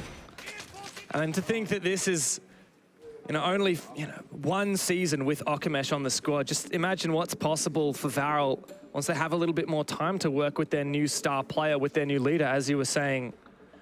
We're just going through a quick rehost now, which, I mean, Mandy, who do you think this technical pause would favor? Because while these teams can't talk to their coaches, you can see Lelon taking some notes in the background, they can talk to each other. They can just chill out, they have a chance to have a drink of water. Who does that favor? Varel, after getting their first round, after 5 straight for Wolves, or Wolves to then just recompose and lock in the match point? I think it favors Wolves, to be honest. I think Varel are a momentum team. I think that when you cut down on that momentum, it's going to be very hard for them to re-find that mojo going back into the server. The way that they play out, I think, is very tempo-based, right? You want to get in quick, you want to find opportunities, and if you're not super hyper-focused, then you can't really do that. And I think that taking a break like this will favor Wolves, who are probably thinking, well, that was a bit of a weird one, wasn't it? Get themselves back into it. Yeah, I mean, how do you counter that, right? You just, okay, guys, just expect Okamesh to just walk in the site and kill 3 people. You always got to expect that. I think it's tough for Wolves, right? Because you need to maintain a lot of focus in the early round to be able to counter what Varel are doing. Keep your gun up, see what points of entry they can make it into. And when you're still setting up the site like that, a couple seconds into the round and there's a nook inside the bomb site, it's not cool. Yeah. That is not a good feeling if you're whoever has a shotgun in hand with their back turned, making a rotate, right? It's not fun at all. So I think for Varel, yeah, they're definitely going to be feeling good going into this next attack. Well, technical pause means more time for the Rubik's Cubes for Okamesh. Do you believe in the Rubik's Cube buff? I think so. Look, I think it's like a good thing to keep you focused, right? Like downtime. You don't want to just like doze off and like forget that you're like in a game. So just, you know, Yeah. keep the brain working. I respect that. I appreciate it. And I have massive admiration for anyone that can do this because as we established before, I'm definitely not able to do a Rubik's Cube. I reckon you could. Look, we've got a long off season after this major, okay? We've had a long time. Okay, so what, next broadcast we do after the major, you're telling me I have to learn how to do a Rubik's Cube before then? Yes. It's not going to happen. I'm telling you right. No, it's I can totally see you being able to do this. Chat, come on, you have to agree with me. This feels like such a Dev Marta thing to be able to do. Next time I see you in the studio, which is probably for OS League, I want to see a Rubik's Cube on the desk. Oh my if I don't God. see one completed, I'm going to be disappointed. A lot of pressure. I can do something too. I could learn like Okay, what are you going to learn? a cool skill. You choose. Can you play the recorder? I cannot play the recorder. I want to hear it. Musically untalented. Yeah, that's why I want to hear it. Hey, you said you sing, right? You're not musically untalented. I can do a bit of singing. That's a secret though. Yeah. But recorder, bad. Recorder, bad. It's too hard. It's too easy to mess up that instrument. That's the point. That's, I think, why every primary school across the world teaches recorder. It's just because it's a secret ploy to annoy the students' parents. All right, seems like we're getting back into it. No more talking about silly talents. Wolves are looking pretty in the zone. Like you were saying that, you don't want to doze off. And I'll be honest, like as I started that technical pause, especially in Mowgli, he just looked half asleep. Like he just looks so, I don't know if it's boredom. I don't know if he's a bit frustrated because he's individually struggling on this map. Like obviously Wolves have had a fantastic map, but Mowgli individually, aside from like a couple of rounds, has struggled to put up numbers. And I know as a big fragger, he always has such high expectations of himself. He went phenomenally on Cafe. Unfortunately now all the kills are reset, but I believe Mowgli was something like 5 and 8 coming into this round. Sometimes it happens when you're entry play, you know? You're the spearhead of the push, you put yourselves in dangerous positions. The roam clear is always going to be the most volatile part of the round. Sometimes you don't win those, but thankfully there are a lot of good fraggers on the side of Wolves, so even if Mowgli doesn't show up, you've got people like P4 making his impact frags and making those things work. Judge Shot has been really on fire this game. I feel like we've said his name a lot too, so I think for Wolves it's about having redundancy in your entry in your early game, and I think they've done that really well. Yeah, it's worked for them perfectly. We saw 3 attacks, 2 defenses. That makes the 5 rounds they've got so far. Now, Varel, as we said before, they finally got their first round after a drought of 5. And Mowgli is once again going for the spawn peak. We saw it successful previously. It's actually been a lot of spawn peeking between these two teams. That was kind of cool. Cowboy actually managed to hack that Banshee. That's really high priority. With the way Varel played, the Malusi Banshees are just one of the worst things to go against. That's exactly right, and I really like that Koa has decided to bring along the Clutch drones to actually take them out, because the passive intel so far, actually specifically the Banshees, there's not really been a whole lot of other passive intel, has really kept Varel accountable. It wasn't in just this game, but also in Cafe as well, right? They really struggled to inject themselves into the building because their presence was so known. Now this bar bomb site was such a struggle for Varel to attack last time. They got desperate. They just had people jumping in windows into frost mats, going for solo entries. It was not pretty. So what is their push this time around? Is there a little bit more structure? Is there a little bit more of a pointedness to it? As we can see, info gathering once again. And the second Banshee has been hacked. That's another high priority target for Kawa. But Rento's gone down. Another opening pick. It's Shinka. They're trying to hit the bomb site here, looking for something a bit more direct. They don't actually want to play the minigame by clearing the top floor with utility.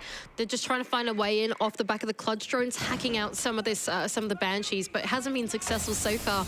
Both of their entries have gone down to Wolves players, and now with a severe man disadvantage, 5-on-3, they're still looking to claw their way in. Akayu can at least make it successful, defuse it in hand, getting collect one to his name, but not the second. Shinka there for the refrag. He almost lost that fight though, and there's no one on that game's window to try and help out. Akayu sent it very deep, and he was punished for it. Just a one-and-done player. It's not quite what Varel need right now, and a great shot there from Mowgli. Finds Kawa's head. And not only map point, but match point is on the docket here for Wolves. DD in a 1 versus 4. We've seen a couple of these this game, and none of them have panned out for the one. No, I'm not looking for this one to exactly pan out in his way either. Yes, Shinka's a bit low, and maybe he'll... Oh, there we go. Mowgli round in the corner. Takes down DD. Nice and easy.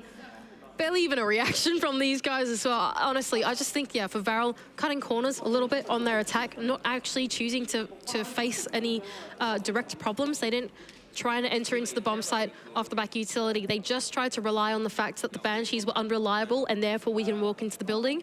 And I think Wolves held them accountable to that, making sure, punishing them for, yeah, I think just taking a few steps to try and get their way into the map and into the bomb site. Yeah, the thing is, like, I mean, I love the Varel playstyle. I love the way that they go for these big Glaz executes, etc. You know, we've seen some really cool things from them, but when those aren't working, you need to fall back on a more conventional playstyle, and that's what Varel seemed to be lacking, right? Like, it's the second time attacking that same bomb site where it pans out basically the same way. You have a bunch of individual plays attempted by Varel, and just one by one, they fall like flies, and Wolves end up in a man advantage where there's just no hope of Varel getting in. There's no actual push. It's just a lot of individual plays. Sometimes Akayu, you know, he found one, but it's a one and done. And there's no support from the rest of his team, no follow through. And now it's the end of the road for Varel. Elimination from the tournament hinges on this round. I think specifically the Warden being in play in this particular matchup has really shut down a complete style of attack that Varel like to go for, right? You mentioned stuff like going for Glaz, stuff like smokes, stuff like flashbangs. Yeah, look, they might not be Ying, but they're still flashbangs. But those are made unreliable once you have Warden in play. And I think that Wolves being on the defending hub, I've juggled this operator between Mowgli and P4, pretty much making sure that it's always present. Mowgli in particular, when he was playing the Warden, was like pushing himself to be in every single engagement and being really proactive throughout the map, just making sure that for Varel, they can't actually use their utility because they can't rely on it. And I think that's a big part of why Varel haven't found success in even the mini executes that they're trying to do through the mid-round. For Wolves now, we've seen the look on their faces as this drawn out and yet not very long series has led them to a position where now it's so close to them locking in the playoffs. Carwow's going to hack that Evil Eye on the site. That's really valuable there. He's actually going to be able to hack both of them. That is massive. It is successful, that second hack. So that's a massive amount of utility taken down. Is there information on Deadshot upstairs? He's so close to this nade. He just survives. Okamesh on the other side of this seems to try and... Well, he wants to put some pressure on the bomb site, knowing that that info has been taken away. Instead, just being cautious here on this ground floor as the rest of the attackers start to shape up and formulate what their plan is going to be. Now, if we know Varel, they're probably not going to sweep the top floor. They're probably not actually going to try and clear the roamers. What they do here is they look for something opportunistic, and I think they're trying it again. Rento taking down Deadshot, trying to clear out this position inside of Office, making their way and funneling through this doorway, will be shut down by the Thorn of Mowgli. Now, once again, the trap operators are the kryptonite for Varel. every single time they fall victim to these frost mats, these thorn traps, the Malusi's Banshees. And Mowgli's read it like perfection. Okamesh, though, he's right on the front foot. He's going straight into sight. He is caught out by P4. Alkawa and Akayu to salvage this game, to bring Varel back into it. But it's a massive task ahead of them. Top one here now, 2-on-4. Not a whole lot of tools left in their arsenal as they try and collect a pick here on the top floor, but Wolves playing a very disciplined game is not going to give anything away to Kawa, who's looking for this cutoff here on the double window. The rest of Wolves deciding to fall back, only leaving, I think it's one of their teammates inside of Master in a position that's going to be very tough to drone out. It's going to prevent Caillou from getting much more control here on this top floor with only 45 seconds left to go. Mowgli is there for the cross and leaves Kawa in a 1-on-4. It may be an anticlimax, Mandy. It may indeed be so, but P4 will happily lock in the game. Europe have their first team qualified from phase 1 into phase 2, and it is Wolves. A well-earned victory, and we'll break that down after this quick break.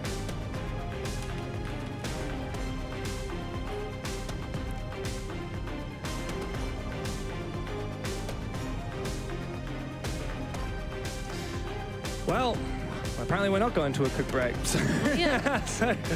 Oh well, a good shot there from Wolves. Massive game from them. I got to say that, Mandy, I'm a little bit disappointed. I felt like that game deserved more rounds. It deserved to be closer, but that is just a testament to how good this team are. I think so as well. Varel started to get complacent. I think towards the end of that series, Wolves really beat them out, I think, in the stamina game and outclassed them in their experience, like you said, and as a result, pull through in a best-of-3 setting. I think, yeah, Varel towards the end of it didn't really seem like they were looking to more actively problem solve. It left Wolves in a very comfortable position where Varel were really starting to funnel into their defenses, especially Mowgli, who I think was on some really pivotal operators there on the defense. Just felt like he had an answer for everything that Varel were trying to do. Yeah, a big game from Mowgli on the first map. He struggled a little bit on the second, but we've just talked about Wolves as a whole, right? I think they found their formula, and I think that Deadshot has been an upgrade, right? Like they got rid of Rise, one of the oldest players still in the tier 1 level. He was always like a very supportive player. He wasn't a big fragger. And instead, they picked up a player that is realistically a gunner. Like, he's often on this entry position, and it's made space for these now more experienced players on Wolves to fulfill the more leadership roles, the calling roles. And I got to say, like, they have really stepped up into it, like P4 especially.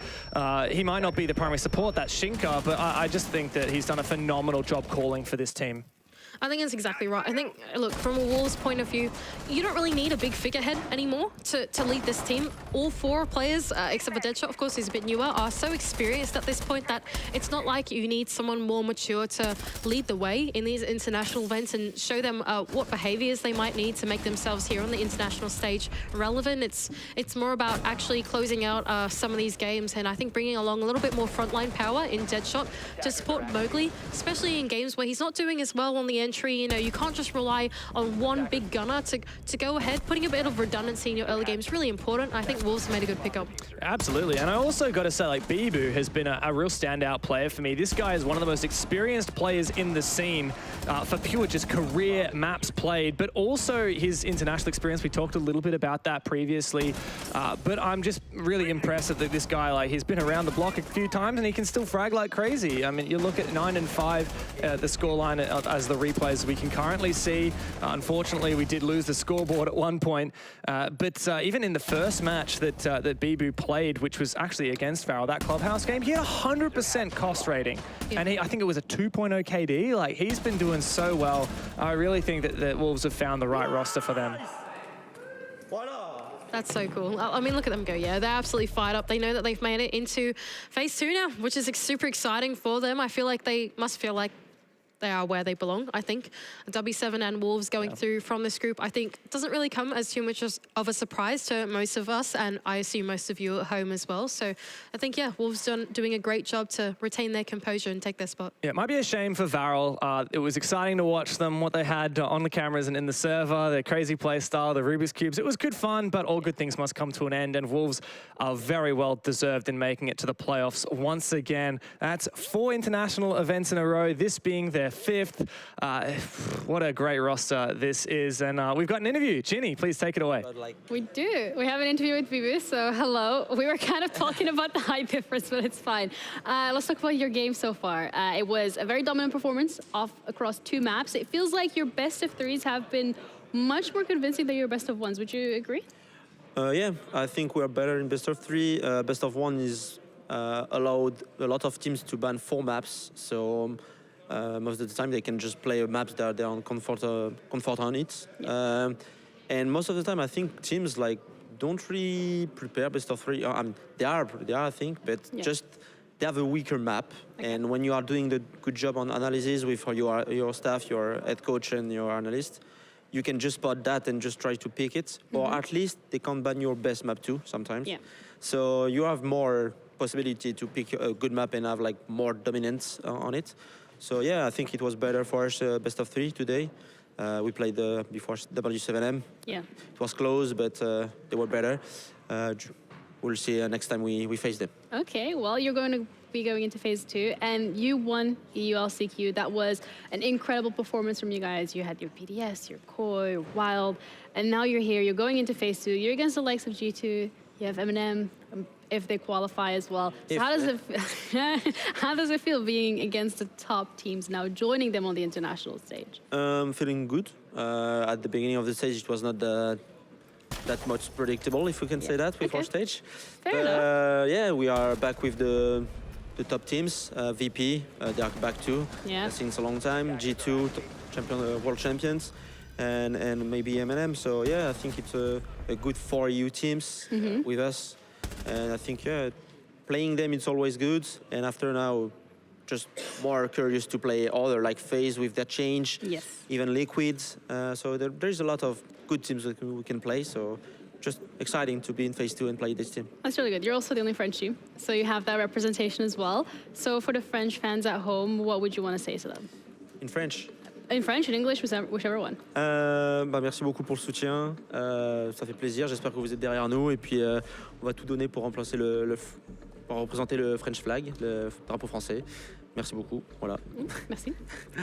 So, when you have a couple of days off now, and you're going to be heading into that phase 2, and maybe, keeping your promise to the French people, what is it that you're going to be focusing on for the next few days? What will you be focusing on in the next few days? Preparing next teams. I think there's a draw or something. We're just waiting on next matchup, and after we'll just take a rest a bit, but focus on these teams, trying to see what veto map we will do, what counter strat we can do, and yeah, just playing our game after that. I think the most important when you're on best of 1s in particular, you need to focus on your game and play your best. And I think after everything will be good, and we can go on phase 3 maybe. Okay, well, I believe. Thank you for the interview, and thank you guys for tuning in. We're gonna have a break, and we'll be back.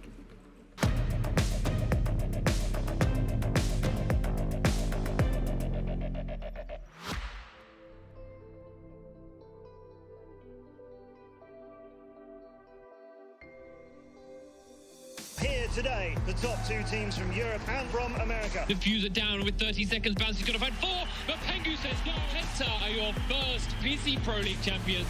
Damien alone, and he drops down. Continuum are your world champions. Penta's going to have time to get the diffuser down, and we are going to see Penta win this all. They're the world champions right now for season 1. He's going to be spotted. Can he get the kill on a Chestic? He grabs the Deagle kill. It's now Fabian involved to him. And a 1-on-2, Julian and Wag. Can he get it? Fabian's gonna dip around the grid. He won't get it. Julio gets the frag. Black Dragons goes to the grand final. Eds versus Black Dragon. Bootsy adds to Wag. You call them Eds, we call them champions. Eds takes year 2, season 3.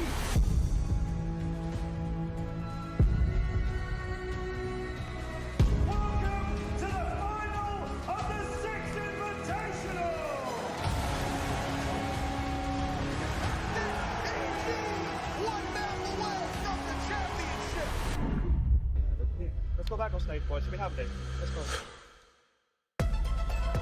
Diffuser in a position where they'll have to see when the Hibana goes through. One will cover the doorway as they start to defuse. Pengu goes for 1 on the Young. Can he go the second? They're often known as the best team in the world. We are in Atlantic City. Focus lança no caça com tudo. E o CPH consegue levar o round. A Team Liquid vai sendo campeã da Pro League.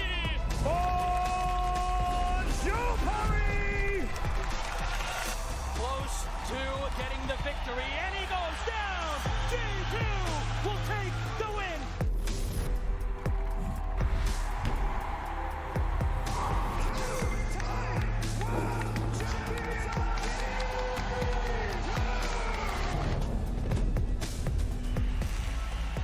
Sound cue to give Dan the information. Oh, he takes one down! And a new empire will rise as you crown a new champion here in Milan.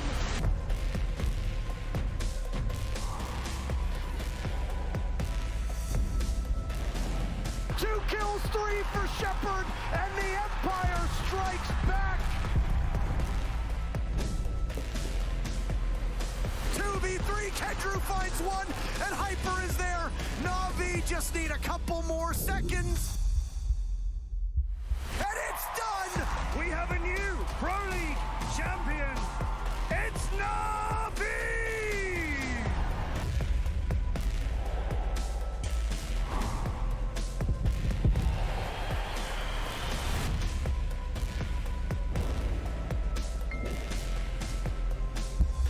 Leo has diffuser in hand. He finds the shots, but Palu cannot find the kill. Out comes the knife. Shot out by Pino.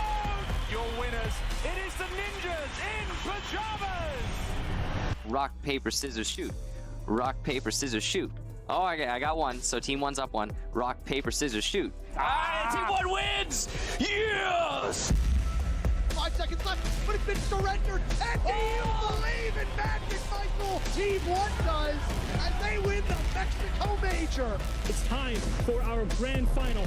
FaZe have everything in their power, and that's the diffuser. Years and years of hard work pay off. FaZe Clan are your champions.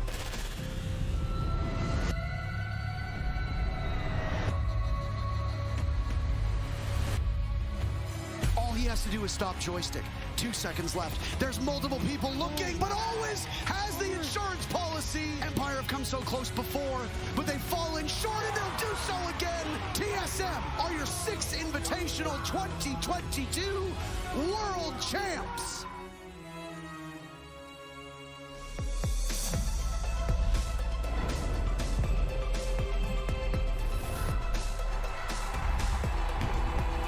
It's J9-0 to save Astralis. DZ can double up and secure their first international major win.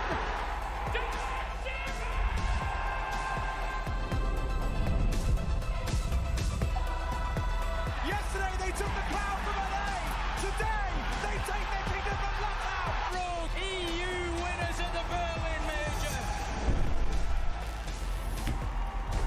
3 versus 4. Oh my BDS, they are your major champions.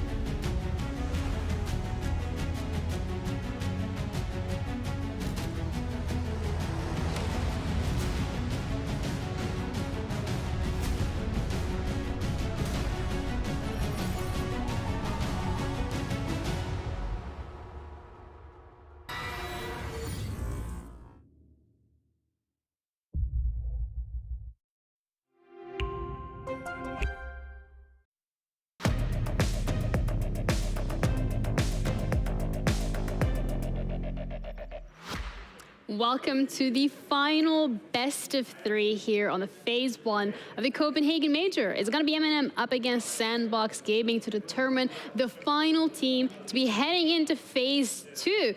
Now, if you're wondering how we got here, we're going to do a little bit of rewind, and we're going to be starting off with Group D to see exactly who qualified from that group.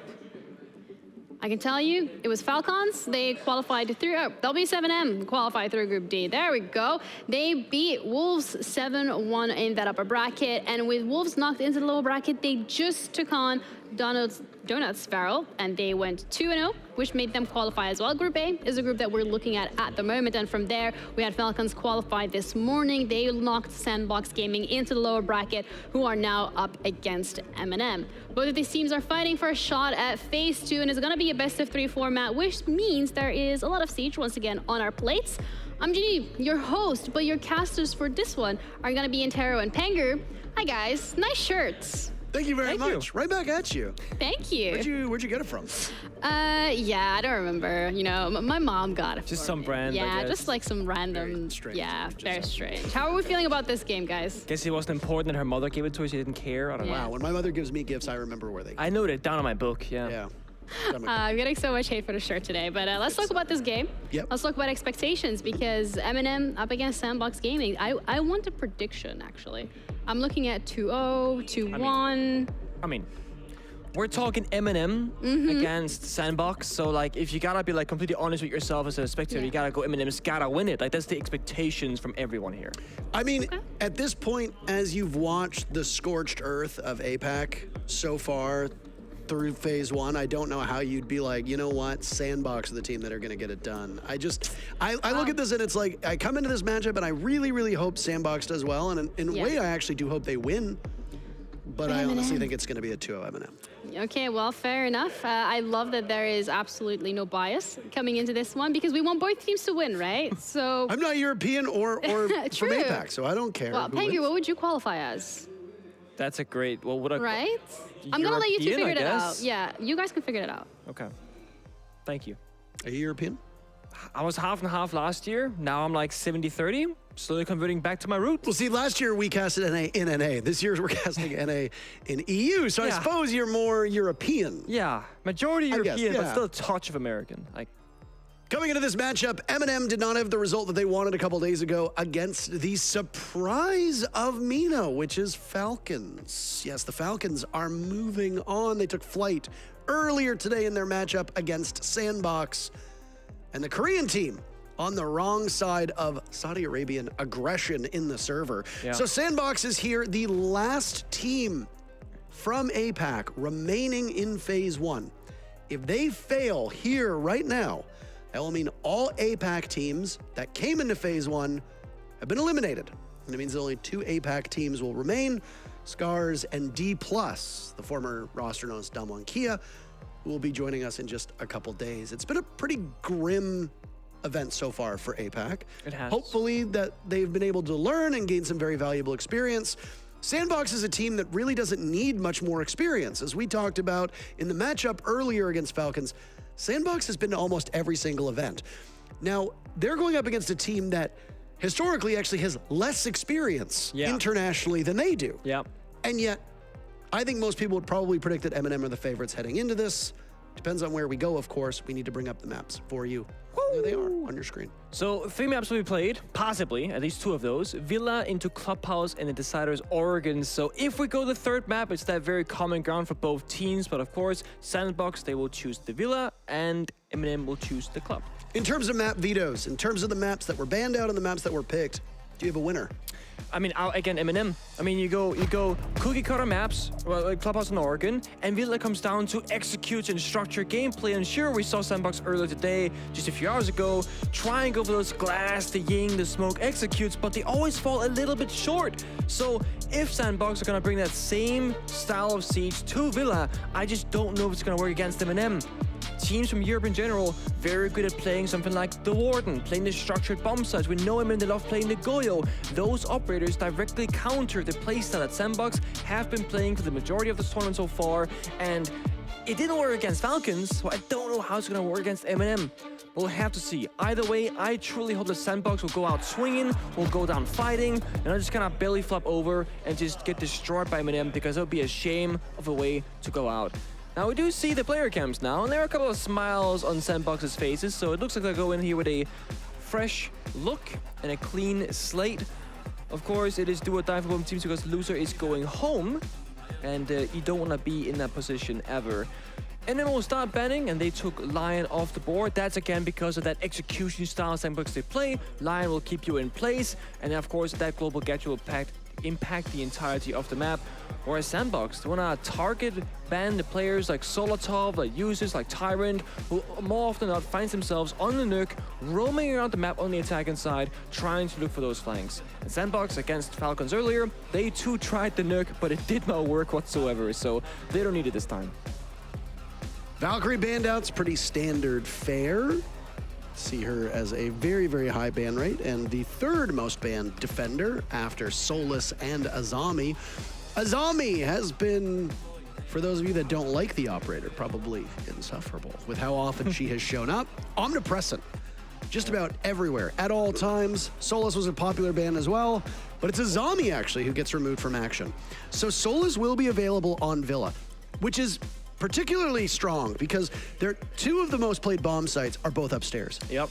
Solus can roam in that deep cavernous basement, which, yeah, you can't shoot through the floor. The basement of Villa is mostly just for single 1v1 engagements or for retakes, or in the instance that you're attacking kitchen, for you to go through those pantry stairs up to kitchen to make, you know, some influence on that pantry portion of the map. Yeah. But other than that, you're going to see Caveras, you're going to see Pulses, you're going to see Soluses, you might even see some Vigils go down into the basement and play for later in the round. Solus, obviously, with her gadget, able to get any flank drones on the main floor. Additionally, she can creep up on you. And then on that main floor, as we talked about, there's two bomb sites upstairs in Aviator Games and then over in Trophy Statuary. She's excellent in the post plane. No different than a Pulses, no different than a Mute is, no different than a Valkyrie is, should there be information above. So, will she see any value? Round number one, no. M&M's not going to run a Solus right off the bat, so we could speculate, but we won't actually get to see it in action just yet. As for Sandbox, the only abnormal operator choice that I think you can point your finger at would be that Finka of Demic. Finka used to be a staple in the meta about a year ago, not the case any longer, but Apex still quite likes her an awful lot. I was gonna say, I think for how Sandbox are going to be approaching this, I think it makes sense to just have some sort of healing on the attack side, because they often find themselves getting into those early engagements, maybe taking a bit of damage or sometimes a ton of damage, and therefore not putting themselves in a favorable position later on when they're on low HP. The thing can kind of help you with that if you take that early piece of damage. But M&M opting for a lot of utility. They got both the mirror windows, the banshees, and of course on this kitchen dining bomb side, you bring the Capcan, because either A, time will go very low on the clock, that means you're gonna be rushing those bomb side doors later on, and that's gonna mean you can hit a Capcan trap, or the bomb side, generally speaking, is relatively vulnerable. So if they go for a quick play early in the round, those same Capcan traps can get you the kills. Speaking of a quick bit of action here, Nafe will not just take care of Good Boy, but also take care of the Selmas thrown out by Arukaze. No coverage whatsoever from Mephi on the window. This bit of a small blunder. Yeah. If Mephi had been there, he likely could have gotten that pick onto Nafe, even numbers at a 4-4, and additionally opened up pantry wall. That would have been huge value for Sandbox, but it's an opportunity that they let slip through their fingers. Yeah, and it's one of those cases where, yeah, sure, it's a small mistake, but it does have a huge impact, and if you keep making those small kinds of mistakes throughout this entire best of 3, that can very quickly become the difference maker between going map 3 or just simply in things ending on map number 2. So not the best start for them. They spend EMPs, all their Selmas, they got no breach, but look at that, Arukaze just walks on in. Oh my, but the kill's still very much favoring M&M. Envy Taylor did not have a good start to the day.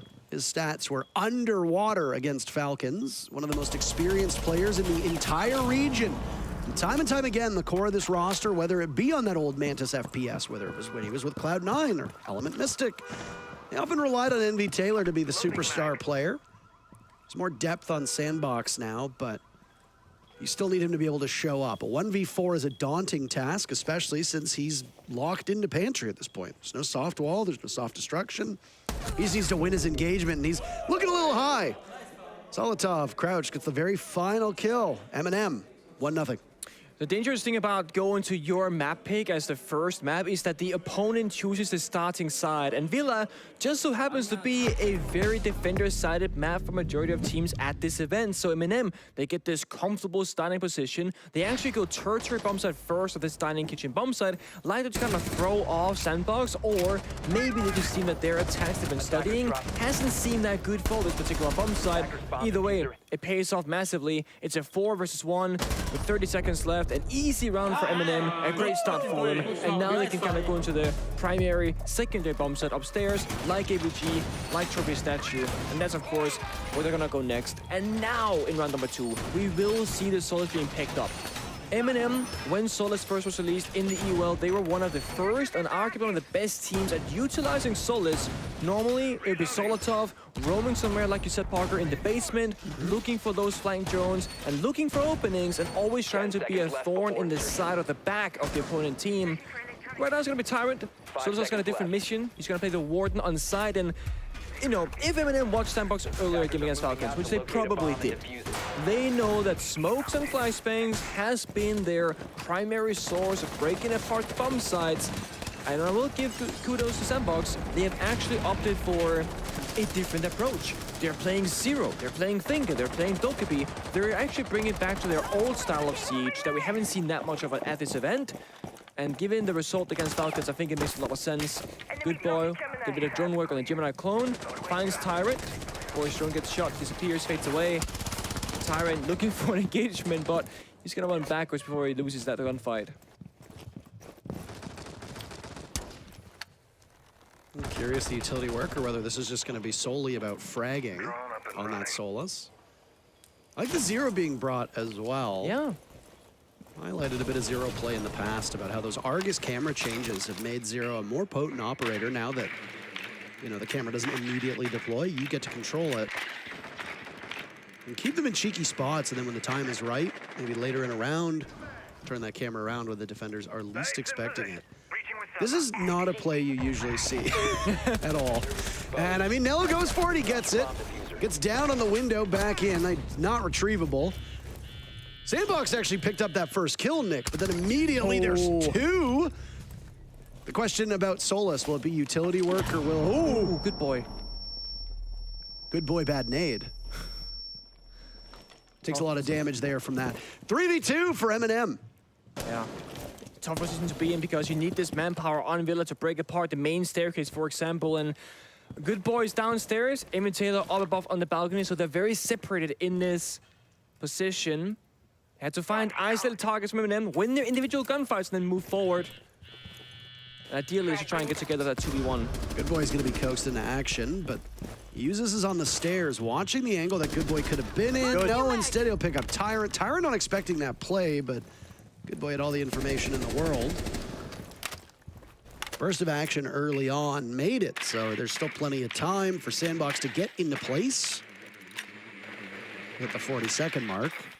It's worth keeping in mind that Diffuser has not been picked up yet, and Imitar just rappelled up on the balcony, so unless he goes back down, this has to be a kill strat for Sandbox because that Diffuser cannot be planted down.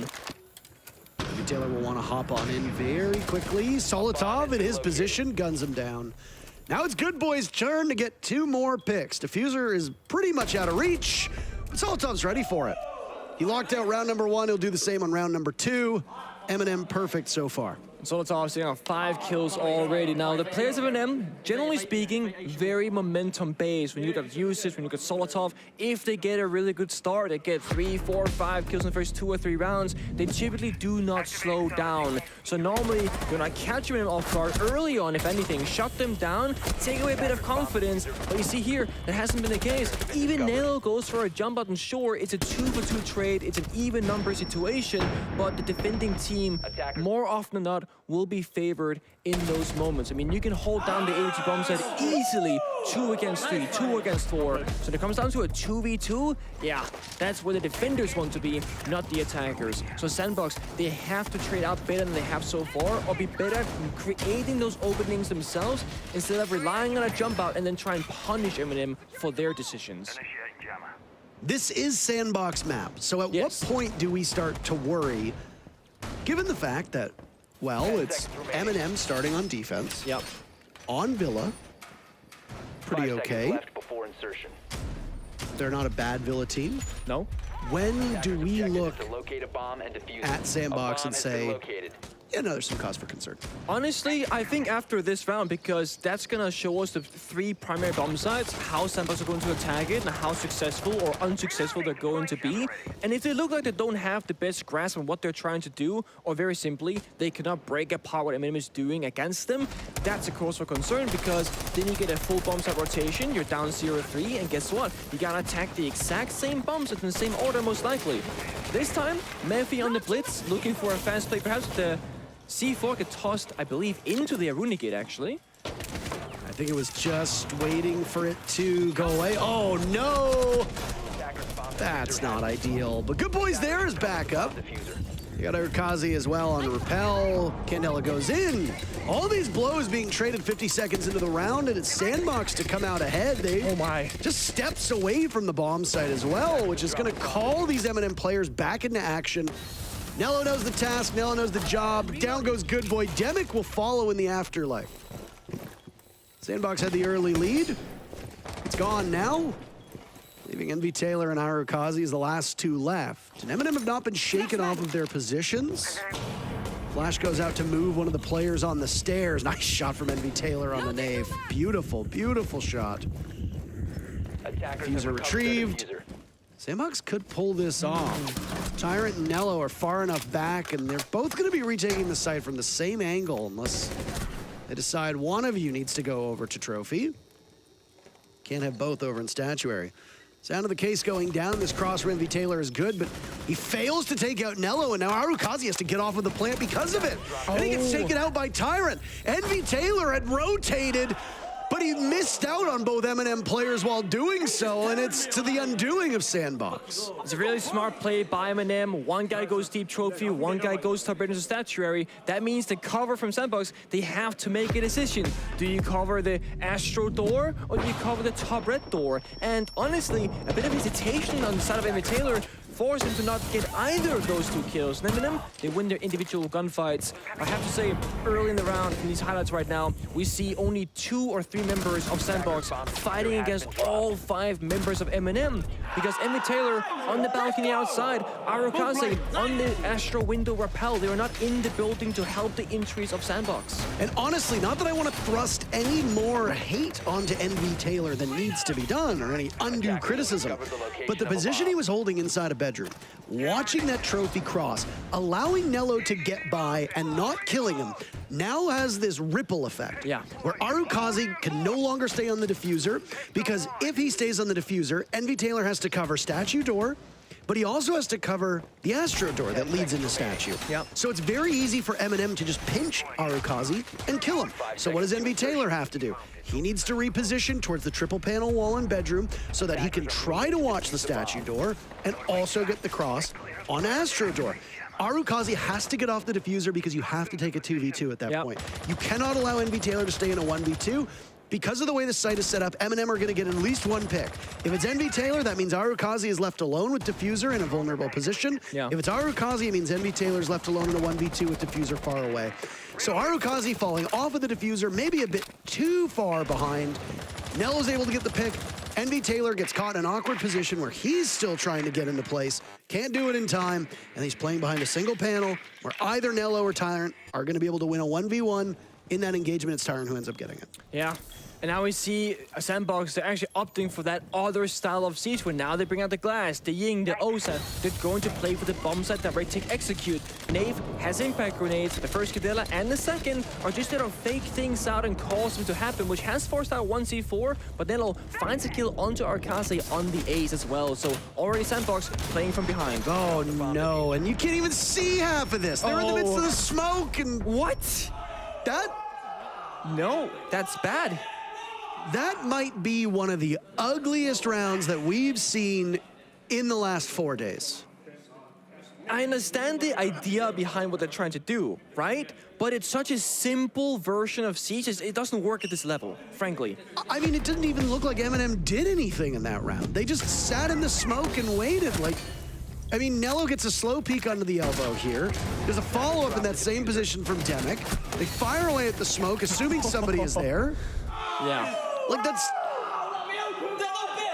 I mean, it's like Sandbox gift wrap them around. Yeah. You said that the last round was where cause for concern would sink in. M&M is up 4-0 over Sandbox on Sandbox's map. Yeah, and yeah, we can argue it's Villa Defense supposed to win majority of the rounds, and maybe if Sandbox they now go 2 clean rounds in a row, I mean, it's still a 2-4 side swap. It's not too bad. But if we deep dive into the rounds, what's happened and why the scoreline is 4-0 and how we got here, that's where the cause for concern it lies. It has not been super nail-biting close rounds. A single one of those came down to a 2v2. That was anyone's round to win. But other than that, it has been M&M just running away with these rounds with relative ease. Also, M&M getting either inconsistent opening kills or outright just the opening kill every single time.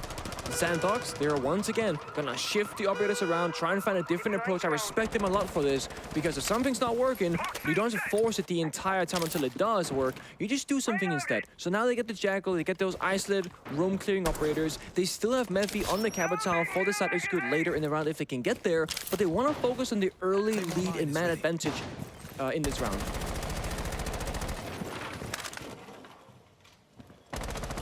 You're allowing a lot of map control for M&M at the moment. Arkaze and Tyrant are very close to one another, though. Tyrant's going to gamble for it. Arkaze doesn't seem to be too concerned. Up to the roof he goes. Every single doorway is closed. Yeah, it's actually very underrated. I know it's like, this has been a mechanics since the beta of the game. You can barricade doors as a defender, and it honestly acts almost like a barbed wire. They gotta shoot it open, or punch it open, it creates sound, you know they're there. And if you don't have Valkyrie, for example, which is banned in this game, by barricading doors, you get that same similar kind of effect, at least for a brief moment when that door initially gets opened up. So, very smart by M&M to barricade one half, play on the other half, get that warning sign if they're going to be coming from that side of the map. Gemini. Noah had a bad day the other day. He's made up for it so far. 6-1 and very impactful in the previous round. Yeah. Though we did note it wasn't a particularly tall order for M&M. Oh, there's a Nitro Cell, goes out. Down goes Arkaze. Nello flushed out of this spot. That's excellent use of the 2 Capital arrows. Demic, oh my. Very quickly. Sandbox has now gained an advantage in terms of numbers. Their assault on this Aviator bomb site will come from over towards Master and 90. Got the anchors playing now for M&M, the double SAS combo of Mute and Smoke. Tyrant littering the ground with those Legion mines. Yeah. Only one thing missing for Sandbox, nobody's study balcony, so there's gonna be a, one-sided push. Everybody's on the north side of the map. Ideally, you want to have somebody on the study balcony to cut the map in half, but they don't have that. So Nave with 3 Toxic Babes, 25 seconds left, he can just toss them out and deny the plan. Yeah, you can blanket this whole area. He's got it lined up already. Uses just waiting for the sweep. There's the rotate, that's good. Sandbox making some changes. This is excellent, but are they going to be quick enough? Herein lies the issue. They're running out of time. They haven't been able to move Usus out of this spot. Now it's Envy Taylor to breathe in some gas. Mephi's in there as well. Envy Taylor inside a study. He could shut this down. It's going to all fall onto the shoulders of Nafe. And they managed to get him off the plant with the toxic canister. Yep. This one making noise. Time the bigger issue, more than anything. This camera thing making noise. Sandbox calling a timeout as M&M are storming towards a finish. that I don't think any of us predicted on Villa. No.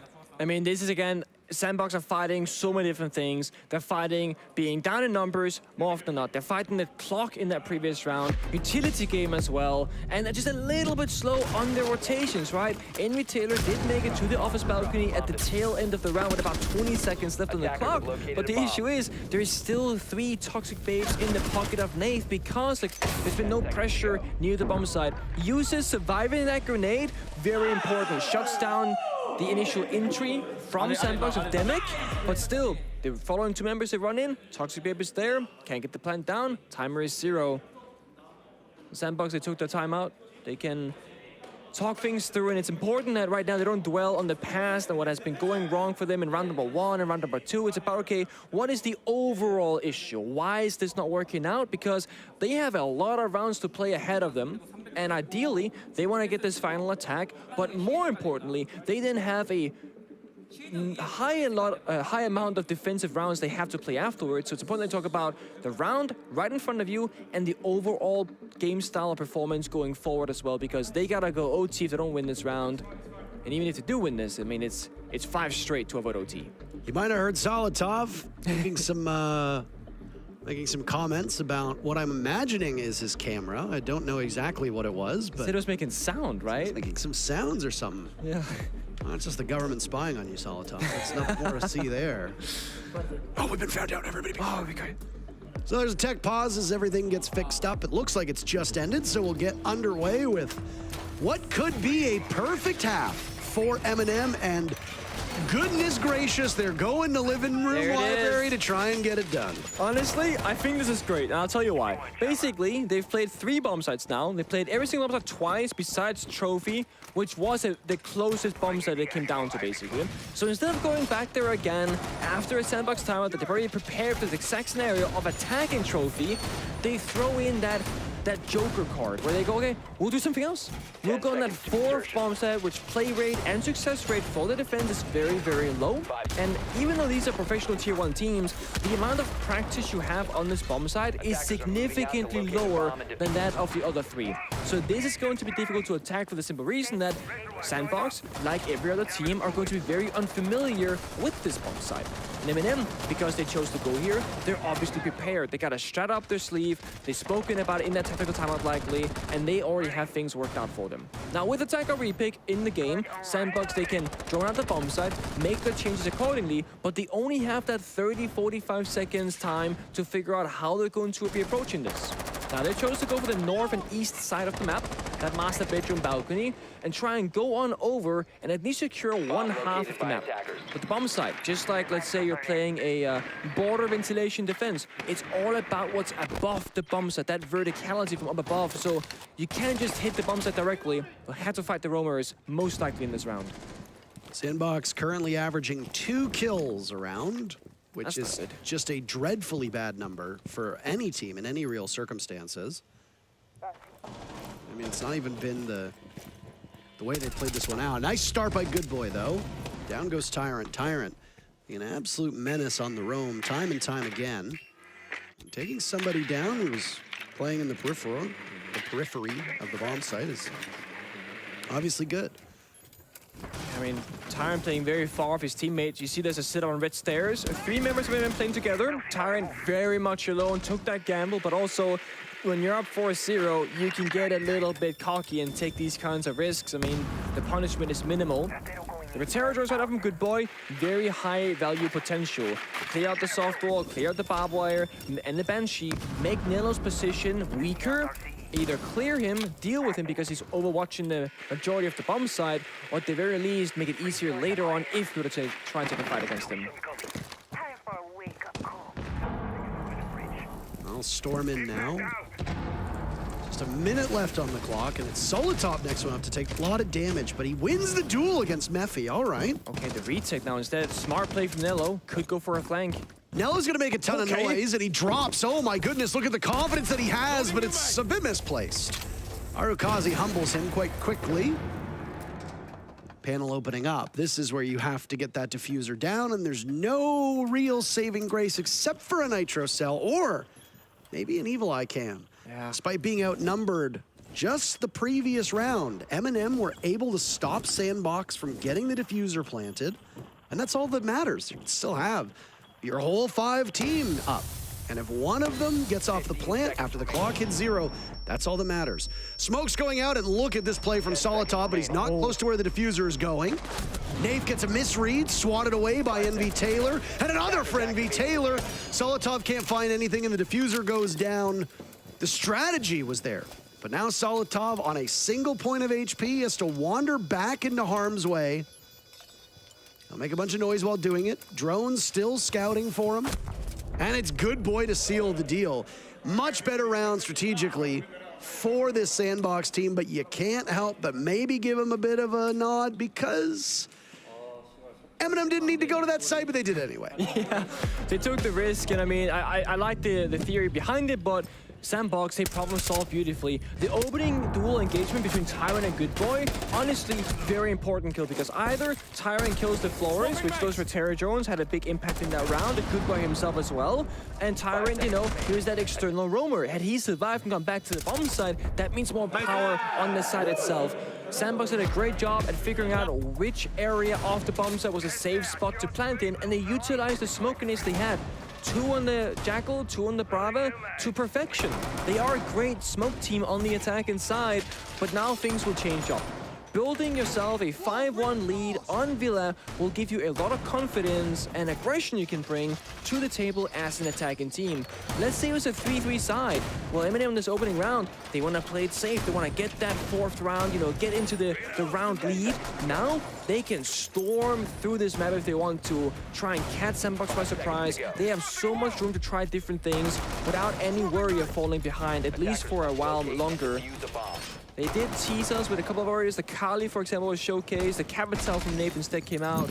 We have yet to see a Kali, I believe, at the Major, but it has been closed on 2 separate occasions. Paging our fearless analyst, Fresh, if you could just tell us if there's been a Kali that's been played. I know he's been keeping track. Yeah, there was like, last I checked, there was 2 attackers and 3 defenders, I think, or 2 defenders, I think. Something like that. Something like that, yeah. I believe Thunderbird is still one of the missing defenders. We literally casted Thunderbird earlier today. Bomb located by attackers. What? We did? When? Did we? Yes. Are you sure? Yes, I literally talked with the Kona station. Fuse, Grim, and Kali. Apparently Fuse has been played. So that leaves... Wait, didn't he just say Thunderbird as well, though? Repeat, please, Stefan. He did not repeat. I think he's a Thunderbird. Oh, he's wrong. I was going to say, I thought you and I also casted a Grim. Or at least a Grim was teased and then picked off. Yeah. But we casted Thunderbird earlier today. I don't remember that. I'm sorry. It's been long days for the whole best of 1 that we casted today. I can understand why you would forget that. I'm going to go back and check the box. I don't believe you. There was a Thunderbird that was used on border, on defense, on an armory take, or an armory hold. Okay. Either way. Very first execute for M&M. Halfway through. Going swimmingly. Demic dispatched. It's 5-1 scoreline for M&M. Sets them up so well, and now Good Boy's been finished off too.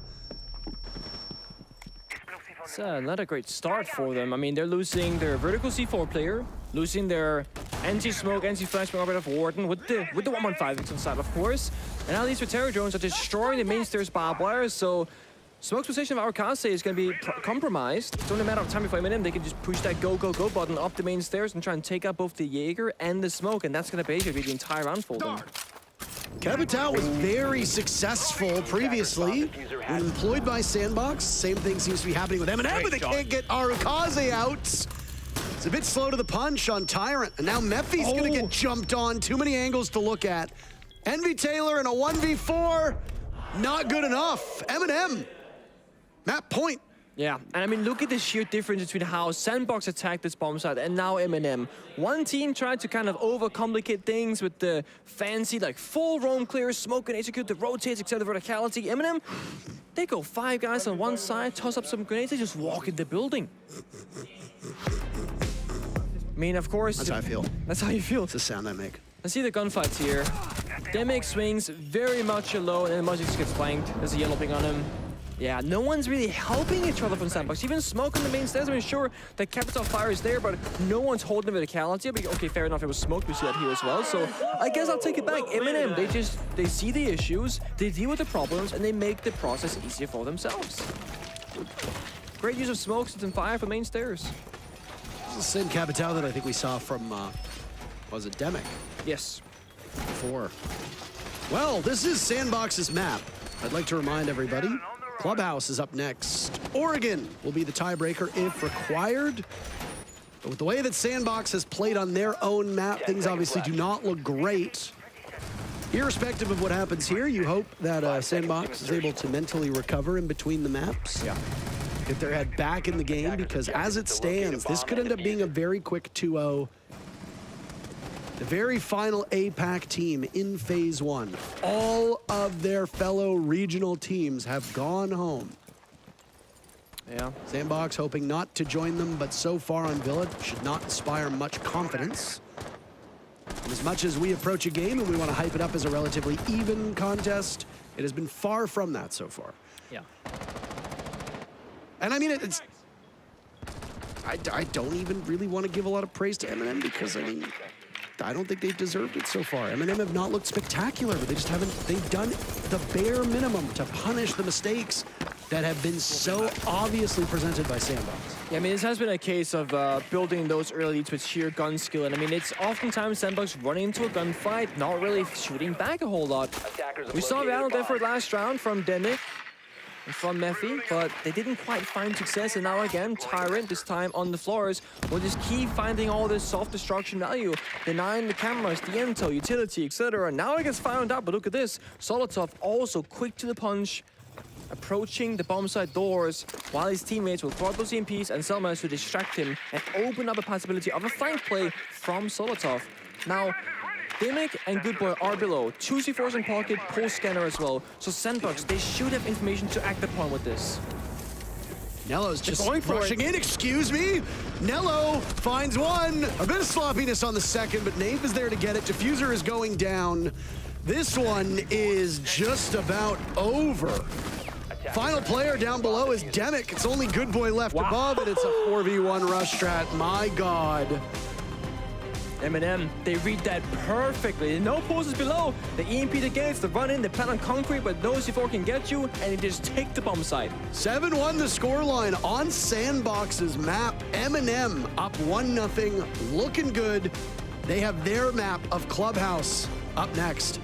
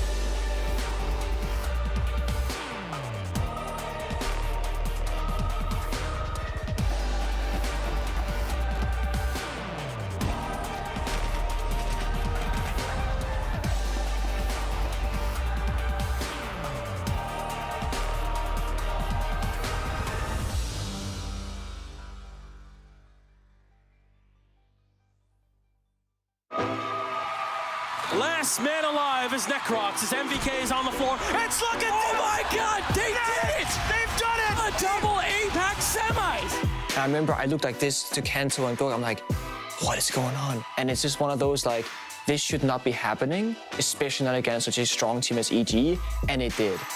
Fnatic demolish EG with a 2-0. Dizzle takes it.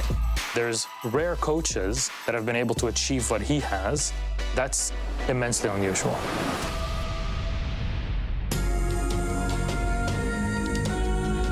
It is Evil Geniuses against Fnatic, a match that any esport would want to have. Yeah, two big organizations with a ton of history in esports behind them, but one has a bit of a Himalayan mountain, a Herculean task ahead of them. The night before we were supposed to fly out to Brazil, I get a bit of a stomachache. I try and, take pain medication or something. Nothing works. They run a couple tests on me, and I finally get the news that I have appendicitis and I need to get surgery right away. He was not able to fly to Rio de Janeiro for the Pro League Finals at the time. This is your in-game leader. It's your captain. It's a big, big problem. The unofficial ruling was to be that we could find a substitute as long as they weren't contracted to an organization and hadn't competed in any of the Pro League circuits around the globe. Yeah, basically we had to make the call, and it's like, look, there's nobody else. I guess I'm just going to have to play. Normally when a coach has to become a player, we're always thinking that's going to go terribly wrong. And to make things worse, Dizzle came from Xbox or console, so he didn't play with mouse and keyboard before. It is interesting, though, when you have the coach playing, because he's potentially coaching in real time, especially as they've lost their IGL. It had been almost 2 years since I played competitively, but that having been said, I generally always had a competitive spirit and I have nerves of steel. And Dizzle will clutch it! Fnatic to take the third round! Dizzle, in that event, was called This God from that moment on. Round 4 for Fnatic, and APAC 2 rounds away! I knew he was a good player on Xbox, but I knew he knew how to play the game. I just didn't know if he was mechanically up there, and obviously he was apparently. We knew if we're going to win, it has to be on Oregon, and the call came out and just said, guys, we need to get out there, need to give them pressure, just don't let them get comfortable, don't let them execute. I'll never forget Aces bringing FO12 Ella and jumping out the window on Oregon from Armory, and then, getting 3 kills and finishing up the game practically for his team. Last man alive is Necrox. It's looking. Oh my God! They did it! They've done it! They've done it! Fnatic demolish EG with a 2-0. Look at that. They can't believe it. We can't believe it. The crowd can't believe it. And they just got destroyed by APAC. It definitely sucked not being there, but I just thought it was great that the guys won without me and they won with Diz. I just couldn't believe it. The crowd went up, and I'm just sort of sitting there going, is this real? And then to have all the thousands and thousands of Brazilian fans chanting and stuff. We've never had so much support before. It was absolutely incredible.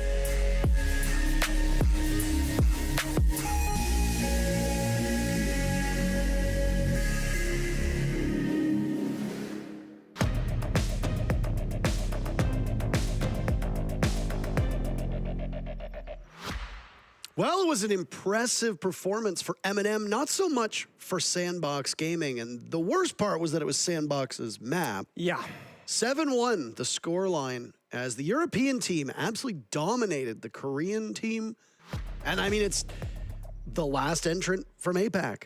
The whole region has had some serious struggles here in Phase 1 of the Copenhagen Major, and Sandbox has not been immune to them at all. And despite being, I think, inarguably the most experienced of all the APAC teams present, experience really didn't mean much in this matchup.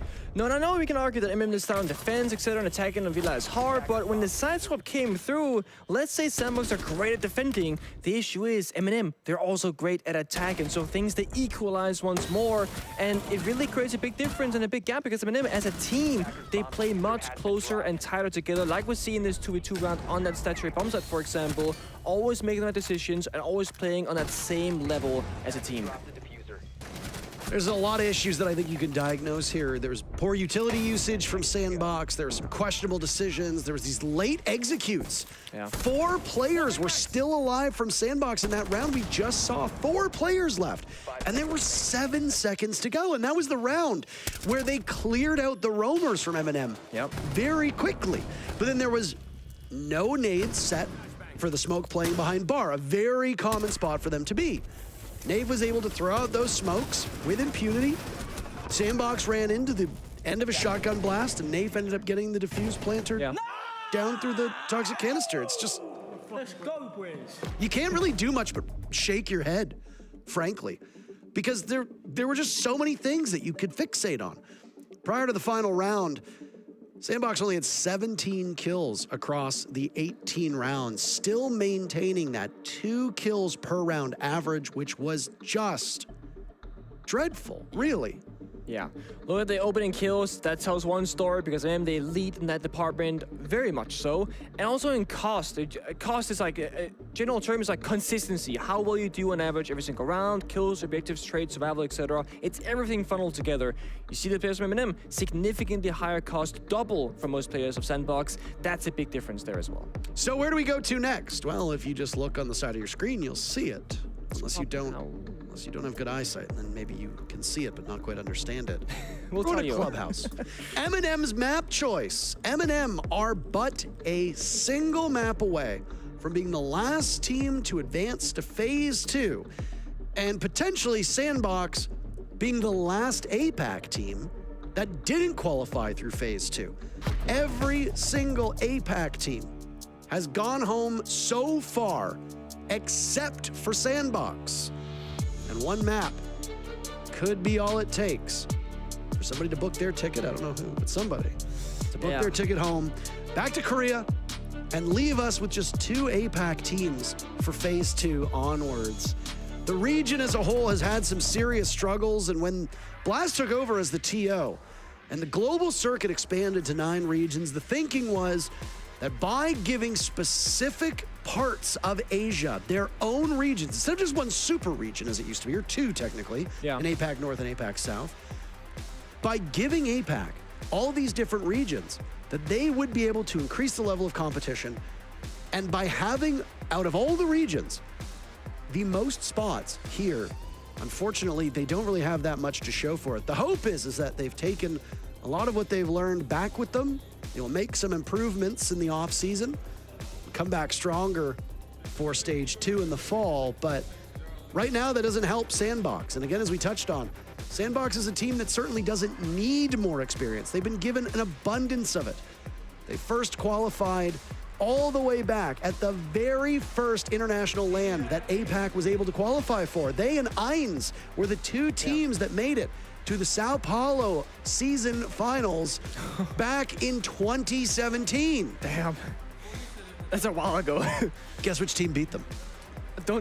We did G2. Yeah? Okay. Yikes, I'm sorry. We actually played them a fair bit as both like Mantis as well at the Invitationals later that same, or I guess following year, etc. So. They played under Element Mystic. From that point onwards, they were at the Paris Major, they were at SI, they were at repeated season finals. The only thing I will say is that the period of time where Fnatic and Norengo dominated APAC, that's when you saw them kind of step back into the shadows. That's when they were playing under Element Mystic. And then for a period of time, actually, they took up the mantle of Cloud9 after Cloud9 had dropped their North American roster. And we did see them compete in a couple international events there as well. Envy Taylor has actually been to more lands than almost anybody else who's currently here in Phase 1. But again, just because you have that experience does not necessarily mean that that experience is going to be enough. 5 seconds left before No, you're right. What about how you apply it as well? For the bans, it's been a target ban from both sides. Sandbox taking away the Capital and the Mirror, and M&M taking away the Ying and the Asami. So this does leave Monty open, which both teams are known to be played, especially on Clubhouse. So that might be a factor later on. Of course, Solace also open in this game. Saw her being played previously as well. M&M starting on attack and Sandbox on defense. They're starting downstairs in the basement bomb side and opting for a relative plant deny strat with the Yoka and the smokes, the C4s. Solace rather being that single roamer, with Mephi getting cheeky on the blue window and he barely survives. Not a great start, but they are slowing M&M down significantly on this roam clear, as now they got a rejoin stock, lounge, blue, etc. before making the entry into the map. Huge value, though, from that single pick on the Mephi, almost taking him off of the board, and now he's not going to be able to aggress the way that he wants. Not to play far more sheltered style. You've also forced the Solus off very early on, back down to the confines of the bomb site with a minute off of the clock. All 5 players from Sandbox now in the basement. No roam, no map control beyond that. No real threat at the moment for M&M. If you look at the lineup, Arukaze has the only Nitro cell. And yeah, it could put a hurt on this push from M&M to take Kitchen and take the hallway, the Sledge in particular. But will it go in that position? That is the question. Yeah, and one thing is that often when we see pop house, we always look at where bomb sites the defending team start on. With Hibana being open, it's a bit of a surprise seeing Sandbox opting for a basement start. Typically when Hibana's open, that makes all the hatches very easy to breach very quickly as well. So we see teams going gym, bar, and sometimes even CCTV before going to basement. We'll see Good Boy throw out a single impact grenade and slow things down a little bit, but look at the time, 1 minute and 5 seconds left. That is plenty time for M&M to get into the exact execute stage that they want to achieve. And they have great intel with that blue turn from China that just got shot to have information on the whereabouts of all the defending players. Yoka Jones and his single C4 could make a difference, but not quite. Nitro cell gets tossed well, but okay. Demic decides to take matters into his own hands. Down goes Demic, though, paying for his crimes, and Nafe dispatching NV Taylor. Arukaze pivots over to take down Nafe, but again, another trade. Right now, all favoring M&M, except for Mephi, who's on a shadow of himself. Single point of HP. Still killing quite well.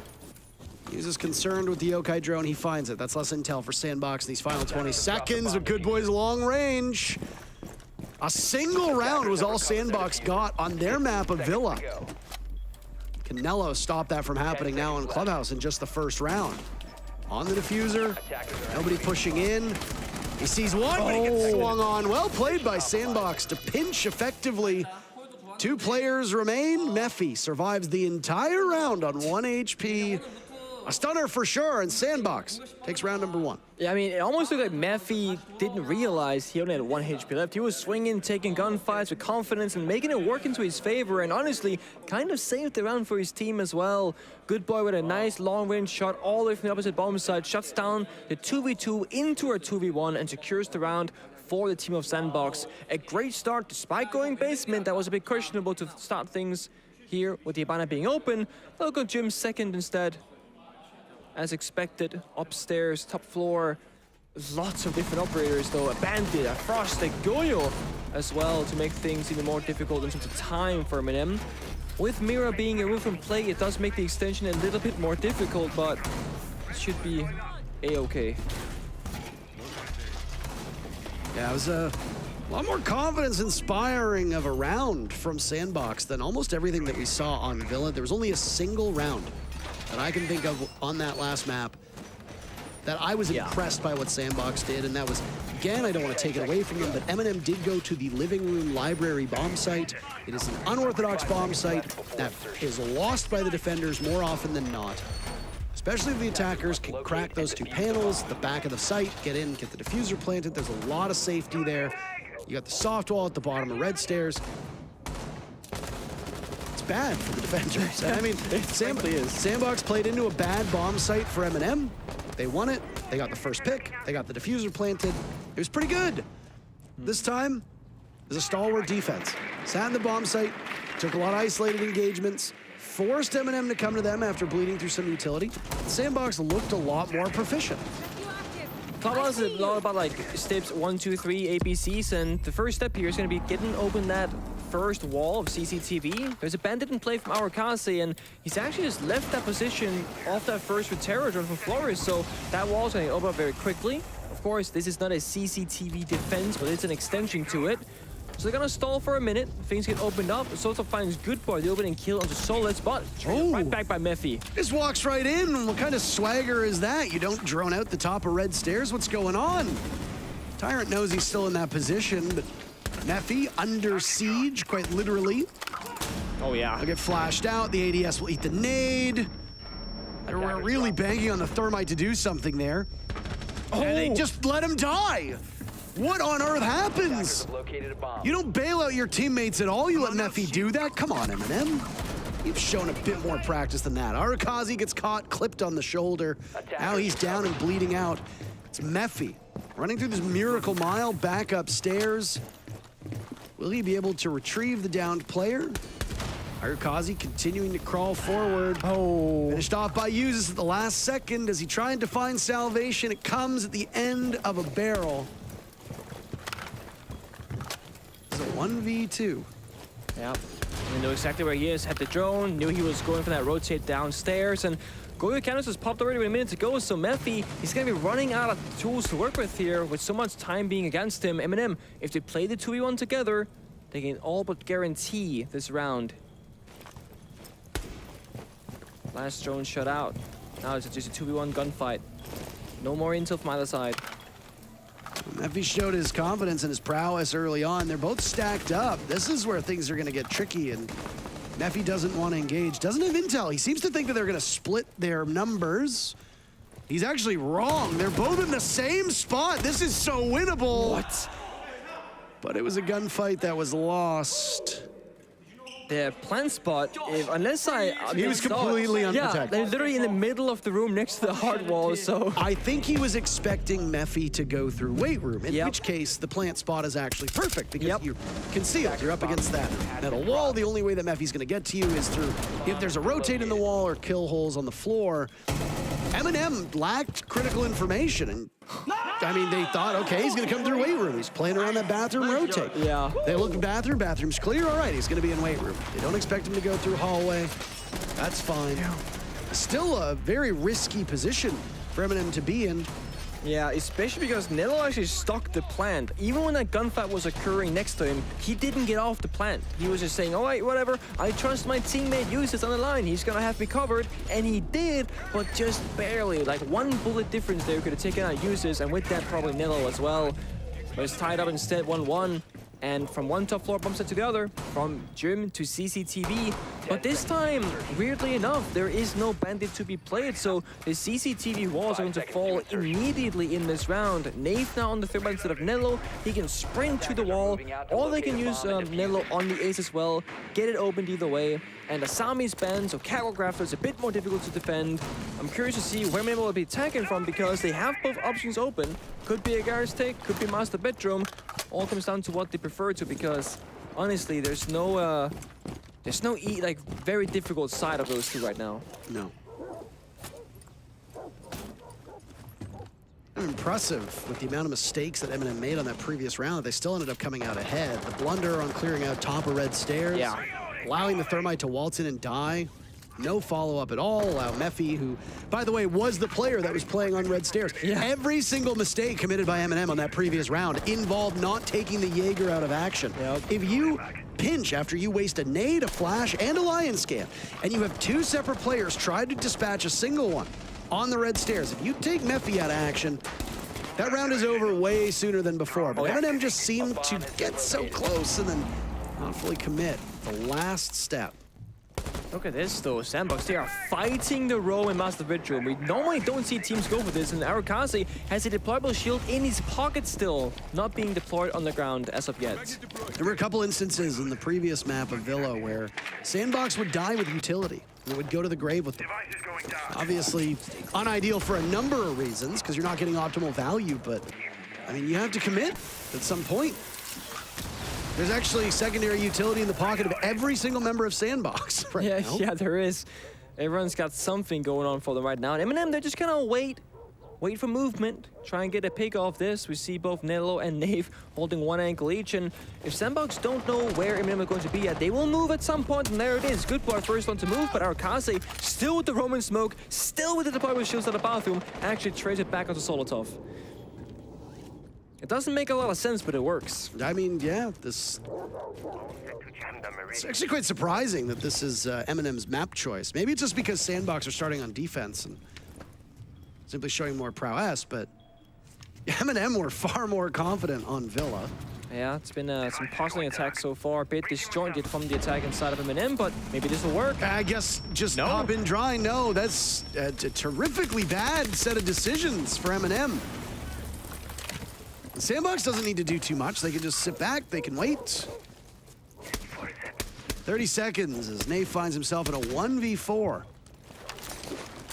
Sandbox want to regain the lead. NB Taylor almost gets it done. Nave falls off. Now it's time to go through garage. There'll be eyes from Sandbox in a similar position. Nafe walks in. Okay, they're just not looking. That's fine, but it's a Gumian with 5 seconds left in the smoke in front of him. He knows that he's out of time. You know who Nafe kind of looks like? You know the meme of the kid in the classroom with all the veins bulging in his head when it's like... Yeah, when your crush is next to you or whatever that is, yeah. Tell me he doesn't kind of look like him. I mean, a little bit, maybe, yeah. It's a job for you keen photoshoppers and social media people out there, whether you run the social media account or not. Get it done. Look at this. Negligence. Negligence. What are you doing? Negligence. 3 separate interactions. Yeah. I mean, to make things just a little bit worse is that the exothermic charge breach from Nafe in the round was actually a vault into CCTV bomb site, which I don't know how that happened, but it did. And it's just not pretty to vault in when there's a crosshair being held onto you. You want to be sprinting, crouching, changing your movement, etc., but you can't in a vault prompt. You're stuck and locked into animation. Sandbox doing a lot better in this game so far. Eminem struggling on their attacks, is making things connect. Sandbox with a wide variety of operators, really. Like now they got the Mossy, the Oryx, the Valkyrie. It's a very different take on its basement defense. Previously, almost no roaming presence. There was just the Solas and the Jaeger swing out early. Now they have an actual roam established. Valkyrie comes to boot to grant some information, and you still got that. So don't do this, Everton. Okay, I thought you were trying to hide in there for a second. We've seen that happen before. Just the camera, though. But I mean, now they got a difficult task ahead of them. They have a decision to make: either deal with the roamers and try and pick them apart, get some early kills. It's gonna burn down a lot of drones and time, of course, and utilities. We see a heartbeat possibly go out, or they gotta go straight for the bomb site. That main stairs, kitchen hatch, and dirt tunnel. But it seems like they want blood. They want the roam. Goodbye's holding this whole fort down by himself over inside of CCTV, and now a small rotating cache joined by Mephi. Looked like he was playing over towards construction. M&M were much faster to clear the roam, and I wonder if they're starting to lose their confidence. Back in round number 1, they'd finished off these players early on. Usus almost losing what could have been one of the easiest duels of this entire series. Exchanging a big portion of his HP to get rid of Demic, who has a soulless blind peeks a window in construction. Yeah. Good boy can reposition right into the arms of Tyrant, by the way, and oh my. Oh. Not great. Nope. If you can't kill him, I will. I mean, there was what, 3 people separately swinging on the same door. It's bound to go wrong at some point, just like it did. And users will say, I take those, or Solitaire will say, I take those. And the thing is, Solid's an operator that has that active get tree with the scanner, so you don't want to lose Solids early if you can avoid it. For Oryx, it's a different story. You can just lose that free roaming operator, and it has been an issue for Sandbox. They keep losing these highly efficient operators later in the round, like to see where the planet's going down, to go for those drone kills, etc. And once again, Demic will not have that operator available to him. So with that, now the drones will go crazy in the bomb site for M&M, and they'll have great intel to work with. And again, time on their side, over a minute to go. Nitro's still there as well. We talked about it on the last attempt for M&M. Whether it'll be used for anybody in kitchen or hallway, or whether Mephi will be playing a similar position as before, where you're gonna lob that Nitro cell over the church wall. Mephi's inside of blue, so there's no real immediate idea of where that explosive would go. Trying to see where the execute will come from. Nafe on the main stairs to the ban. I'm actually trying to get that church wall open up with this grenade. Is there anything to stop it? No, nicely tossed by Solitaire. Directly into the lap of Mephi. 2 kills away from a flawless round. Make it 1. Arukazi, can you stop them at all? Yes. High rate of fire takes down Usus. There wasn't much left of him. So now Arukazi is taken out as well. And it looked like a decent round for M&M, but let's look at what Sandbox did. They got a team kill, they lost Reven and Pig in an easy duel, and then they kind of try and, you know, fight back in that 3 versus 5, as they pretty much have to, but they get destroyed in the gunfights. Mixture of, again, good intel from M&M, those drones in crucial positions, and why are they there? Because the Solus from Demonic earlier on, or Demic rather, got taken out of action. The grenade usage there from Tyrant and Solitaire together on the blue hatch, covering both the left and right hand side of the engine, guaranteeing the nade kill, opens things up much, much more. And the more I look at Nafe, the more I see the resemblance of that meme guy. I will have to. Thank you very much. Sometimes my observations aren't terrible. Pretty good. I hope people understand. You hope they understand. I hope they understand my reference. By the way, after the conclusion of this match, we will be doing a draw show. Ooh. And Nick and I will be doing it again. So if you enjoyed the Entreping Major, if you enjoyed the groups that we chose, and if you shouted rigged at your monitor or your mobile phone or your television, however you're watching this broadcast, Breach charge deployed. I'm gonna do it again. Yeah, okay. And that'll be happening shortly after the conclusion of this match. Yep. Yeah. Okay. I believe it's you, me, and Ginny. Old Ginny Pig. Yeah. Let's see if it goes to map 3 or just a map 2 is needed. Things are tied up once more. Nobody in an advantageous position in terms of round count at least. Now, Clubhouse, one of those kind of 50-50 maps, and I even argue if you are a great attacking team, arguably favors the attacking side because it's all about the execution part of the game. Eminem, a little bit slow to the punch most of these rounds in the first early minutes. But in the mid-round, they speed things up, they find their fray of kills, usually 2 or 3, and that's when they really buy back the time they spent early on. So they're setting up quite well for themselves, and look at this, Sandbox moving a lot once again. Oh, Tyron almost missing out on it against MV Taylor. Reminiscent of Uzis' duel in the previous round where he almost lost his life. High rate of fire for the Vector and Good Boy as he completely runs out of bullets, has to go for the reload. Neffy blinded, Good Boy taken out. Arukazi and Neffy still holding down this part of the map. Neffy sees one as the fire will prohibit them from collapsing on him, but it doesn't matter because they can just shoot from long range. This is the same exact situation as before, a 5v2 that becomes a 4v2. Eminem will be denied a flawless round yet again, but will they be denied the round at all? Well, the only person who can stop it now is Demic. Inside the site. Neffy was in this position before in the 1v2. Now it's Demic's turn on the same bomb site. But there's a minute to go. That might as well be an eternity for Sandbox to wait.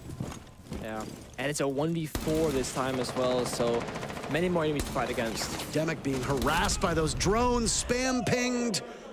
Uzis draws the straw, and he's the one who gets that final kill from the window. Similar position where he was as Lion in the previous round.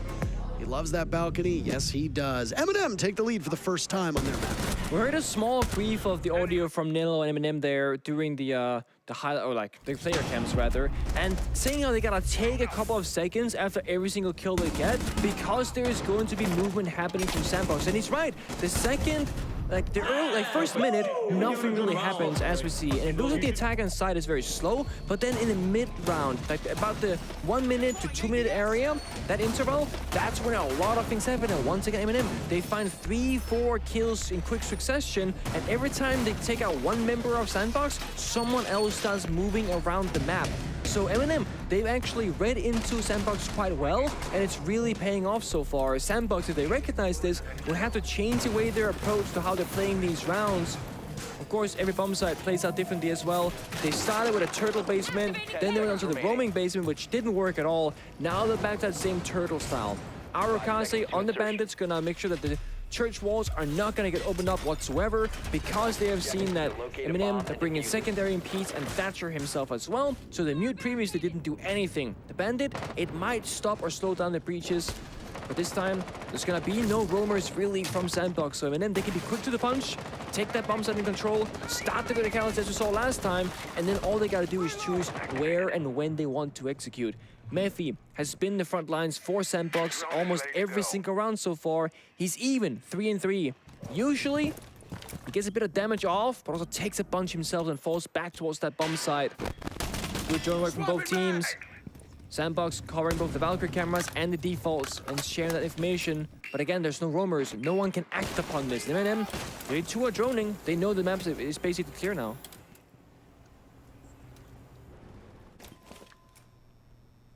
It's a pivotal round for Eminem, Nick.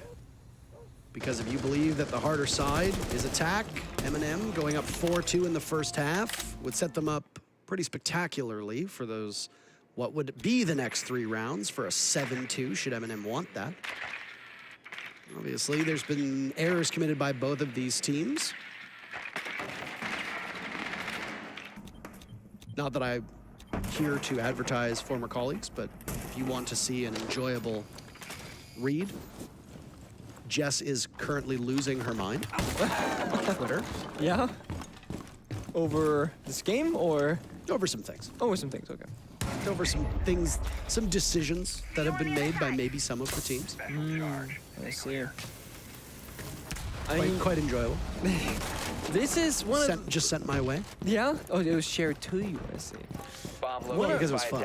This is one of these rounds where one team is doing absolutely everything and the other is doing practically nothing. Sandbox are waiting for M&M to execute on the bomb side, and that is not going to bode well because that's exactly what the attackers want. Imagine being given so much freedom that you can just take what you want and nothing comes your way to fight against you. Good boy, he now starts shooting back a little bit, but even look, door is barricaded.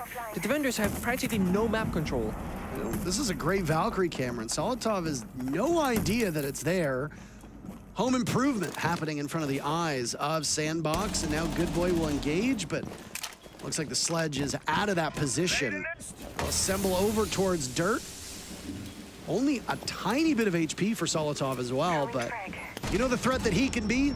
EMPs go out, nades go out as well. Now Nafe will be under watch. Nello taking a lot of damage, and he's finished off inside of Dirt. The Gambit does not work out. Good Boy goes down to Solitov, and now Nafe will drop, but there's no coverage at all. Envy Taylor inside of Church has great line of sight. Down goes Arakaze. Uses is there as well. There's only a single player to fly, but can they do it on time? No, they can't. The clock will give Sandbox that round. I don't know if either team deserved to win that one, Nick.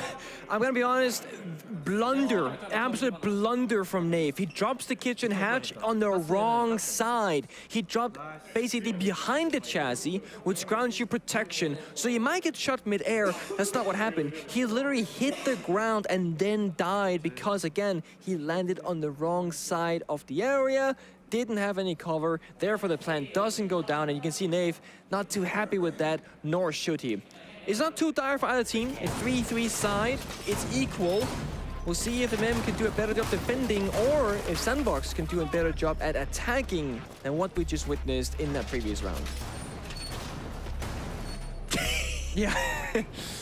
But that's so good, actually. So just, yeah, thank you very much. I was correct. But you were actually so correct about that. Bang on. And if this was Nave from like 3 months ago and his hair was shorter, even better. Yeah. That's quite good. 10 seconds left. If you're watching this live, you can go look up the meme yourself. If you're watching it back on VOD, you have all the time in the world to go look at it. First half in the books, and what happened? Well, it was back and forth. A pendulum. One side, other side, other side. The only consecutive rounds that were won were M&M winning 4 and 5 when they took the lead. They squandered it. Oh, wait. There it is. There he goes. Just keep them on their toes. He gets through the door. Tyrant knows this is coming, by the way, and loses it. There have been a number of times where players from M&M have had information and just not been able to execute on these gunfights whatsoever. Now it's Mephi's turn as well, and he kills Solitov. What is happening in this round? I am absolutely dumbfounded. That's not supposed to happen on either side, and it looks like M&M don't have information. You said when you kill the drone, you expect a follow-up, and sure enough, they thought he lost the gunfight. Then on blue, Solitov sprints past again a drone, and the guy's literally shooting at him, and he also loses the gunfight. 3v5 now in favor of Sandbox. They're gonna slow things down. Now rejoin all the area, make sure they didn't miss a corner. Now they're gonna throw this significant lead that they have because this is a dangerous place to be at. If the defenders want to, they can just start lashing out, try and even back the numbers. Sandbox hold on, they have so much time to work with. 1 minute 40 seconds and it's already starting to stretch the floor and the walls. That is one of the quickest clubhouse basement clears we have seen. And I mean, they even got the Maverick. No kite's gonna stop them. Nave brought that particular operator, but again, the counterplay is there with attacker repick. 1c4 is prepped, Nilo can make the call. He's got a second in his pocket as well to throw up at the ceiling if he wants to. Down it will go, but perfectly caught by a magnet as it was intended to do. And a nitro cell from Nafe. Hibana. Saw very limited explosives in the previous half, but not this time, and you're correct. There goes the Hibana. That's rough. I mean, you can't really maverick the kitchen hatch. It's very difficult because there's a soft floor next to you, and there's still one more C4 from Nello. I mean, if you're an entirely unserious person, you could certainly attempt it. You can attempt it, but it won't work. Exactly, because by the time you've been able to blowtorch about a third, no, a fourth, no, maybe even a fifth. By the time you blowtorched even a fifth of that, you're dead, because you are extremely vulnerable. So it'll come to blows now. Sandbox wants to walk in and take this engagement. Mind you, this whole round started by a bunch of sloppiness from M&M, and they've been able to keep this one relatively close. Now it's Nello being watched. Oh, okay. They lack critical information. Of all the rounds, that was certainly one of them. Good boy on the Nook, finding a lot of value. Something that we didn't see earlier. Huge value. Something that in Sandbox's earlier matchup against Falcons and Border was completely shut down. This time, not at all. Sandbox actually banned out the Nook on the previous map of Villa themselves and said, you know what, maybe we need this particular operator. Good execute from Sandbox. They work together. 3 members took that single member left inside of the AKs. M&M, they will go straight back to that same bomb and saying something really went wrong, which, to be honest with you, yes, it did. I mean, that opening, getting 2 opening kills in 20 seconds, 1 main stairs, 1 blue stairs next to the bomb site on both of those. Yeah, that's not supposed to happen whatsoever.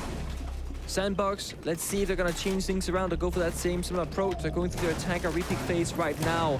And they are picking up the Maverick, they're picking up the Hibana once again because all those juicy hatches. But good boy so far, not going for the Nook. Actually, instead, because they recognize that Nave is playing IQ, will go for, the Valkyrie will attack a repick onto the IQ instead to combat the information. Something that M&M themselves struggle with on their attack, those Valkyrie cameras. Valkyrie's been a big staple in this map. Yeah. We've seen the Valkyrie camera on Solitov that was upstairs inside a kitchen. That was the one that was thrown out by Sandbox. Now Sandbox on attack knows all too well how much value they were able to gain from most of those black eye cams. Time and time again, they had advanced information. As you said in the previous round, they lacked critical information. Not Sandbox, not on defense, not with the Valk cams. Now no longer M&M. Now, Solitov does have those motion detectors as well, so they are maybe fearing a Nook. He did bring in that previous round on blue stairs. It got shut down by the entry of Mephi, who's going to sit on 7 kills and 3 deaths. So Mephi had a bit of a slow equal defense on Jaeger, but great start on attack so far. Soft walls can open up, but look at the clock. 1 minute already burned, and Sandbox are nowhere near at the same point in the map as they were in the previous round because those opening kills hasn't happened this time around. Makes a huge difference. There's 1 C4 prepped on the ceiling from Nave already, and they're watching the cams as well. So they're fishing for that C4 kill when the vertical starts happening. So if Good Boy, you know, respects the Valkyrie and spends all time on the scanner, he can then tell his teammates that this in fact is going to be happening and shut it down before it gets a kill. It's already popped. Just 2 more that'll go down. Open up that kitchen hatch. Mephi had an excellent start to this map, but it hasn't really slowed down at all.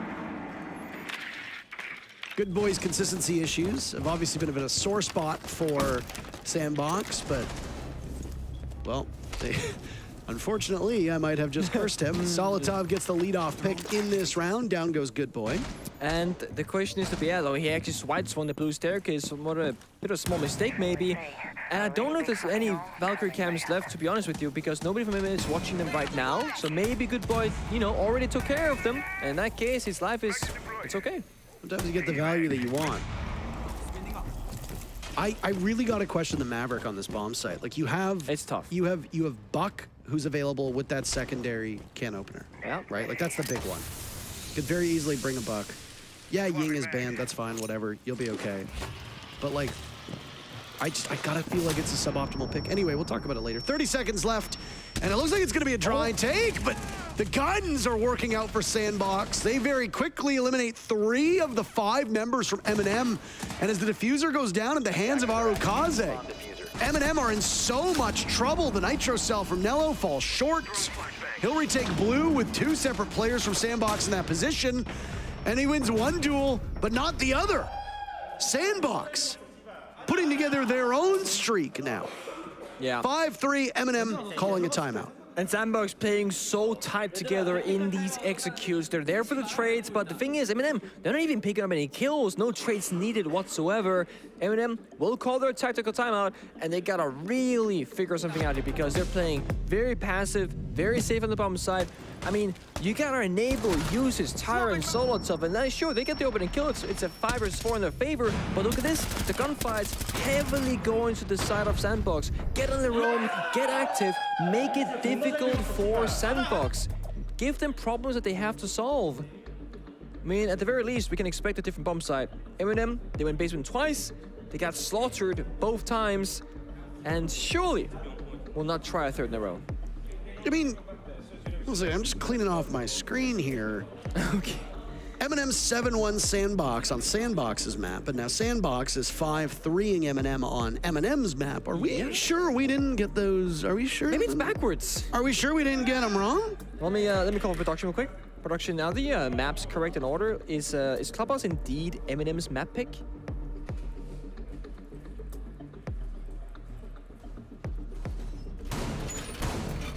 They believe it is. Okay, well, it was also a joke. Yeah, it was a bit. But maybe there was a chance, you know? There's always a chance. In which? Always a chance. So, timeout, strategy-wise.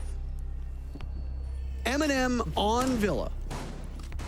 We said we didn't want to trip over ourselves to give them a lot of praise because a lot of the times on Villa, it was more what Sandbox wasn't doing than what M&M was doing.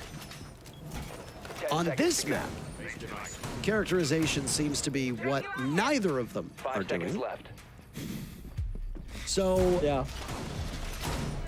Except for Sandbox's last 2 rounds, I will say they looked much more sound strategy-wise. Which honestly, if you're Sandbox, is excellent because then that means that you are showing a level of proficiency on what most people would probably say is the harder side on this map. Yeah, and I mean, it's also, let's say Sandbox wins this out. It goes really well for them into Oregon because it's a very team-reliant map where you gotta play together tight in those executes. If they can play the way they did in their previous basement attacks on Oregon as a whole, Sandbox is looking mighty fine up for that M&M Oregon challenge if they go there.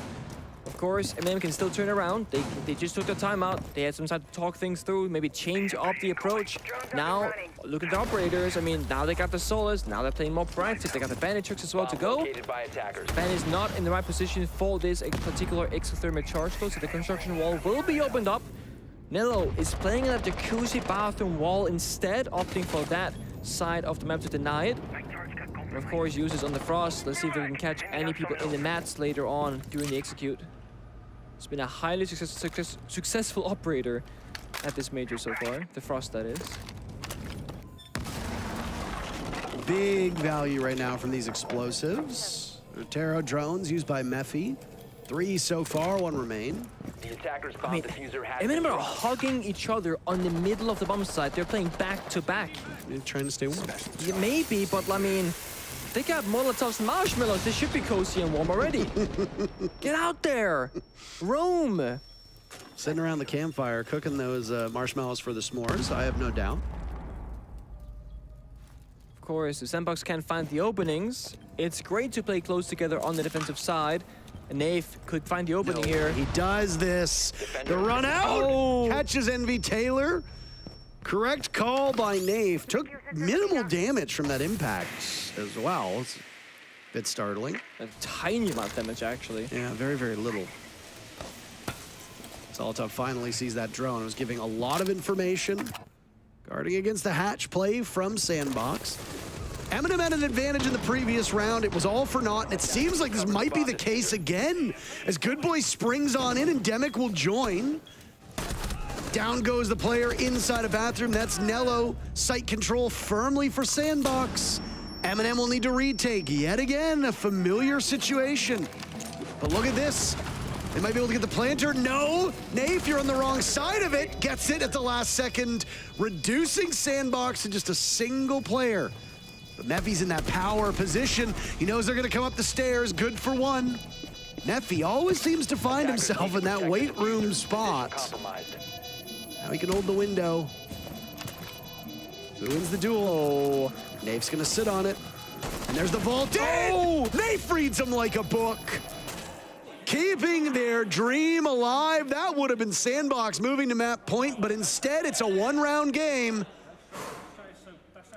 A fourth round put on the board for M&M. Such an important moment for Nave, and he plays it beautifully. He even swaps, as we saw, from the P90 to the SMG11 because has that higher fire rate, has a higher chance of winning in that close quarter combat engagement, and that honestly, the weapon swap might have made the difference between winning that gunfight and maybe not, because when he gets off that diffuser, there's only 22 seconds left. That means that if Mephi gets into German weight room, he can start playing down that clock, as Nave wouldn't have that much time left on the clock to work with.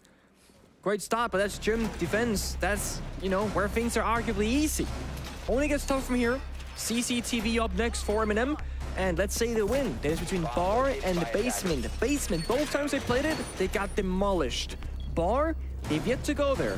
But remember, last time on the previous map of Villa, when they went for that fourth bomb site option, that was the library defense on Villa, they didn't do too well. So maybe a bit of PTSD from them if they were to go Bar, but I will say statistically speaking, of course, a much stronger bomb site than that of library on Villa.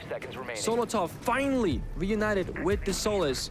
One of the best Solis players in Europe, usually playing far away from the bomb site, looking for the drones, looking for a flank, as you can see, who's actively watching them and trying to make something happen. And CCTV, bomb site is relatively small, not a lot of good corners to hide in or play in that are particularly safe, so you have to try and get active on the mat elsewhere.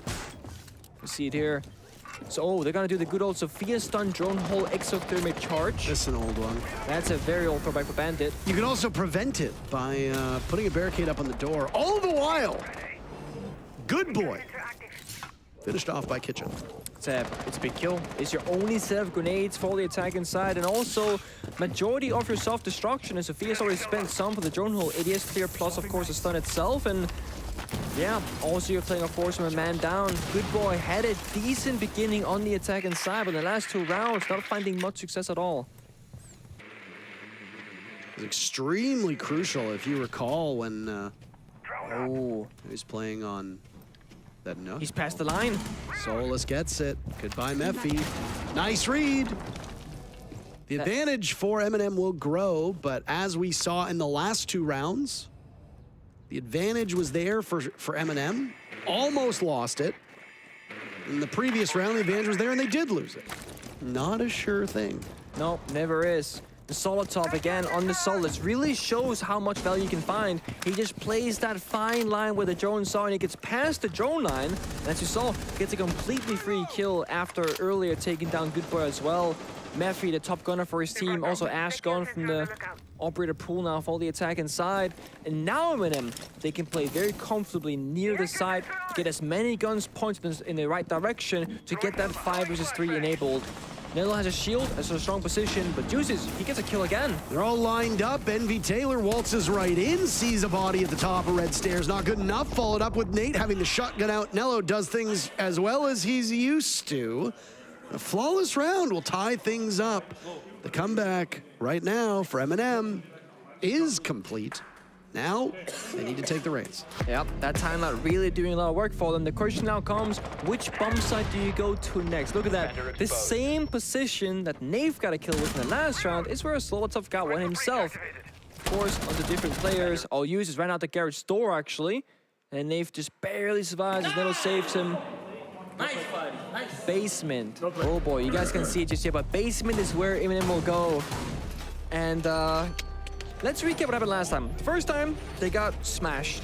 Sandbox got 2 opening kills in 20 seconds. One on main stairs, one on blue stairs next to bomb site. Boom. Then they played back, consolidated, waited down the clock, you know, got the walls and the hatches opened up, and they executed.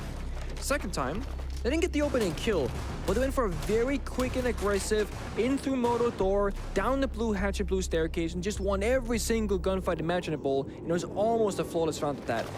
The thing is, both of those rounds, M&M, they opted for a very passive turtle strat in basement, where you basically just bunker up and hope for the best. Now, they're getting active on the map. They got the castle barricades, they got the That's pretty much all they have, actually. They have Castle Barricades. The rest kind of speaks to the bomb side. They will Mize, the Kite Claws, etc. But they will have a soft drone presence. Solotov, secondary shotgun in hand with Castle. Actually, Bandit as well, getting those Bandit batteries down upstairs on Jacuzzi.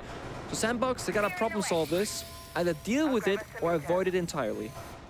2x Kairos being used to take out that landing Castle Barricade. It'll be gone.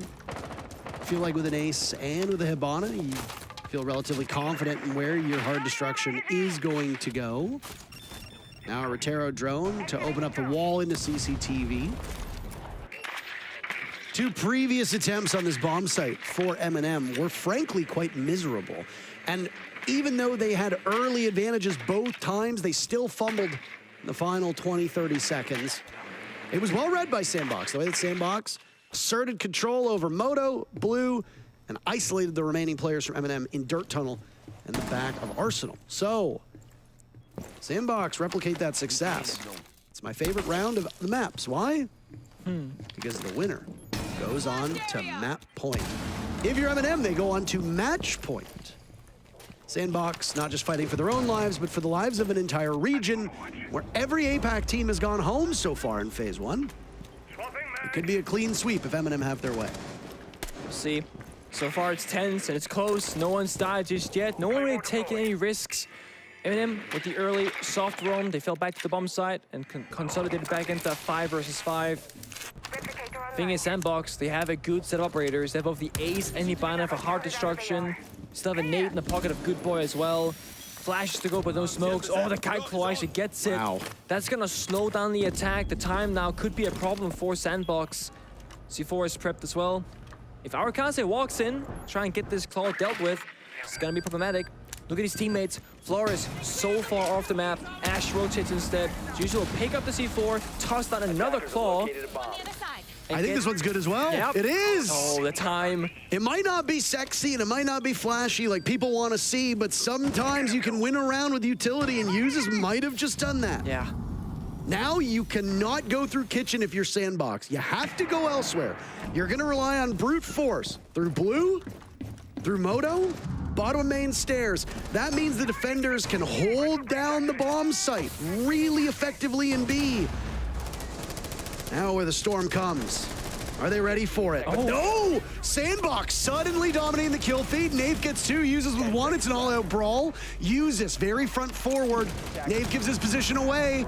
It's all up to Mephi. He's isolated 1 inside of Blue, but he's about to run out of time. And there's nothing he can do.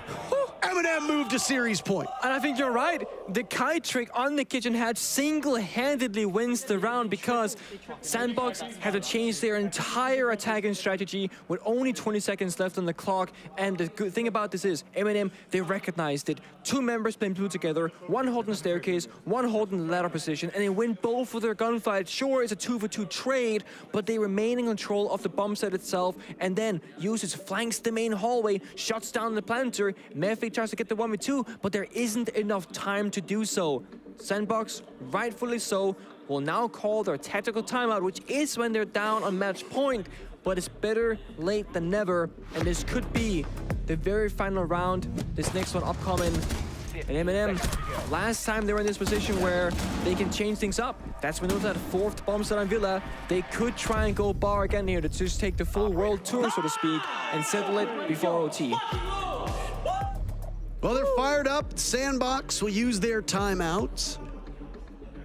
They used it after going down 5-0. They immediately won the next round. So direct conversion in the previous map. If that holds, we go to overtime. If it doesn't hold, the final APAC team here in Phase 1 goes home, leaving the whole region with just 2 teams that aren't even here yet. Scars and D+.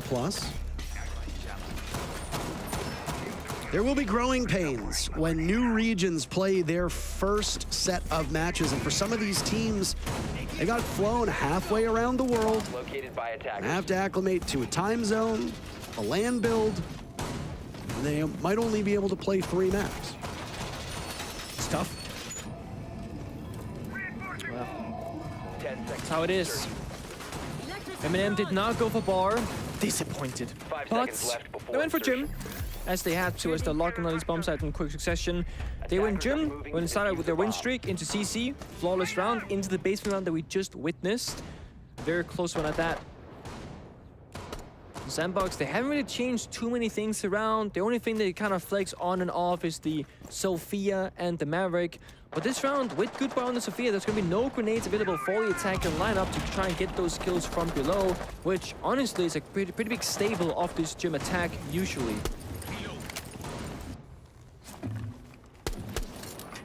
They've tried to get the attention with that impact onto the wall of Strip. Oh, Solitov. Yeah. Walk away from that one, limping. Yeah. And AC is still up, right? Has more than 20 HP, so can still get injured, of course, as well. Tyrant, oh, that is not a great position to be in. Oh, and he gets away. Just barely. Oh, they're rushing the side, though. Oh, Jacuzzi wall is opened up. They're off to the races. Demic taken out, but it's M&M to rebuff them perfectly. Arukazi, the first one on the board for Sandbox. Good Boy is gone. Mephi's on a point of HP. Arukazi with the diffuser. He'll have to get in and escort it. Get that down, but they're blocked out right now. Mephi's looking in the wrong direction. Arukazi ended by Nello. Lights out on APAC. Sandbox goes home. M&M move on to phase 2. You gotta say, the risk on match point for Sandbox, it has to be respected. And the thing is, it didn't seem to catch M&M off guard whatsoever. They were there, they struck, they've won the engagement, they shut down the push from Sandbox. And M&M obviously can breathe a sigh of relief. Impressive comeback. 4 rounds in a row for them to be able to take it home. On the other side of the coin, Sandbox was the last remaining APAC team. All of the APAC teams that were flown in for phase 1 will now either be flown out or have already flown out. Not a single one of them will be here for phase 2. The hopes of the region will rest solely on the shoulders of 2 teams. Scars from Japan and D+ from Korea. M&M had an impressive showing at SI. And it seemed like they would be able to make some noise. Obviously, they fell short of their own expectations. And they come back seemingly renewed. Yeah. That wasn't the most brilliant game of Siege that we've seen, if we're being totally frank. And I mean, if you're a fan of either of those teams, you're going to be able to look back and see a litany of mistakes. Not just mistakes from Sandbox, but M&M as well. Yeah. There were rounds that were totally winnable for both teams. The smallest misstep cascaded into something much bigger and ultimately could have cost M&M not just this map, but then on Oregon, who knows what would have happened over there. Yeah, I was gonna say, I mean, M&M definitely didn't play up to expectations from fans or casters alike, but sometimes you have a slow start, sometimes you struggle with the matchups. Either way, they make it to phase 2 and they send Sandbox home. The Sandbox themselves, I mean, didn't have a spectacular tournament necessarily, and unfortunately for them, it ends rather early, so they won't get to take that much experience away from this. But as you said, Parker, Sandbox actually have quite a lot of experience already. Yeah, I mean, Envy Taylor has been at almost as many lands as you went to, ultimately. Yeah. And unfortunately, time and time again, this roster just seems to get caught in the wrong side of whatever match that they're in. And I mean, I'm not well equipped enough, and I'm not experienced enough nor knowledgeable enough to diagnose what the issues are, but I mean, you don't need to be the greatest Siege coach to know that when you're taking engagements with no intel, or you're dying with the deployable shield in your back pocket, or ADSs in your back pocket, or you're not getting droned in. Like, these are small mistakes in the grand scheme of things, but these have huge consequences. Yeah. And they're also foundational mistakes. Yeah, they shouldn't be happening at this level of play. They really shouldn't. It's no different than seeing teams lose rounds because they don't shoot a default cam. These are things that should be just baked into your brain. Yeah. For Sandbox, I mean, they had some moments of brilliance, especially on Clubhouse. They were far better on Clubhouse than they were on Villa, which is a welcome surprise, as Villa was their map choice. Yeah. M&M was a steady as she goes kind of ship today. On Villa, there was nothing flashy about them, but they were consistent. And whenever the mistakes were presented by Sandbox, M&M punished them.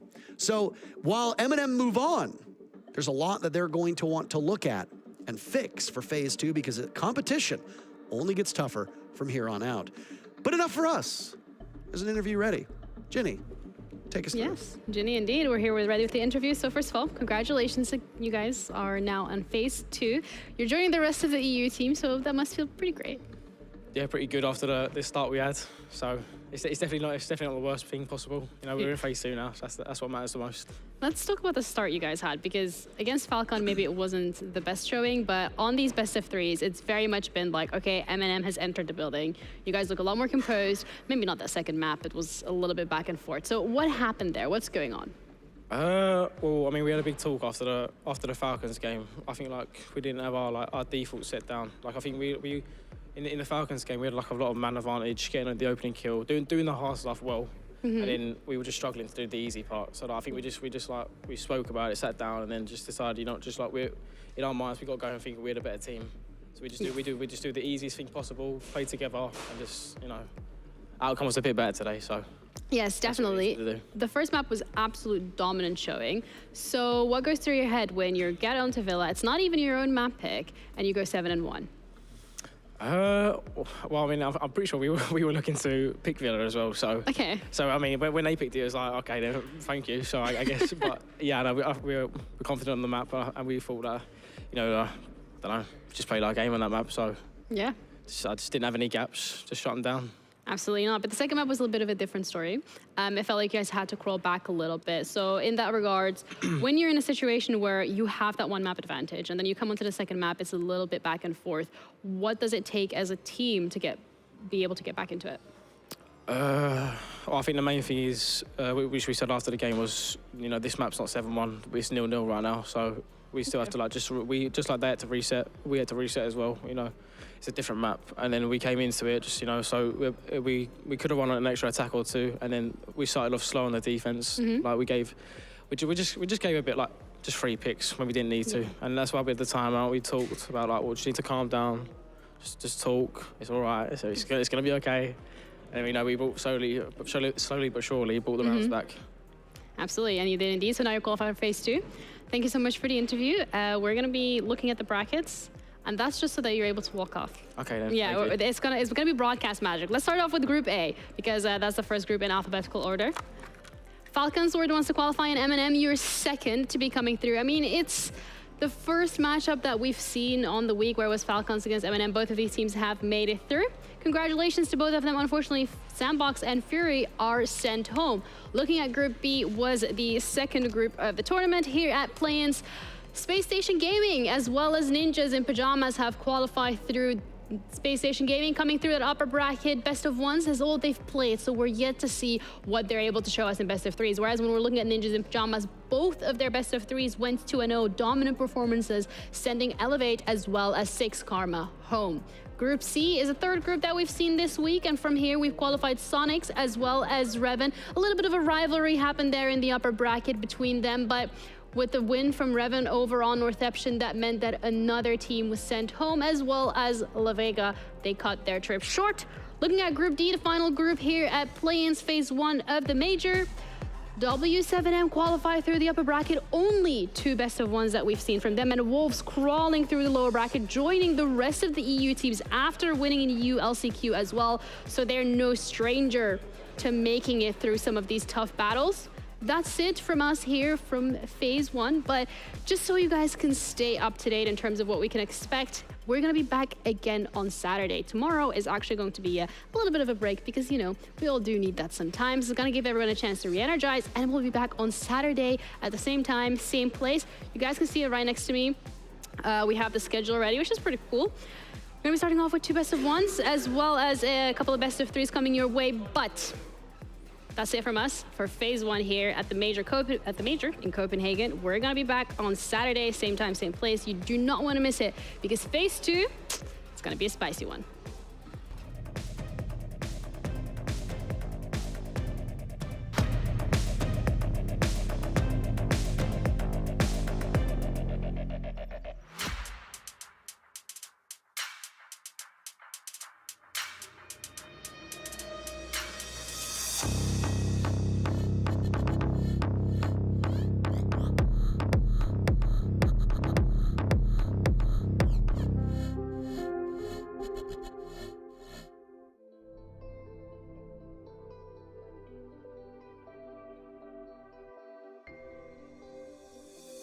today, the top two teams from Europe and from America. Diffuser down with 30 seconds. Bounce, he's going to find 4, but Pengu says no. Penta are your first PC Pro League champions. Davian alone, and he drops down. Continue are your world champions. Penta's going to have time to get the diffuser down, and we are going to see Penta win this all. They're the world champions right now for Season 1. He's going to be spotted. Can he get the kill on Chesnick? He grabs the Deagle kill. It's now Bobby to fall up to him. And a 1-on-2, Julian and Wag. Can he get it? Bobby's going to dip around the grid. He won't get it. Julio gets the frag. Black Dragons go to the grand final. Eds versus Black Dragon. Bootsy adds to Wag. You call them Eds, we call them champions. Eds takes year 2, season 3.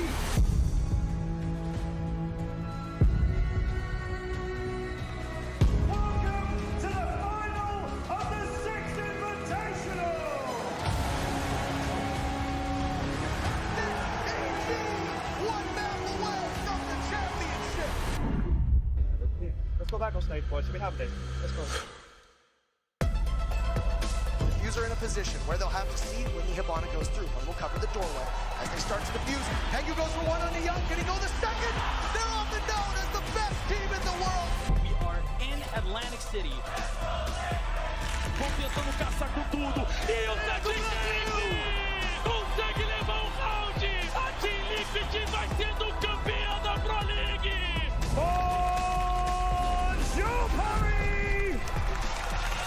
Close to getting the victory, and he goes down. G2 will take the win.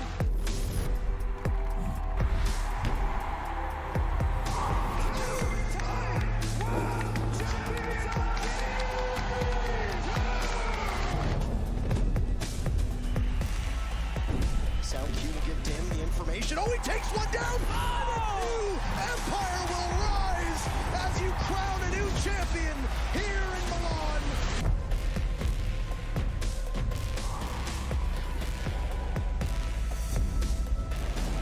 Two kills, 3 for Shepard, and the Empire strikes back.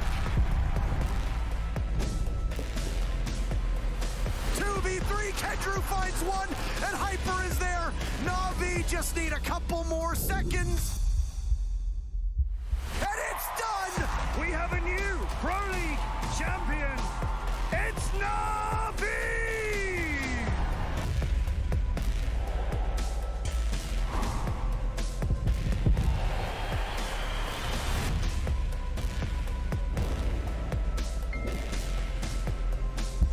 Julio has diffuser in hand. He finds the shots, but Palu cannot find the kill. Out comes the knife. Shot out by Pino. Your winners. It is the Ninjas in pajamas. Rock, paper, scissors, shoot. Rock, paper, scissors, shoot. Oh, I got one. So team one's up 1. Rock, paper, scissors, shoot. Team one wins. Yes. 5 seconds left, but it's been surrendered. And do you believe in Madness, Michael? Team 1 does, and they win the Mexico Major. It's time for our grand final. FaZe have everything in their power, and that's the diffuser. Years and years of hard work pay off. FaZe Clan are your champions.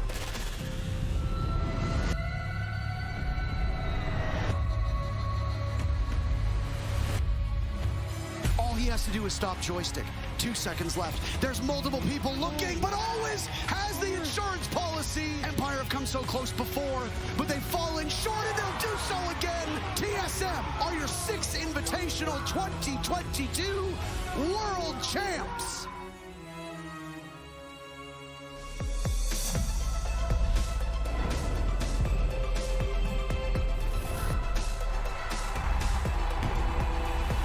J9-0 to save Astralis. DZ can double up and secure their first international major win.